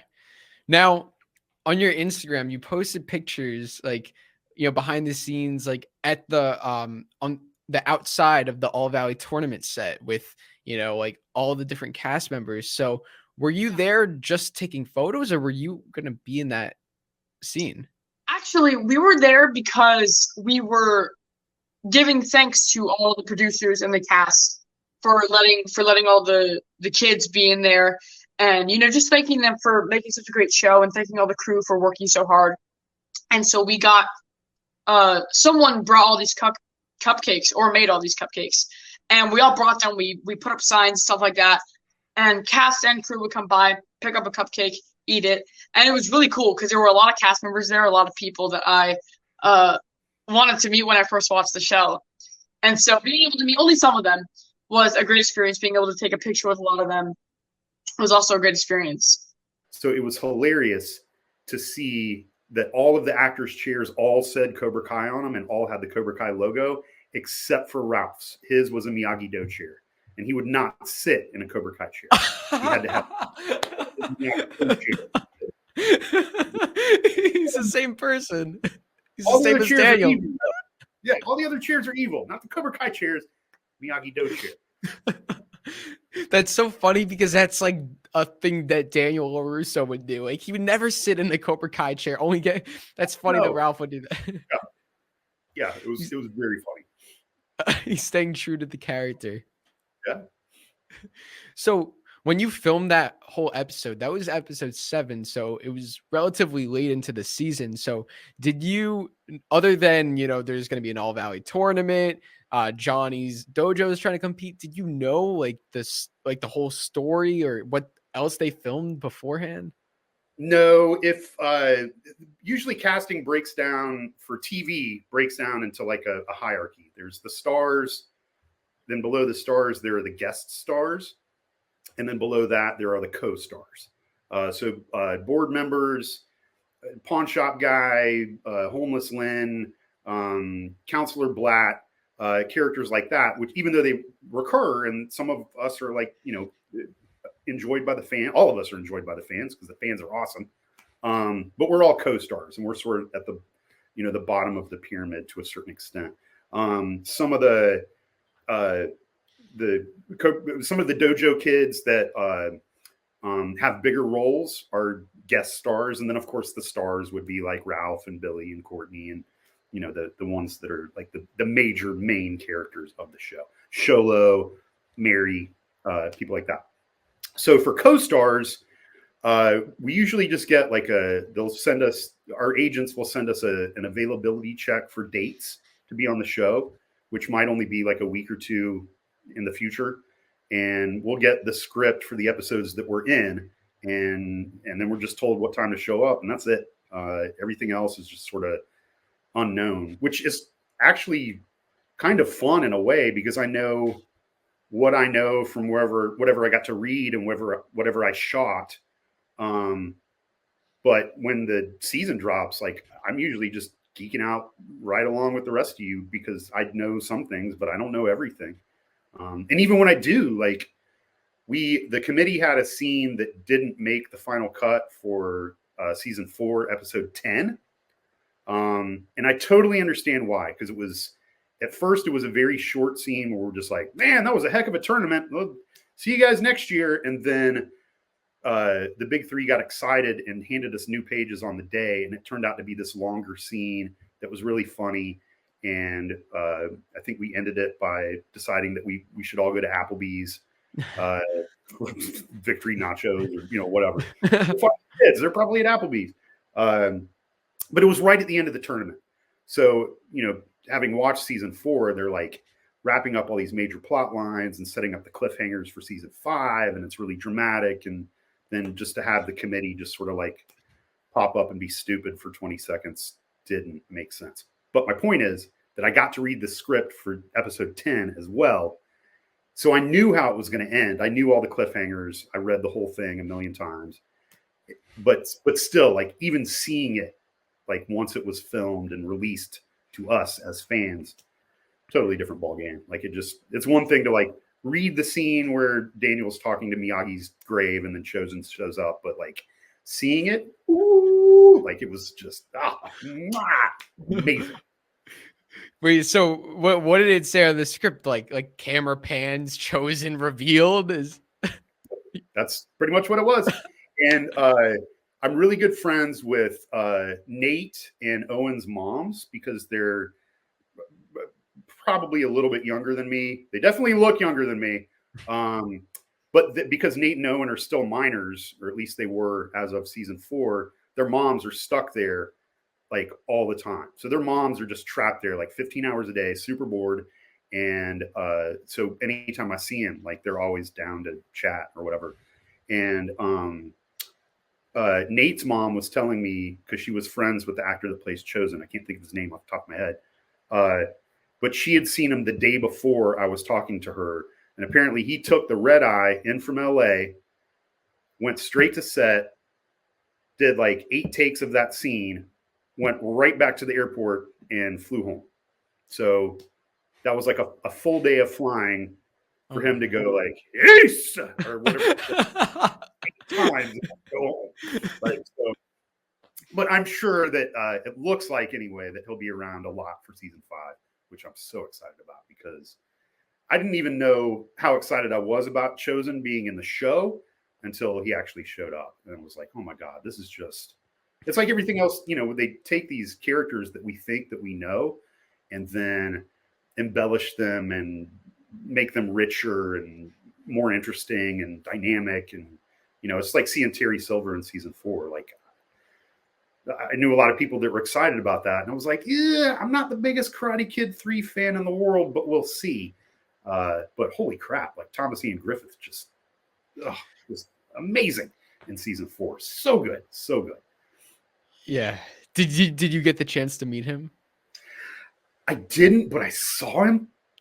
I was like maybe like 15 feet away from him.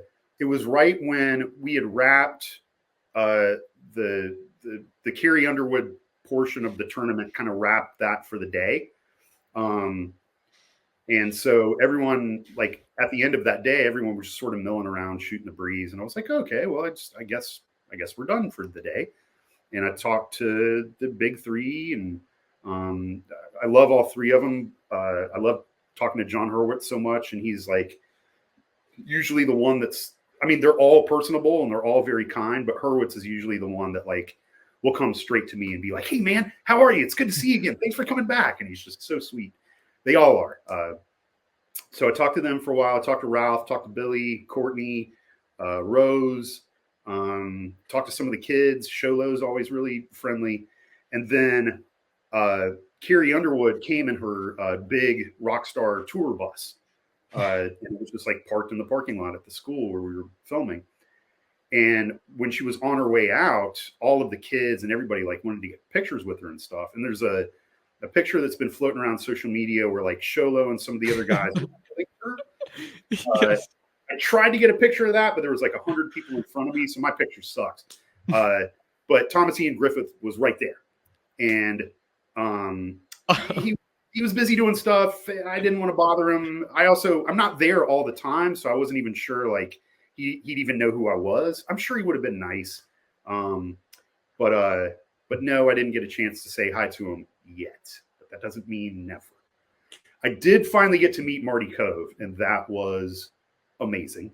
It was during filming of season 4, and I was at my trailer, which are the committee members' trailers. The co-star trailers are not as fancy as the other trailers, and they're sort of in the back.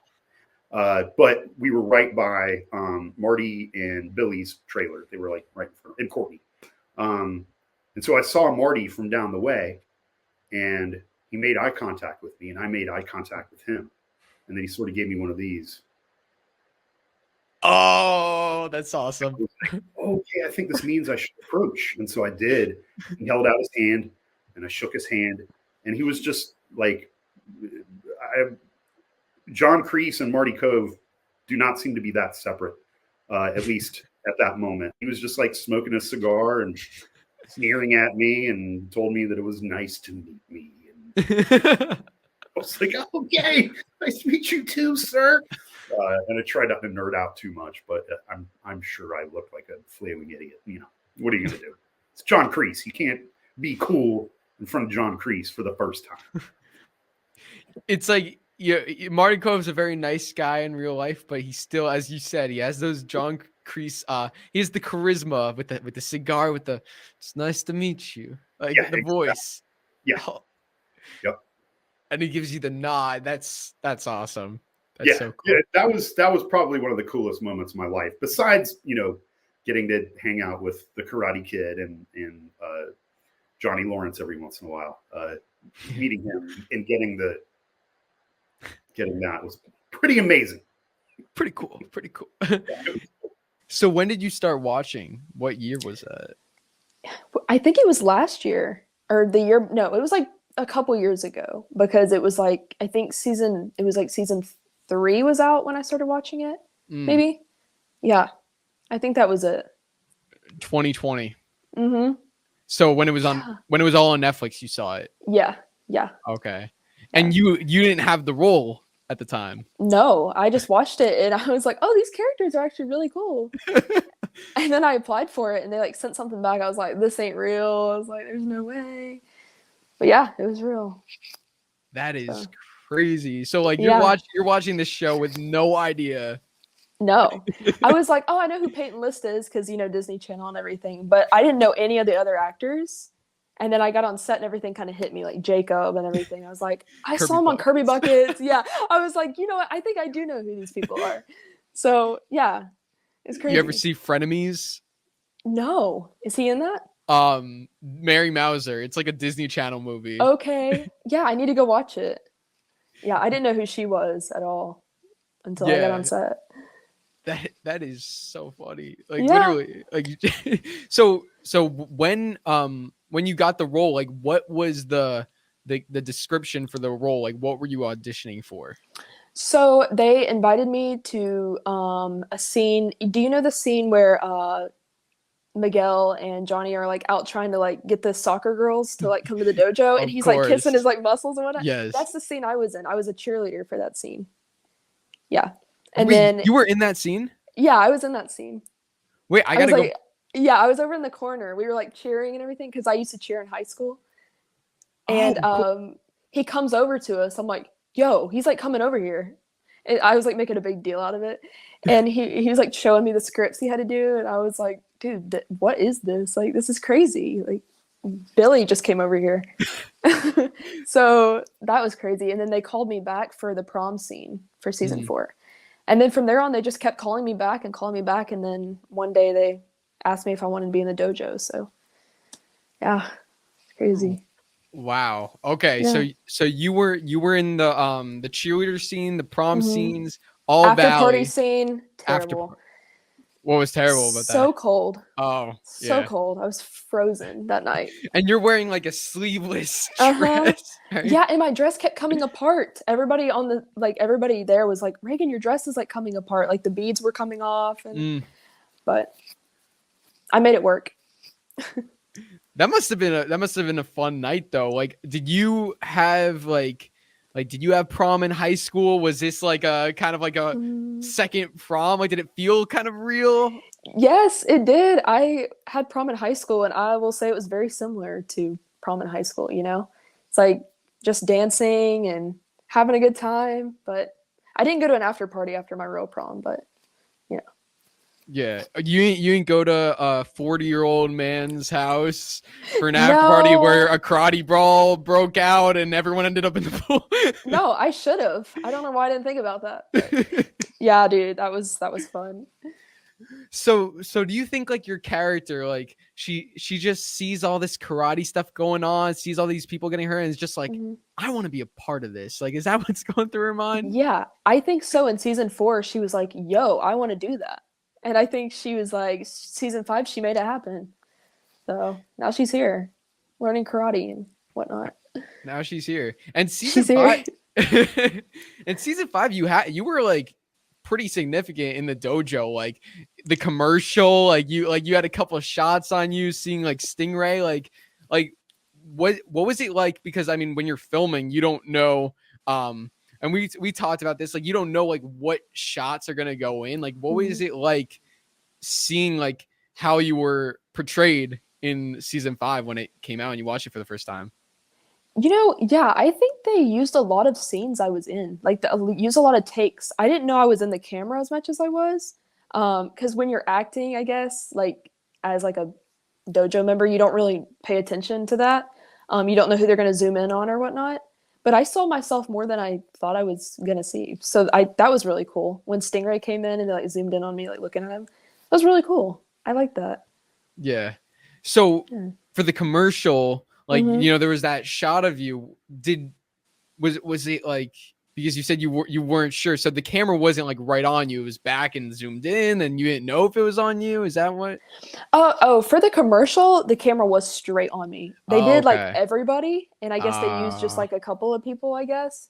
And it was so cool that they used my take, because they did that with everybody, and I was like, oh my god, this is so sick. Like right in the opening seconds. Yeah, no, it was sick. My mom sent it to me, and I was like, what is this? She sends it to me, and it's like me going, hi. I was like, wow, oh my god. Yeah. That's sick. That's sick. So like what is the reception like since season 5 came out? Like, what's the reception been like, you know, from the fans, like the messages you received and all the love? Like, what's it been like? You know, it's been way more than I thought I was going to get. when I posted my Instagram picture, I gained over like many followers on Instagram. And I've gotten a lot of DMs from people. I'm just gonna say the Cobra Kai fan base is wild. Y'all are wild. Y'all are wild. Oh, but is that good or so bad? awesome. Good. It's Uh, amazing. I love it. And I never thought I would like get anything like Yeah. that. And they send me stuff and I'm like, oh my God, this is so cool. Like some people are like, you're like my favorite like Cobra Kai girl. And I'm like, this is so sick. Like, thank you so much. It means so much to have that like support. So yeah. No, the Cobra Kai community, the family, the fans. so supportive, such loyal fans. Yeah. And you don't really, I mean, sure, you have a couple of people here and there that are whatever, but then like for the most part, it's a very like everyone's pretty nice, pretty supportive. It's cool. I've gotten no hate comments, so that's really awesome. That's good to see. That's good. That's Yeah. good. Yeah. So how did you get into acting and what made you want to pursue it as a career? You know, ever since I was little, I've always wanted to do something like in the public eye, but I never knew like what it was. Like it's taken me a while to figure that out. But, you know, like a couple years ago, I was like, you know what? Like I want to be an actor. And people around me were like, what? Like, okay, I don't know about that. But I was like, yeah, like I want to do it. I think that it's like for me, my mom says I have that look as an actor, I guess. So yeah, I just kind of pursued it. And I saw like Millie Bobby Brown, I guess, was the person that really was like sparked my interest. It's like, I want to do that, you know? And I started doing it and I've gotten farther than I really thought I was going to get so far. So it's really cool. Yeah. Was it Stranger Things that you saw that made from? Yeah. I was like, acting is such a cool thing to express your feelings and to express like a character. It's like, it's so cool to me. Yeah. So what was it about her that inspired you? Like you had no interest in acting until her? Is that? I had a little bit of interest, but she definitely like, you know, like helped me like get into that because I don't know. I like the way she acts and everything and just like having cameras like on you. I love that. I don't know why. Some people don't like that. And I have anxiety too. You'd think I would like not be like that, but I do. I like that, like, you know, I don't know. I don't really know what it is. It's just cool to pursue. Yeah. Because you could be whoever you want. You could do you can express anything, any way. Yeah. So what kind of roles would you say you like are most interested in playing? Morgan Stark, Tony Stark's daughter. I love Marvel so much, and I want to be in a Marvel movie as a character something, dude. Like, yeah, I don't know. Wait, excuse my lack of I'm not the biggest Marvel. You made that character up? No, that's his daughter. That's his actual. Oh yeah, in the movie. Yeah. In the oh, okay. Yeah. Sorry, guys. I'm not. I like the Spider-Man movies, but I don't really. You get canceled now. Listen, your fans are like, "What the heck?" I'm the Cobra Kai kid, not the Marvel kid. What went into that decision to kind of do a new version of You're the Best? Well, we did it because we don't want to get locked into the original song. Say somebody wanted to use it, but they have to get permission from Universal, and we have our own version. So it's very similar. So we would be allowed to use our version. And you know who wrote that? Ali Willis co-wrote that with Bill Conti, and Bill Conti wrote the Rocky theme. And they had me sing it because they knew that Sylvester Stallone liked me. Now, it didn't make Rocky 3 because Eye of the Tiger by Survivor was the song for Rocky 3, which is another great song. But the director liked it so much. He was directing the Karate Kid. He put it in the Karate Kid. That's how I was able to get it in there. Yeah, but you originally, when you recorded it, it was meant for Rocky 3. It was meant for Rocky 3 because if you listen to the lyric, history repeats itself. Try and you'll succeed. Never doubt that you're the one and you can't have your dream.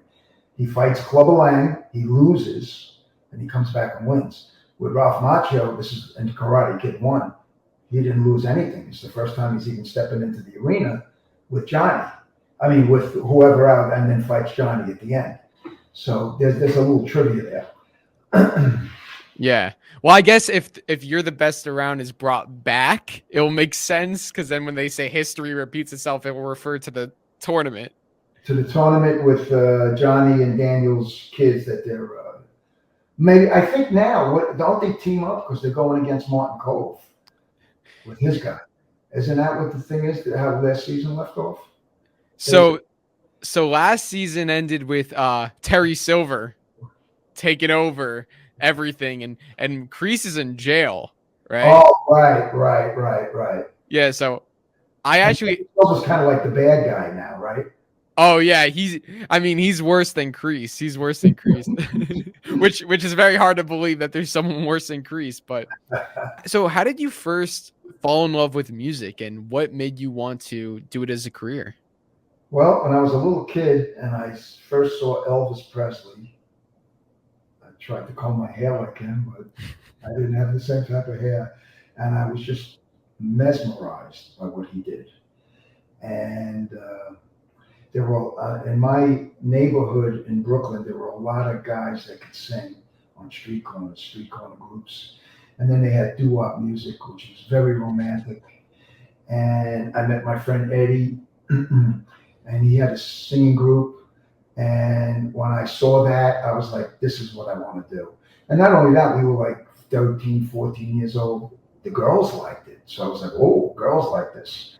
So it kind of evolved that way. And then we started working in clubs and we started making money. And I was like, this is it. I mean, this is definitely what I want to do because I knew I could sing, you know, and that's basically how it started. Yeah. Do you remember the first song you ever wrote? Yeah, there's a song called Put Some Sunshine in My Cloudy Day with Eddie and his brother in his mother's candy store. And when the Beatles, you know, we were a singing, dancing group. And then when the Beatles came out and the Rolling Stones, we decided to pick up instruments and started to learn how to play.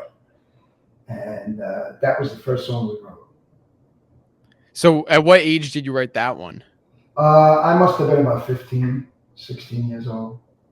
And my buddy Bruce Sedano, who was also in the Brooklyn Dreams, he had been writing for a while. And he was pretty advanced already at that stage. He was writing good songs. So, you know, a lot of influences, you know. And the more you do it, the better you get, you know. Yeah, definitely. So can you talk about your process for writing a song? Like, how do you approach each song and come up with the idea? I'll pick up a guitar and I start playing, and then sometimes a melody will come to me, or sometimes a lyric comes to me, and then I try to put it into the song that I'm working on. Sometimes it works, and sometimes it doesn't work. And that's basically how it goes for me. You know, if you look at Elton John's process, he wrote all those songs with Bernie Taupin. Bernie Taupin wrote the lyrics. Elton John wrote the music. They were never in the room at the same time. Mm-hmm. The lyrics, and so you see, everybody has a different way of doing things, you know. But that's basically my process. I like working with other people because sometimes I can get so far, and then I get stuck. And then if I can give it to my buddy Bruce or Eddie or whoever, and they take it to another step. And I like that process better. It's hard work. It's not easy. Yeah, I know. In the beginning, you know, except I don't know. Did you see the documentary with the Beatles? How that 4-part documentary they showed Paul McCartney sitting around playing the bass, and he's singing like one of the other songs, and all of a sudden, get back. I mean, it just comes out of him.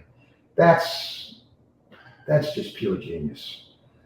You know. Yeah. But I heard Billy Joel say he hates writing songs. Another great songwriter, because you got to sit there and you got to work at it, and you know, you go over it and over it. Sometimes you're in the studio, you sing it, you're like, is this song even any good anymore? I mean, I don't even know. And then you get away from it, you come back to it, and you go, oh yeah, it's pretty good. So, I mean, that's the process for me. All right. So, are you guys ready? We're ready. Okay. Yeah, explain the rules and the prizes. Well, in a tournament, there are no rules. Yeah, nice. I like that you did this. Yeah, I love it. I love it. I love that. So, what I'm thinking for this is we'll put you guys against each other. So I'm gonna quiz you guys on the music of Cobra Kai. Each question will be different. Sorry, my dog's barking at the mail. Give him a second. Gus All wants right. to play. Yeah, Gus is all right. Chill. Okay, done. So you guys are gonna be playing against each other. I know you guys are used to working together. Now we'll see how you guys are against each other. And also everyone in the chat can play along too. Okay, so everyone in the chat, comment the answer if you know it. And Zach and we will be playing against each other. We'll count up the points. I have about 8 questions. Whoever gets the most gets a virtual high five. So when you say we're playing against each other, does that mean that like whoever's the first, do we have to like, are we buzzing in? Like, you could just yell it out. right. I mean, I'm gonna crush Leo. Okay.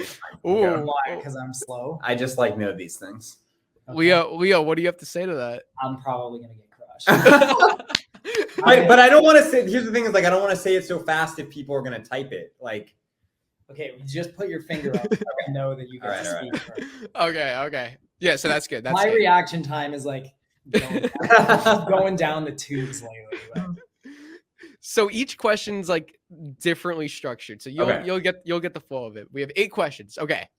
Question number 1. In what episode of season 4 did we hear the track Cobra Fly? that was pretty exact. Okay, so Zach got it. Should we wait a second? I would say that was both of us. That was both? Put up fingers? I didn't put up fingers. So I didn't know. I just gave away the answer. So okay, wait. So who? I thought I saw Zach's. I'm not trying to. Whatever. We Whatever, both Zach know can the win. answer. What's the answer, Zach? What is the answer? Episode 3. Boom. Awesome. Does everyone know what scene that is? Dun dun dun dun dun. Say. Oh well, yeah. Chat. Yeah. Does anyone know what the scene is? Yeah. though? Right. Yeah. Boom. That must have been a great score, right? I thought Great for some score. reason you were gonna play music and we were gonna get it. So actually, I don't know if my reaction. Yeah, time I is like gonna be I this. like I like this this. format. This is I cool. like I like this this format. Well, maybe I'll have one question with that. Oh, okay. All right. We'll see. Okay. Question number 2. Finish the line. If you can do it, get up and prove it. Get up and show them who you are. You are.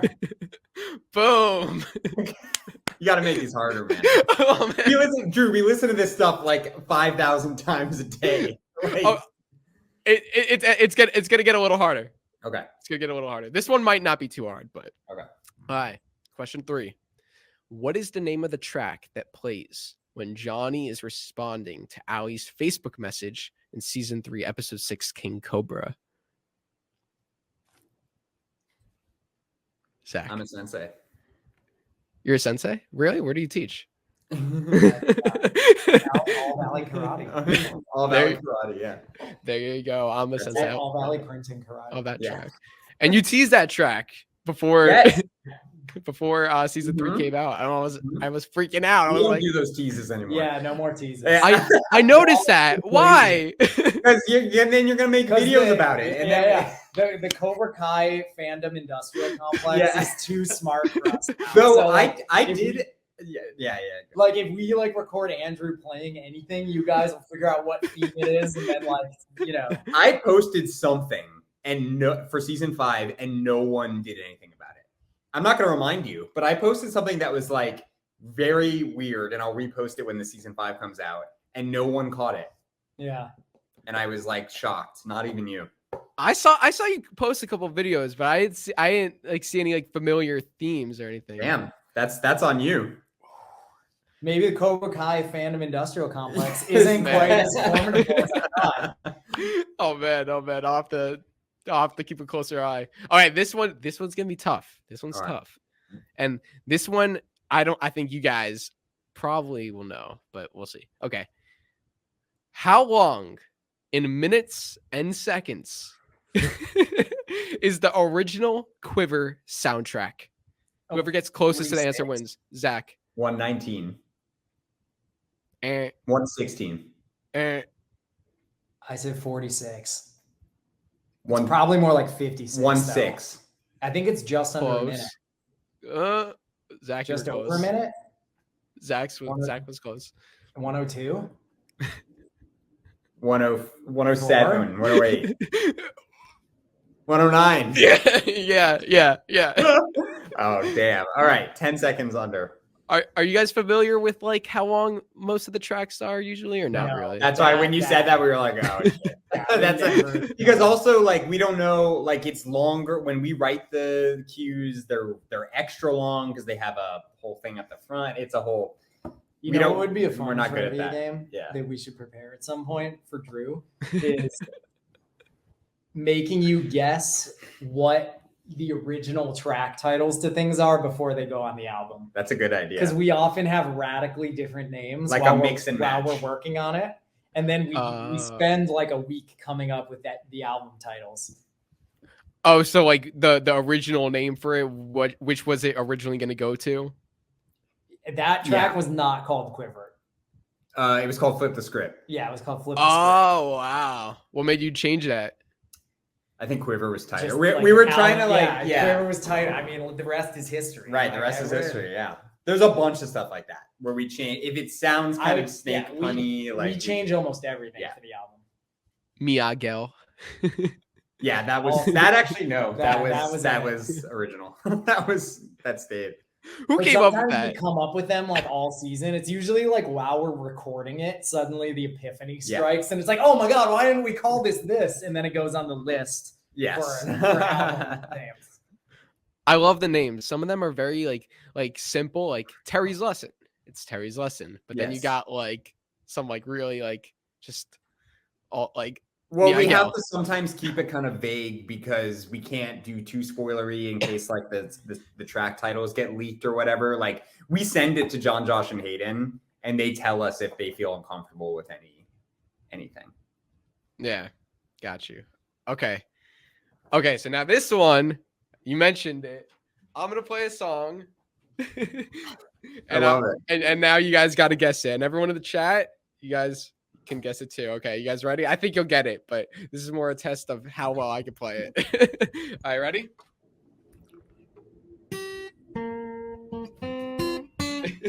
Yeah. Someone in the chat. Yeah. All right, we'll wait for someone in the chat. Play it again. Okay, ready?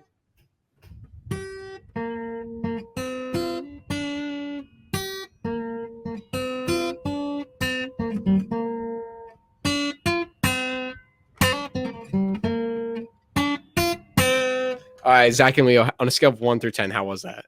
That was pretty good. I give it like an 8. I like the little. It had a nice groove. It had a little groove. I like Yeah, Under Sam LaRusso. Okay, that's close enough. Yeah, that's great. Right, because Sam, yeah, Sam and me, it's another rendition. We actually just did a little video like shoot with Mary, talking about like, her music. So that's gonna come out at some point. Wait, talking about what?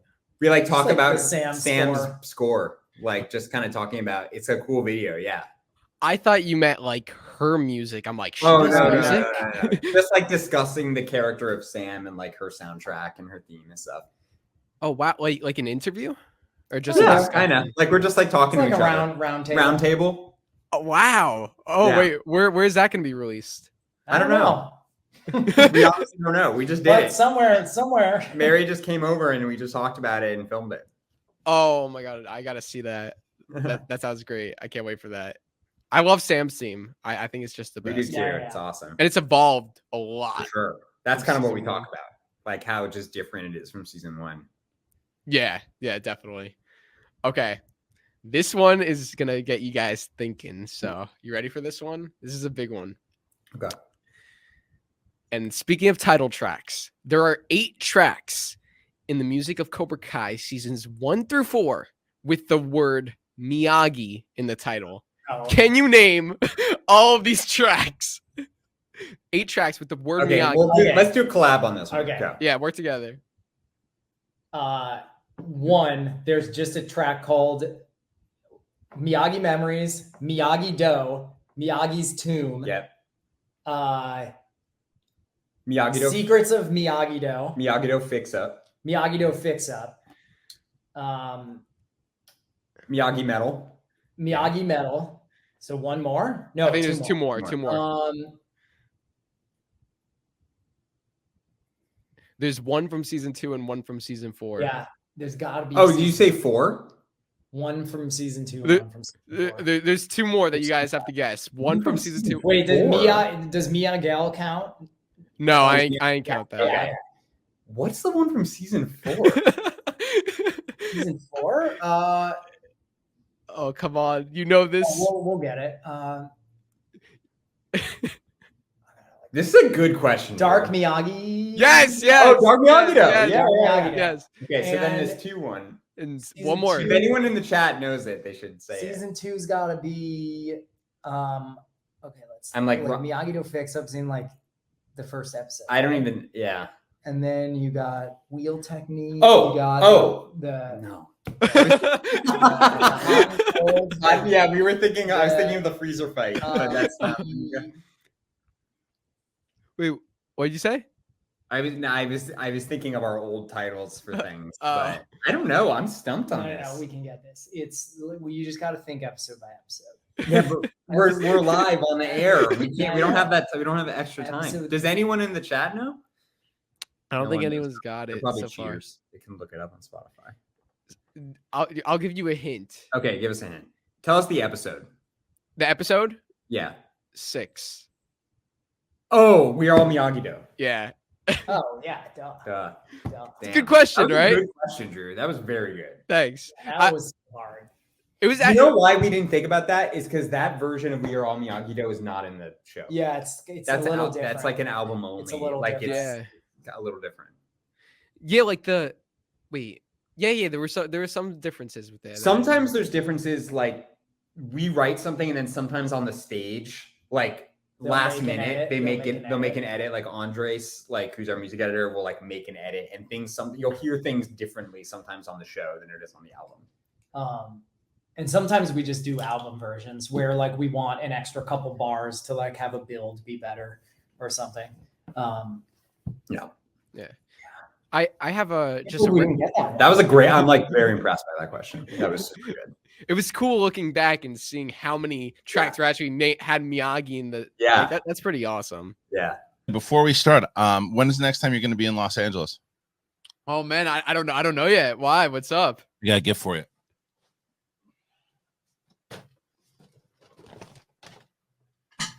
What?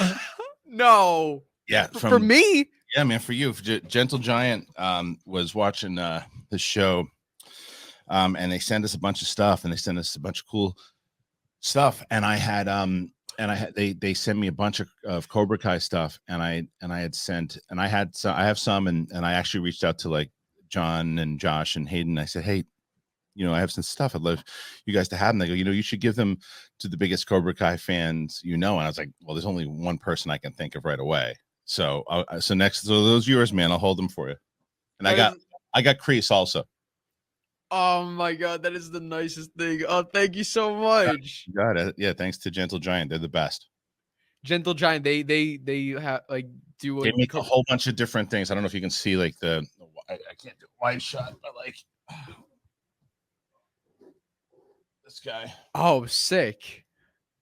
And wow. I got a John Wick that they sent, and they have like it was crazy, man. They sent like a whole bunch of stuff.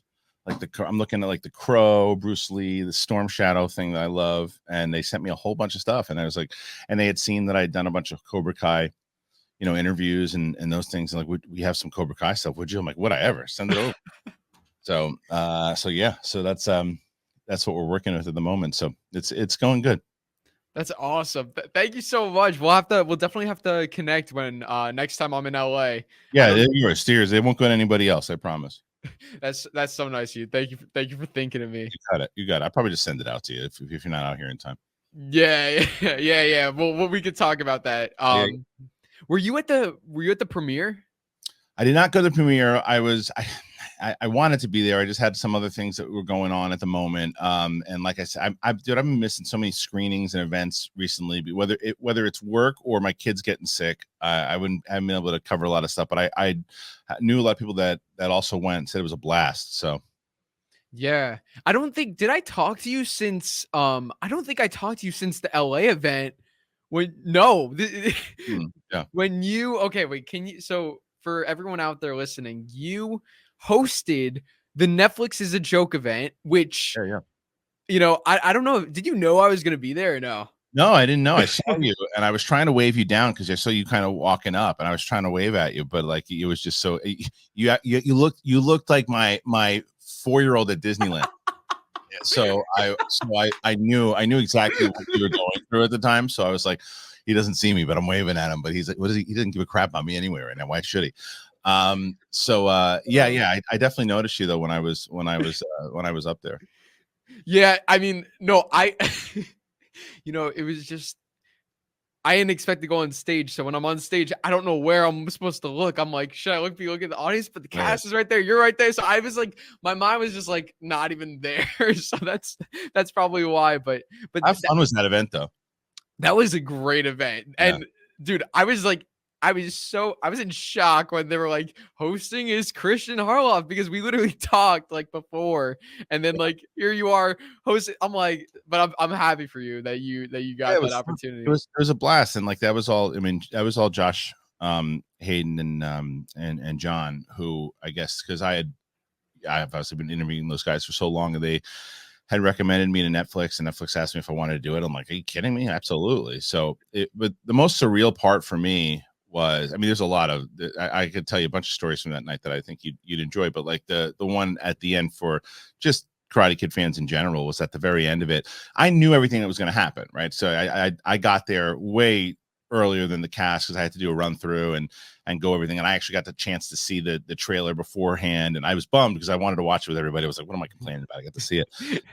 And then, but at the end, I'm going through the thing that I have to say. And I was like, wait a minute.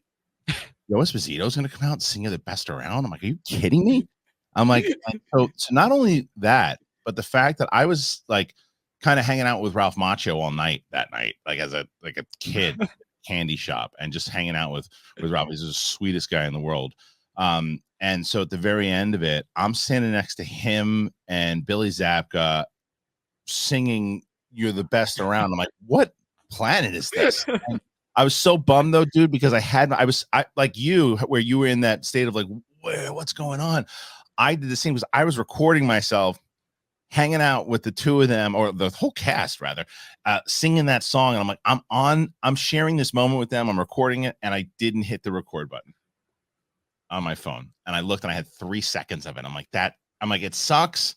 But at the same time, I still have that. It's still in here until I get Alzheimer's.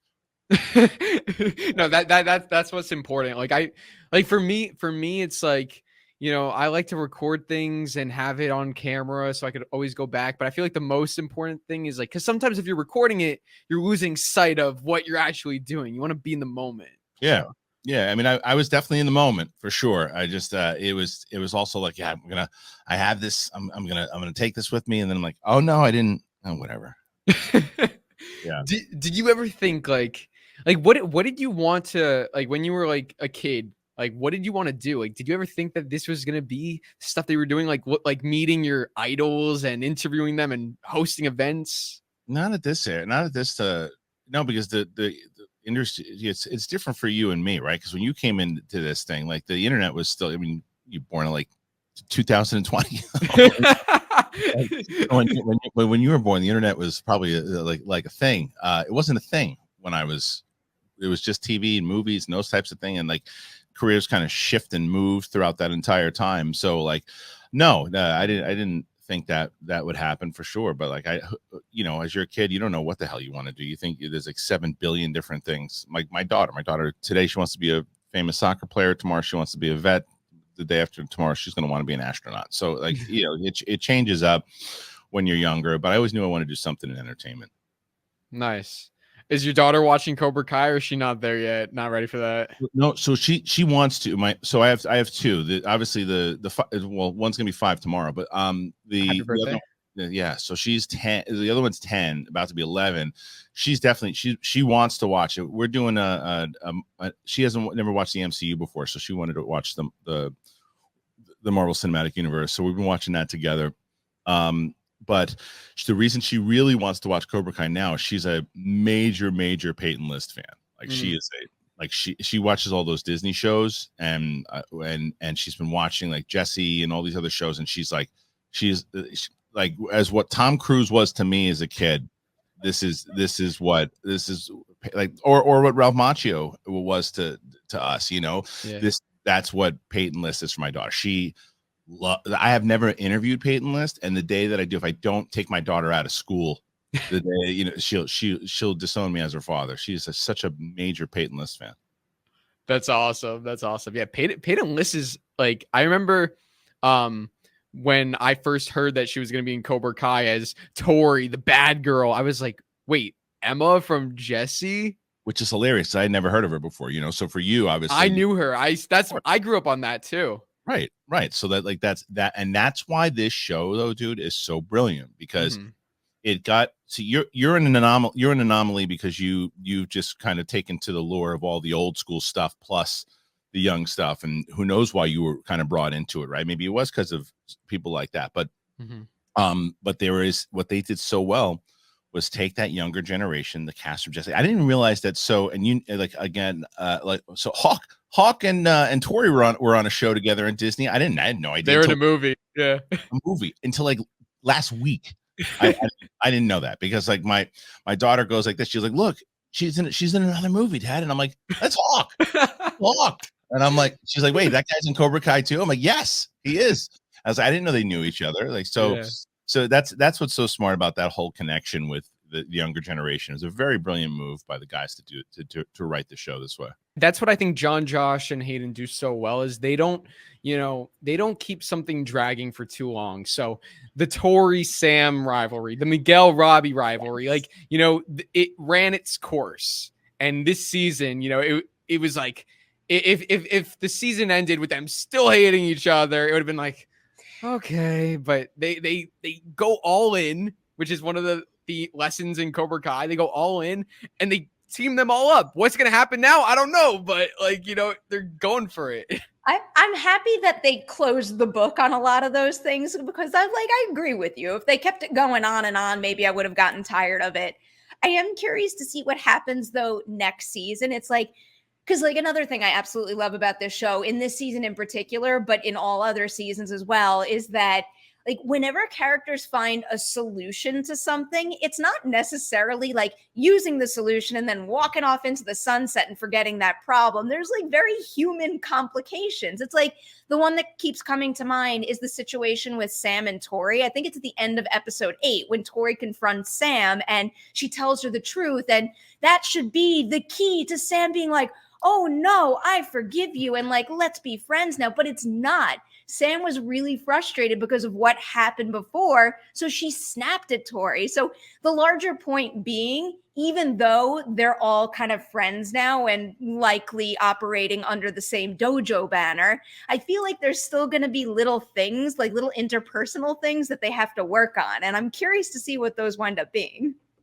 Definitely. It's just like the relationships. It's like there's always going to be like little things, like even though Miguel and Sam get back together in season 3, they're still going to break up and get back together. They're still like, they don't even just get back together though. They say, I love you.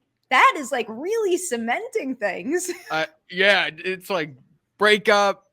I love you. There we go. Like I hope that they're together for good. Leave them together. I do have a feel. I really think relationship-wise, romance-wise, I think that is probably going to be it for Sam and Miguel, and also for Robby and Tory. I think we have moved past the like, should we or shouldn't we be together, and any kind of, you know, warring dojo riffs. And now it's more so about like them being together in a romantic relationship and having exchanged the I love yous in one case, and then figuring out how they can grow and be better people while having that relationship intact. Yeah, exactly. I feel like, you know, Tory and Robby might have some complications just because they're a newer relationship, but like Miguel and Sam just stay together, leave it like that. You know, I felt like this season it was okay. You know, it wasn't like a breakup. It was just like, I need some time apart, you know, to figure things out. Like they did, like really the only reason that they could get back, the only reason they could get back together as a pair, and also the only reason that the two of them were able to move forward as individuals was because they had time apart. Miguel needed that personal time to go to Mexico and learn about his father, and then Sam also needed that time to rediscover the importance and the purpose that karate can hold. And then they needed to come back together so that they can move forward together. It was really, it's great writing that builds upon each other extremely well. Definitely. So what did you think about the Mexico plot line? I liked it. I feel like this always happens to me every season because, you know, like you kind of got to do stuff like this. It's not that stuff was lighter, I guess, but I wind up by the midpoint of a season of Cobra Kai getting so focused on the build to the final fight that I feel like some of the earlier stuff has less importance until I revisit the whole show and I see how those earlier seeds impacted what we get in the tail end big finish of the season. So the first time around, I'm like, wow, Mexico happened really fast. And, you know, you got into some of like the fun, goofy stuff with you know, the eating competition with the peppers and things like that. But, you know, really the experience that Miguel has with his father completely impacts every single thing that happens to him, whether it's the reconciliation with Robby, how he handles hearing the news that Johnny's going to have a baby with his mother, and then also with how he takes that information and what he's learned and he passes it on to Sam. So ultimately, the first time around, I thought Mexico might have been a little too easy breezy compared to what I was picturing initially. But then when I went back and watched it again, I'm like, damn, like this stuff had a whole lot of weight to it. I agree with you completely. Yeah. Like when did you watch all 10 episodes in a row or did you like space it out? I mean, not in a row back to back, but I will say that I binged all 10 in 2 days and I just slept in between certain episodes. Yeah. So I watched it all straight. Not surprised. Not surprised at all. It's like I wouldn't like be able I actually had like a dream one night that it was a dream like that I watched 5 episodes and then I went to sleep and I couldn't sleep. I was like, why aren't I watching? That was like the dream. It was like, so there was, even if like, there was no way I was like, I had to watch all of it through. But yeah, like when you watch it all like that, you know, Mexico, it's like, I expected it to be like maybe 3-4 episodes. I thought it was going to be a big thing. Like, you know, Miguel's dad doesn't even find out who he is. Like that's the big thing. And to me, it's like, I made a video on this, which I'm going to post. But like, it's my thoughts on the whole Mexico storyline. And it's like, you know, I think if Miguel's dad found out who he was, you know, then you add a whole nother element of drama, Johnny being there, like you could do so much with that. However, what they did, I thought was beautiful and it has like a deeper meaning, you know? I think it has a really strong meaning, but that was one thing that I did consider.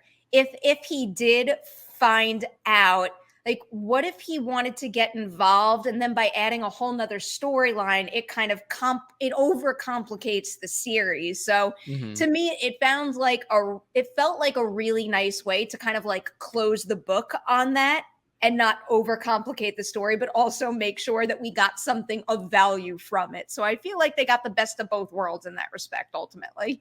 Yeah. And I think ultimately what it taught Miguel was like, you know, just because his father, Hector, is right there, you know, he sees like he's got this perfect life, but then he discovers the truth about him, you know, that he's this bad dude. And it also shows him that, you know, even though he's not blood, he's got a father in Johnny. Like Johnny's always there. Johnny drove to Mexico for him. Like, oh my God. And then when he yells, those are the things that matter. Like, you know, sometimes the blood relationship isn't nearly as strong as the ones that aren't blood related, who will go above and beyond to be there for you when you need them. And I think that, you know, Miguel is discovering that, and you know, it's gonna wind up strengthening this like new family they're all forming tenfold in the future seasons.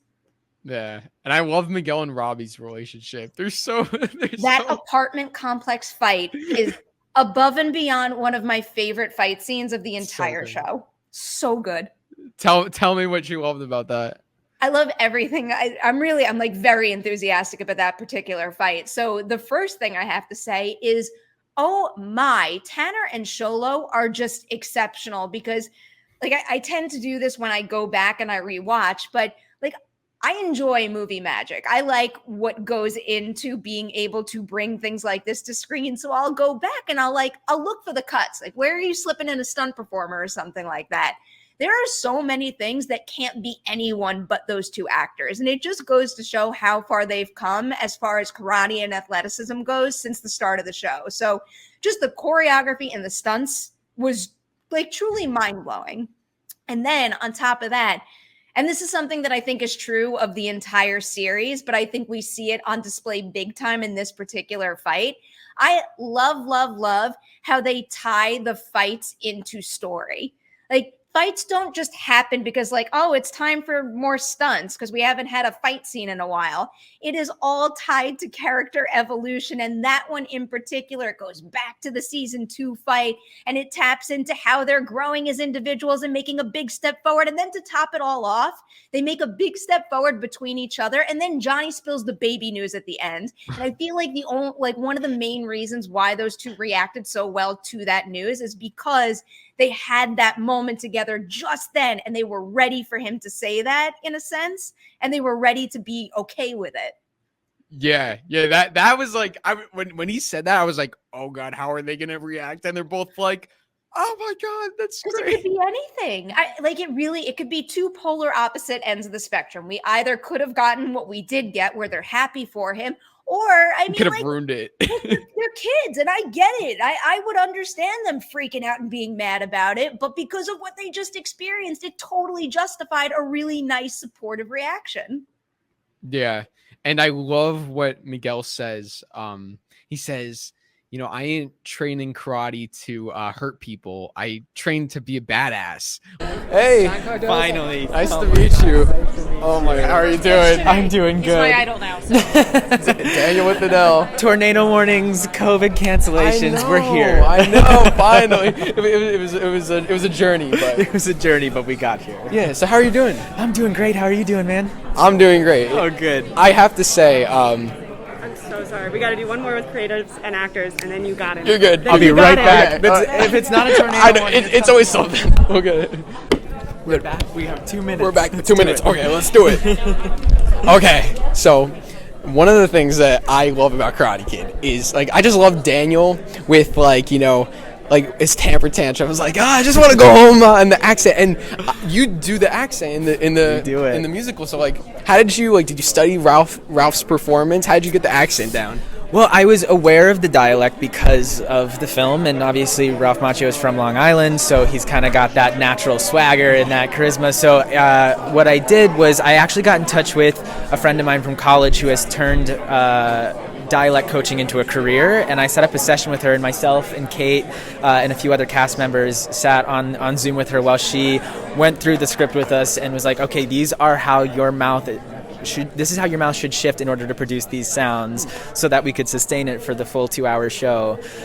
So it's been a long process, but yeah, I mean, I did a little bit of listening to Ralph and a little bit of studying that Long Island dialect and a little bit of Newark, New Jersey, and just sort of fused it all together, and out she came. That's great. So you did a lot of pre-homework. Oh yeah, absolutely. That's great. I'm curious, you know, like Daniel LaRusso, his story is just so interesting. You know, like moving to a new state, you know, being the new kid, getting bullied. Have you ever experienced like can you relate to Daniel in any way? Have you ever had an experience similar to him? Oh my God, absolutely. I mean, I grew up in a very small town, and I was a figure skater, which when you're in high school is maybe not the coolest thing to do. I loved musicals. I was acting, I was singing, I was dancing. It's, you know, I was not at the top of the popularity chart, but you know what? That's okay, because I owned it. And you know, when I went on to school and started making a name for myself and making a career for myself, As you grow older, you have your own heroic moment where you realize that none of that stuff ever mattered. And so, but absolutely, I mean, I don't think that our high school experiences were all that polar opposite, me and Daniel. If you changed who you are then, you wouldn't be where you are now. Absolutely. So don't do that. Change for no one. There you go. So you're being the lead of this musical, playing Daniel LaRusso. A lot of fans, like Karate Kid, it's like religious to them. So what was it like coming into this, like knowing that this isn't just a brand new thing? This is the Karate Kid musical. You're Daniel. Oh my gosh. I mean, when I first found out about it, there was a lot of pressure. I was like, I know that the following that this franchise has is such a devoted one. And so I wanted to deliver this iconic character that they've all fallen in love with. But at the same time, I was like, that's a responsibility that I really can't hold for myself and do my job. So I was like, okay, I am not Ralph Macchio. I'm going to put that performance where it is and honor the foundation and bring myself to it as much as I can. And I think it was actually in an interview that you gave, I'm going to quote you right now, which is that this show is not meant to tamper with or replace the original. It is simply an expansion of the Miyagi-verse. It's something else to love, not to replace, and so I hope that people will come and see the show and think, okay, yeah, this is another version of Daniel that we get to see and that we get to enjoy, and yeah. Definitely. So sorry, we have to take him over to. Oh yes, all right, absolutely. Okay, great to see you. Hi. Let's talk. How are you doing? So good. Oh How my are you God. doing? Good. It's great to see you again. So great to see you again. Yeah. So Allie in this musical. Yes. You have like a lot of the especially the second time I watched it, I noticed a lot of the Elizabeth Shue-ness. I'm so glad. Thank you for noticing that. I watched Karate Kid again after my callback. Oh my gosh, the creases are Oh my God. What a special moment in history. But I watched Karate Kid after my callback because I didn't want it to influence what I did in the room, just because I know they wanted new things and a new take to everything. But there were so many things I love about Elizabeth Shue's Allie. Like, she's just so likable and so warm and friendly. There's so many. But yeah, how could you not love her? She was just so wonderful. So I tried to bring that warmth and energy to Allie in this version as well, because it's my mom said, she was like, you have to believe that two guys would want to fight over her. And I was like, okay, well, that's a tough sell, but if Elizabeth Shue can do it, I can just do what she was doing and hope for the best. Yeah. But yeah. There's some theories that Allie is the true villain. Ooh. Have you heard these theories? No, I haven't heard them, but I believe them. Yes, You think she's the villain? I think, no, I don't think she's the villain. But I do think that Allie knows a lot more than people give her credit for. I think she gets it right away. And I think she's totally, truly herself from the moment we meet her. Even if she's figuring it out, because she's only 17, she's still... How old are you, by the way? I'm 19. 19? Nice. We were all guessing in the back. Hi. But yeah, we were all guessing. But yeah, 17 is obviously a pivotal age, as you know. Yes. I didn't know anything at 17, but I feel like Allie at least knows who she wants to be, and that is so important for her, and it's important that everybody around her understand that. And I think Daniel is represents everything she wants to be now. He's this new person. He doesn't have expectations of her yet, and Johnny represents everything she no longer wants to be and everything she's rejecting, rejecting quite literally, because she's constantly rejecting him. But yeah, so I think that Allie may not be the villain, but she's definitely a strong lady for sure. Yeah. So as you mentioned, Allie in this one, and I know Drew has said it, Drew Gasparini, and multiple people have said it, and I've seen it, Allie has a bit more of an edge in this musical, just standing up for herself, and getting more screen time, the college, her song about college. I love that song, by the way. That was a great number. I heard you singing it in your review, and I was he's killing it. That's exactly how it sounds. I know I messed up some of the words. Nope, but it was perfect, and I'm gonna sing it just that way. Giovanni? Hi, I wanted to introduce myself. Drew. Say hello. Thank you so much for coming and being so supportive. Thank you for bringing this to life. I'm loving this. This is amazing. Well, yeah. Thank you. Yeah, it's great to have such a passionate fan who appreciates something that's kind of outside of the Miyagi verse, but kind of Miyagi verse adjacent. Is that a good way of putting it? Yeah. It kind of exists in its own thing. So It's its own thing, and then it ties in. Yeah, exactly. Yeah. It's so great to meet you, and obviously, Mr. Miyagi, Pat Morita is such an important character. Oh my god, yeah. I told everyone, I mean, you gotta understand, right? Like, for a whole generation of Asian actors, Pat Morita was the guy, right? It's him, George Takei. Because nobody else was representing us on the small screen or the big screen. So, I mean, I was so blown away. Because I was about, like, the age Daniel was in 84.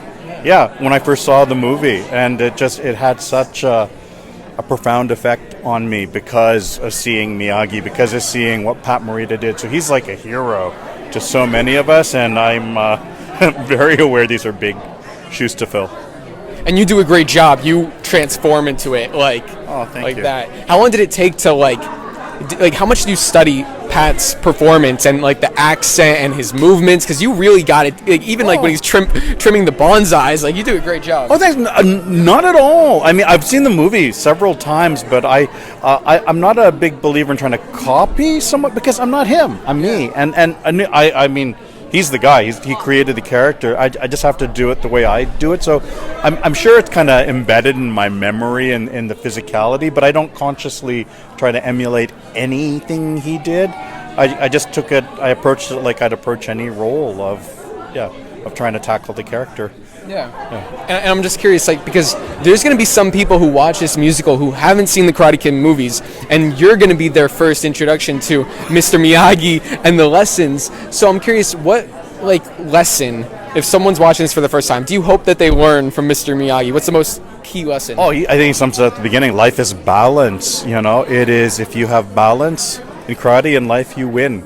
And that balance is realizing you're one part of an entire universe. Yeah. And I think that's what his lesson to Daniel is, an awareness of things outside himself, an appreciation that kind of consciousness is what leads to that balance and harmony. Yeah, I love that's my favorite lesson, the balance.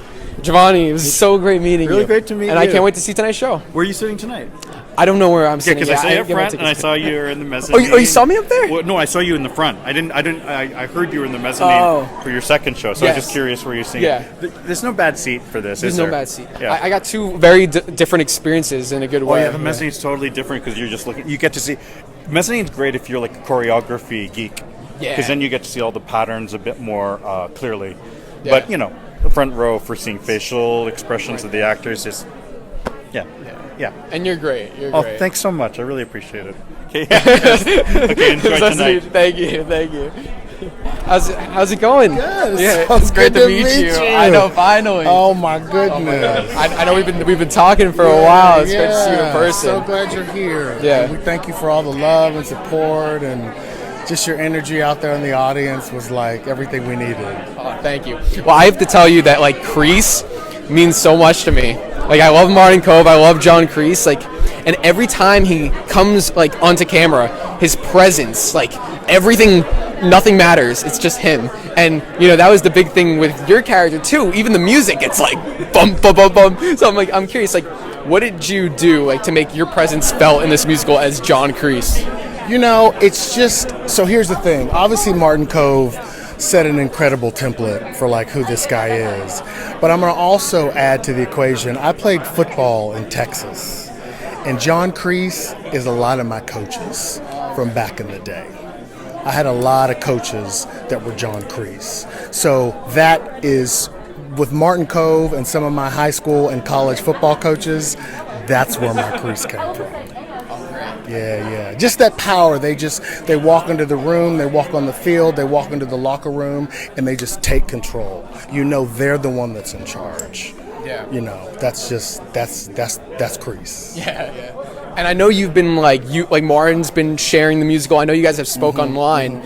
I mean, we know he's going to be here tonight. Are you looking forward to meeting him? And absolutely. What would you want to talk to him about or ask him if you meet him? I don't even know about that. I just I want a good picture with him. I want to thank him.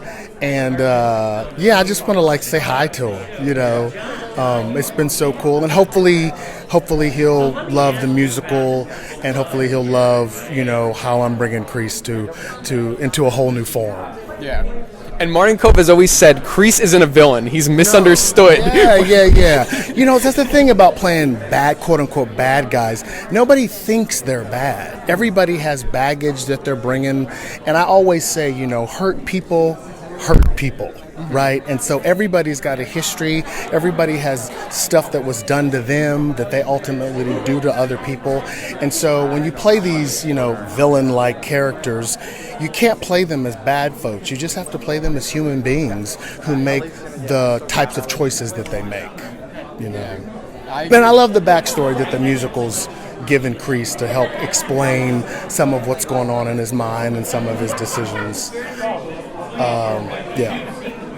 Yeah, it definitely explores more with, like, he mentions he's in the war. Like, you didn't really get that too much in the Karate Kid movies. Yeah. That's not in the movies. Certainly it's in Cobra Kai in the series, but you know, just to give a little bit of an explanation and to understand how somebody ends up making some of the choices that they make. Yeah. And you and Jake Young, who plays Johnny, you guys, you guys like have such a great chemistry. Like, what's it like working with him, being like these two evil guys? So let me tell you what. So when we did it together the first time, he was kind of young and fresh out of school. I love his story. He auditioned for this through something called Backstage. He didn't have an agent. He just self-submitted and got this job. And then between the workshop and here in St. Louis, he's been taking karate classes to get himself together to make sure he can level up. And he has really leveled up. But when we first met, you know, I've been around for a minute. Okay, so I've done some of these things before, right? And so when we first met, after the first couple of days, I pulled him aside. I said, okay, look, I'm going to be fierce in this, and I'm going to need you to be fierce too, because we're going to be fierce together. We're going to be a good team. And he was like, it was very much like, okay, Alan, okay, Sensei. I mean, it was a very real, like, Sensei-student relationship, you know, initially, but now, of course, he's my boy. We have a great time, and we just have an understanding. You know, we have a vocabulary. You know, as an actor, particularly when you're physical with each other, you know, I'm pushing him around and all that kind of stuff. You know, you have to really trust each other to do that. So basically what we did is I came up with a vocabulary, like, here are all the different possible ways that I'm going to hit you or push you or touch you or scare you. I don't know when I'm going to do that. Every night might be a little bit different, but here's the vocabulary of what it is. And so he's like, bring it. So we just have a trust, you know, and you really have to have that when you're working so closely and so intimately together. Yeah. And obviously you're very different than John Kreese in real life. I'm curious, like, do you do anything in particular to, like, get yourself in the zone? Like, I hate everyone, I hate all of this. You know what I actually realize I'm doing is I'm acting stupider off stage, because there's such a ferociousness in Kreese that I have to immediately get into. It's almost more about how I get out of it. So that I can get into it because I know Kreese. I know that guy. Like I said, I played football with lots of creases, so I can get into it. But what is interesting is getting out of it. So I'm like particularly stupid and bouncing off the walls and acting like a fool, and that helps me kind of literally, no pun intended, find the balance of playing the part and, like, being a real person off stage. I have one more question for you. You've worked on a bunch of musicals, so I'm curious how this one in particular compares to the other ones you've been doing. You know, actually, not only have I worked on a bunch of musicals, I've worked on a bunch of musicals that are based on movies. For whatever reason, I've done like 11 of them. 3 on Broadway, and I'm involved in several others happening right now. And one of the things I love about this is that, in my opinion, when you're adapting a movie for a musical, you have to give people some of their expectation, right? You can't take the movie and just turn it into something different. You got to meet an expectation, but then you got to also figure out a way to present it with something new and something exciting and different that the movie didn't do. And I really think our choreography, the movement element, is what really lifts it off the page in a way that the film just didn't do. Keone and Mari, I mean, what they do to this, and the specifics of, like, the Cobra Kai vocabulary and then the Miyagi vocabulary. I just think what they do just lifts the whole thing off the page. And of course, Drew's tunes are just incredible, and then Amon's Japanese eye. It's just such a beautiful all the cooks are right, and they're cooking together, and the dish is just delicious, you know. Strike first, strike hard. No Mercy is Okay, the best. That's my favorite. That's Come on. awesome. That's literally like a world of like choreography, music, you know, actor, dancers. It just has come together in like an incredible way, and I love Strike First. Just out the gate, just strike first, strike hard, no mercy. It's amazing. Yeah. Alan, it was Thanks so great much. meeting you. Thanks, Thank man. you so much. Thanks, Drew. Thanks for coming out. Like, it's crazy. How are you liking it? I'm loving it. I'm loving St. Louis. I'm loving the musical. Yeah? It's amazing. Yeah, all no, of it's it. crazy to be a part of this thing. It's so beautiful, and all these people. Oh, my heart's so full. Yeah, you guys are great. So, Freddie in the musical. Oh yes. Yeah. Let's talk about it. Let's talk about Freddie. So, like a lot different than the film. Like you actually have a lot bigger of a role. You're friends with Daniel. You don't just leave him aside. You're there for him. So what's it like playing this character, but you know, kind of like adding more to it? Yeah, it was beautiful to like after seeing like the movie and like getting because I thought that it was gonna be like, you know, similar or whatever. So once I like realized that it was like a kind of a separate like its own adaptation, like a whole other thing, I was like, oh okay, and you know, just bringing that to life and like being able to show that Freddie's more than just like this kid who comes in and then leaves him for dead, you know, like he actually kind of lifts him up a little bit, and it's great. I loved it, and it's also like the message of making your dreams come true. It's what I'm kind of going through right now myself, because like being with all these people and doing what I want to do, and it's beautiful. And Broadway's the next stage, hopefully. So yeah, I mean, who knows? Like the possibilities are endless. So wherever this show goes, I wish everyone a part of it the best. And if I'm there, I'm 10 times happier. Obviously, I'm on the moon. Yeah. So yeah. So I hope you enjoy St. Louis. Yeah. And yeah, I think I'm supposed to walk. I don't know. Okay. I've never done this before. Yeah. Do you want to talk? I would love to talk to you. That'd be great. Yeah. How are we doing, Drew? We're doing great, Drew. How are you doing? I'm A+, man. I feel great. The composer, the lyricist. You got a camera crew? Jesus Christ, this is legit. Gotta What's go. up, Cobra Kai kids? Gotta go out. Strike first, strike hard. Strike first, No strike mercy. hard. That's right. Yeah. Absolutely, dude. Yeah. So, all right. So you compose all the music, all the lyrics for Yes. this. I'm curious. You know, what do you want like fans to really like from listening to the songs? What do you want them to like take away from hearing this soundtrack? I want them, especially if they're Karate Kid fans, I really want them to see this and know that what the songs are doing is enhancing these characters that we have all fallen in love with. They're not to distract us from the story. They're just to make the entire thing deeper and better. That's how I have kind of approached this, and that's what I hope people walk away with, is that, wow, we learned something about these characters we've known for 40 years. That's what I'm hoping. Yeah. And what's been your favorite part about working on this as a whole? Oh, right now there's an open bar over there, so that's one of them. Honestly, just hearing from fans has been really cool, because the Karate Kid is just like generations and generations of fans, and it's really cool to kind of get the support from a lot of them and the excitement, saying, "Wow, this is so cool! Another step in the Miyagi-verse." That makes me excited, you know, because we're taking them on the ride with us, and that's really, really cool. Yeah. Yeah. And what are you looking forward to most from tonight, especially world premiere? Oh, like I said, that open bar over there is looking mighty good. This is like, I leave after this. You know, I got here with the cast, and they get to put it on, and they continue the run while I go back to New York and work on stuff. So it's kind of saying bye to my little ducklings, and off they go. I'm really proud of everybody who's worked on this show. It's wild, man. You're like a parent, like sending them off to college. That's exactly right. Yes, exactly, and shedding a tear as they go. But yeah, that's exactly right. And last question, pertaining to that, like seeing, like working with the cast from the beginning. I believe a year ago is when like the auditions first started, right? Just about. Yeah, that's right. So how has this cast in particular like grown, like through your eyes in that span? Well, I was just talking about this with somebody. Literally every day in rehearsal, there is the ripple effect. Like it's like dropping a pebble in a pond. You keep seeing the ripples grow and grow and grow and grow. Every day we get another ripple in one of these characters. Each one of these actors, no matter how big their role is within the show, has grown and grown and grown as performers. And this unit is so tight as a family. I just feel lucky to be a part of it, truly. Really, honestly. Yeah. I could see it. I could see like the chemistry between all of the It's guys. fun. I'm gonna miss them. We're all pals, you know. It's really cool. Yeah. Yeah. New York. New York. New See York, you there. New York. Yeah. No mercy. Drew. You're the man.